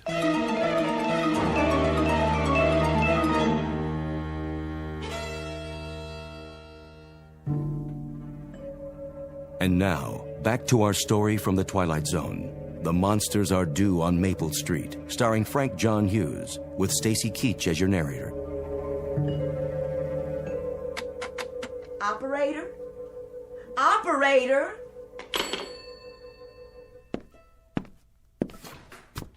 Bill, there's something wrong with the phone. What are you doing out there? Trying to start the power mower. In the dark? Well, I wanted to finish the lawn. The motor wouldn't work. Did you plug in the cord? Sure did. Steve, where are you? Right here, honey. I just washed my hair and the blow dryer stopped. Then I put soup in the microwave, but it's still cold. We must have blown a fuse. Can you fix it? I don't think so. Why not? It looks like the whole block. The power's off in our house, too. I can't get anybody on the phone, and the TV went out. Electricity's off. Phone's dead. I tried the radio, but... Computer doesn't even work. Who's that? Who is that? I can't tell. It's too dark. Hi, neighbor. Oh, hi, Charlie. Who's that behind you? It's just me, Pete Van Horn. Still dark down the street? Yep, all the streetlights are out. Where are you going? I thought I'd check it out. That's a good idea. Yeah, I'll cut through your backyard, Steve, if you don't mind. Hey, what for? See if they got power over on Floral Street. Sure. Go ahead. You need a flashlight? Nope, I know my way around. Well, good luck. Let us know. All right, be right back then. We've got some candles in the house. Maybe I should go get them. Not yet. Give it a few more minutes. Did you see what was on his belt? What? A claw hammer. Oh, he always carries that. How come? He's a carpenter. Yeah, but what does he need a hammer for at night? I don't know. For protection? From what? Steve, what's going on? I wish I knew, honey. You know, it just doesn't make any sense. How do you mean? Well, why should the power go off all of a sudden? And the phone lines. Maybe some sort of electrical storm or something. Yeah, that don't seem likely. I mean, the sky was just as blue as anything today. No lightning, no thunder, no nothing. How could it be a storm? I can't get a thing on the radio. Not even the portable. So we can't call the power company. Well, why don't we check with the police? How? Well, you could drive downtown to that new car of yours. I suppose I could. They'll probably think we're nuts, though. A little power failure, and right away we get all flustered and bent out of shape. It isn't just a power failure, Charlie. If it was, we'd still be able to get a broadcast on the portable. Well, we ought to do something. I'll run into town, and we'll get this straightened out. Are you sure, Steve? Maybe we should all stay together. Just take a few minutes, and then at least we'll know. Do you want me to come with you? No, you wait here. Go in the house if you want and light some candles.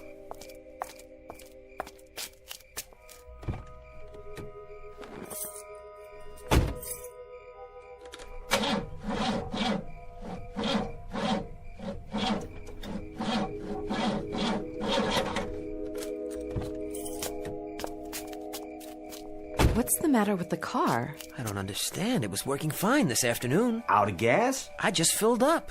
Well, then it's not getting a spark. Look under the hood. Well, it could be a lot of things. I wouldn't know where to start, especially at night. That could be the distributor cap. But it's new. It's supposed to be under warranty. What's it mean? Mean? All these things happening at once. It doesn't mean anything. It's just a coincidence. Next time I try the car, it'll probably start just fine. I don't know. It's as if everything flat out stopped all of a sudden. Yeah, that's pretty strange if you ask me. We better walk downtown. How many? I mean, some of us should stay here and watch the houses. The two of us can go, Charlie, you and me. You think it's the meteor? Well, I really doubt it. I don't see how it could be if that's what it was. A meteor couldn't do this. Well, then we'll find out. Turn it over to the authorities. Yeah, they'll know what to do. They better. That's what we pay them for. Come on, Steve. Mr. Brand. Yes, Tommy? You better not. Better not what? Go into town. Why not? They don't want you to. Who doesn't want us to? Them. Them? Whoever was in that thing that flew over. What? Whoever was in it. I don't think they want us to leave here. Fool kid. Wait a minute. What do you mean? What are you talking about? They don't want us to. That's why they shut everything off. What makes you say that? Now, isn't that the craziest thing you ever heard? Tommy, I asked you a question. Whatever gave you that idea? It's always that way. Always? Well, when a ship lands from outer space. Oh, come on now. It's that way in every story. Which story? All of them. It could be the mothership or just, a scout. You mean one of those smaller spaceships? Oh, sure. Yeah, a flying saucer, something like that. They watch everything we do. Why? I missed something. I don't know that either. But they're checking us out. All the way from outer space. Sure. That's where they come from. Don't you know anything? For what reason? Well, for the invasion. An invasion? From space yet? Sally, you better get that boy of yours off to bed. He's been reading too many comic books or seeing too many science fiction movies or something. Tommy, come over here and stop that kind of talk. Go with your mother, Tommy. We'll be right back, and you'll see. That wasn't any kind of ship, for crying out loud. That was just a meteor or something. I guess it did have something to do with these power failures and the rest of it. Meteors can do strange things. I think I read something about it. Oh, sure. Like sunspots. That's right. Yeah, that's the kind of thing sunspots do. They raise Cain with radio reception all over the world. That part's definitely true. And this thing coming so close, why? I mean, there's no telling the sort of stuff it can do. Yeah, you go ahead, Steve. You and Charlie go into town and see if that isn't what's causing it all. All right, then. We're going. Mr. Brand, please don't. Come on. You want us just to stand right here in one spot? You might not be able to get to town. Why not? It was that way in the story. Nobody could leave. Nobody except... Except who? He's talking about some video game. Hold on. I want to hear this. Except who, Tommy? Except the people they sent down ahead of them. Well, they look just like people. You'd never know the difference. It wasn't till the ship landed Tommy, please, son, please don't talk that way. Right. The kid shouldn't say stuff like that. And we shouldn't stand here listening to him. Why, this is the silliest thing I ever heard. He tells us a comic book plot and we stand around listening like fools. Go ahead, Tommy. I want to hear what you've got to say. The whole thing. What kind of story was this? And what about the people they sent ahead? That was the way they got ready for the landing. They sent 4 people. A mother and a father and 2 kids who looked just like humans.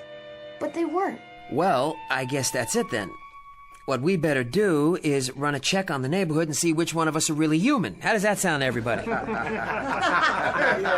There must be something better to do than just stand around making bum jokes about it. Well, like what? Well, for instance, I wonder if Floral Street's got the same deal we got. Hey, where's Pete Van Horn? Didn't he get back yet? Can't see a blessed thing. Hey, who's that? It's Les Goodman. See him there across the street? He went out and got in his car just like that. Now, where's he going at a time like this?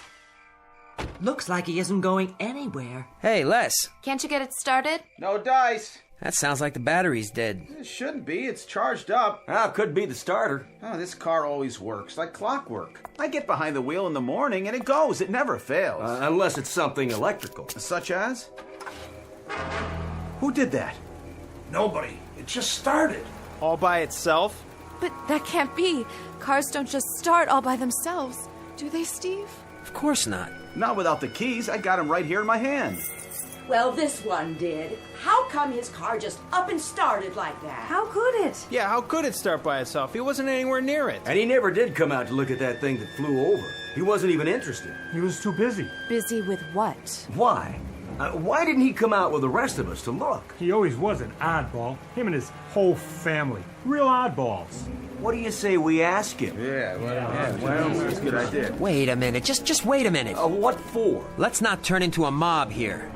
Listen to me. Let him talk.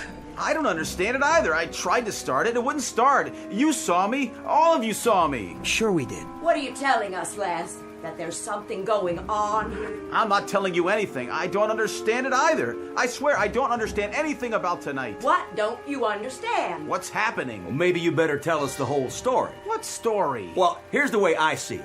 Nothing's working on this street. Nothing. No lights, no power, no radio, no TV. Nothing except one car. And guess whose it is? Yours. Yeah, that's right. Now don't go jumping to conclusions. We don't have all the facts yet. He's getting back in his car. Well, why shouldn't he? It's his. No, you don't. We need some answers. And we need them now. Hold it right there. You keep your distance, all of you. Go ahead, let's hear it. So I've got a car that starts by itself. Well, that's a freak thing, I admit it. But does that make me some kind of criminal or something? I don't know why the car works. It just does. We're all on a monster kick, Les. Seems that general impression holds that maybe one family isn't what we think they are. Monsters from outer space or something. You never can be sure. Could have been a spy plane. On Maple Street? Right. How'd they get here? Or were they here all along? Well, that thing, it could have been a missile. You never know. A bomb, you mean? An ICBM? Did you hear it explode?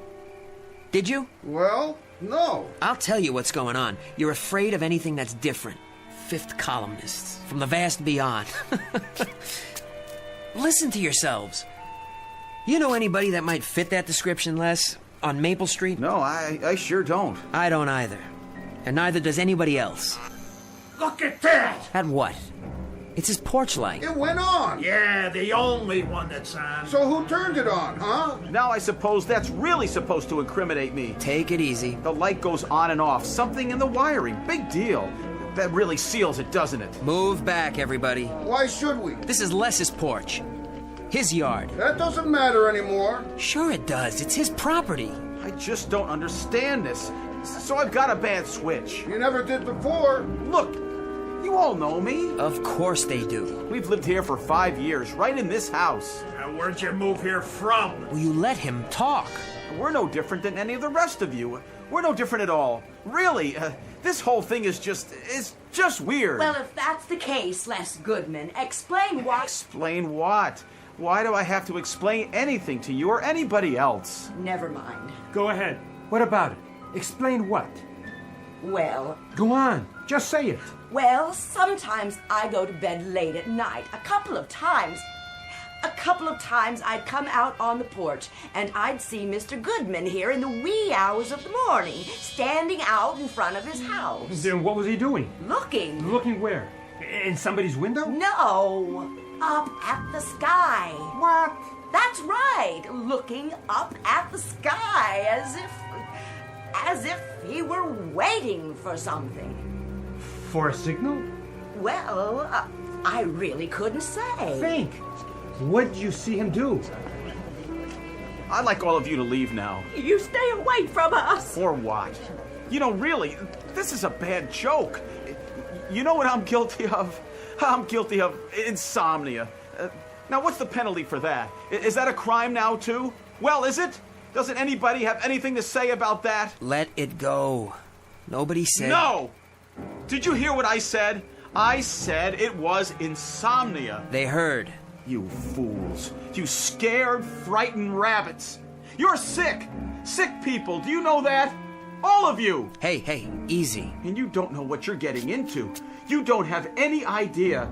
Because let me tell you, this thing you're starting, that should be what really frightens you. As God is my witness, you're letting something begin here that could turn into a nightmare you can't stop.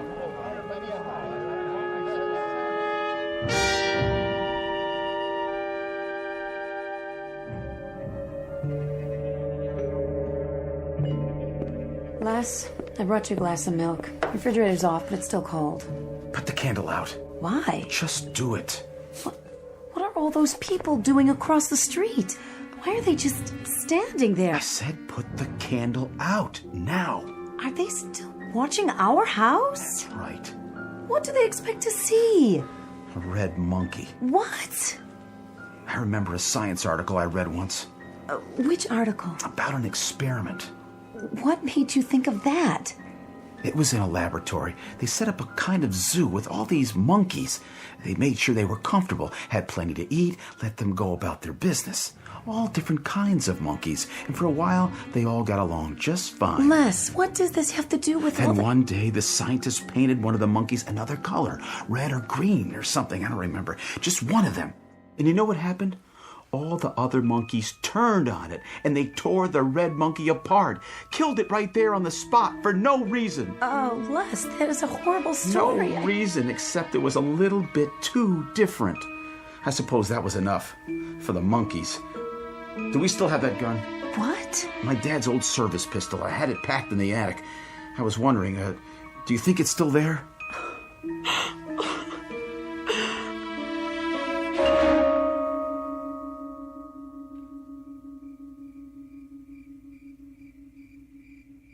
I'm gonna wait right here no matter how long it takes. For what, Charlie?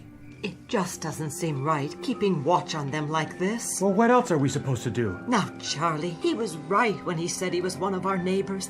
One of our good neighbors.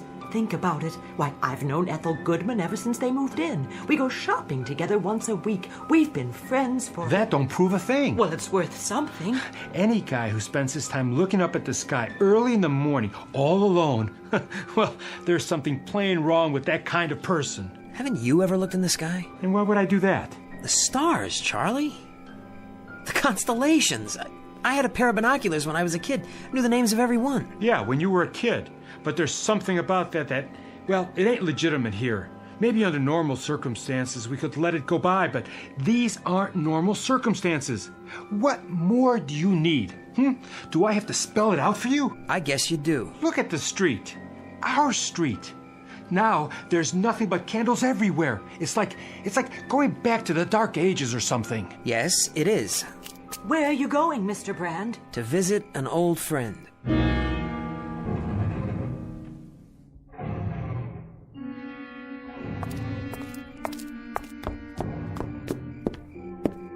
Les? You don't have to knock. Anybody wants me, I'm right here. Come on, Les. Steve, is that you? Stay right where you are. We don't want any trouble. No trouble, I promise. Not if I have anything to say about it. But this time, if anybody sets foot on my porch, that's what they're going to get. Trouble. Look, Les. I've already explained to you people. You people? Is that who we are now? And I'm not going to explain again. You don't have to explain anything. I don't sleep very well at night. Sometimes I get up and take a walk, and I look up at the sky. I keep track of the meteor showers, shooting stars. They come at different times of the year, at odd hours. You can read about it in National Geographic. Don't you know that? Sure I do. That's exactly what he does. He always has. I understand. Why, this whole thing, it's been blown out of all proportion. It's ridiculous. I know. It's some kind of madness or something. That's what it is, all right. Some kind of madness. Then what can we do to stop it? At this point, that is the question. You best watch who you're seen with, Steve. Who's that? You ain't exactly above suspicion yourself. Or you, Charlie. Or any of us, it seems, from age 8 on up. Come inside, Steve. No. There's no reason to hide. What I'd like to know is, what are we going to do? Just stand around here all night? There's nothing else we can do. Till then, we stand watch. One of them will tip their hand. You'll see. They've got to. There's something you can do, Charlie. Oh, you're telling me what to do? You could go home and keep your mouth shut. Oh, yeah? You could quit strutting around like a self-appointed hanging judge and just climb into bed and forget it. You sound real anxious to have that happen, Steve. Oh, I am. In that case, I think we better keep a real close eye on you, too. You do that. I think everything might as well come out now. Good idea. Steve, your wife's done plenty of talking about you lately. She what? About your habits. You're plenty odd, too, it sounds like. And when did you talk to my wife? Go ahead. Tell us what she said. Yes, go ahead. What's my wife said? Let's get it all out. Yeah, let's. Why not? Let's pick out every idiosyncrasy about every single man, woman, and child on this street and put them under a microscope like bugs. Are you afraid of the truth, buddy? You think you know what the truth is? If you got nothing to hide... Then why don't we go all the way and set up some kind of kangaroo court? How about a firing squad at dawn, Charlie, so we can get rid of all the suspects? Narrow them down, make it easier for you. And for you too, Don, old buddy. Hey, look, there's no need getting so upset, Steve. Then why are you? Well, it's just that, well... Well, what? Myra's talked about how there's been plenty of nights when you spend hours and hours down in your basement, working on some kind of radio equipment or something. Oh, for the love of... Got a regular electronics lab down there, she says. Well, none of us have ever seen that radio, now have we? Or whatever it is. How come you never told us about it? Yeah, go ahead, Steve. What kind of radio set you working on? Shortwave or something else? I've never seen it, and neither has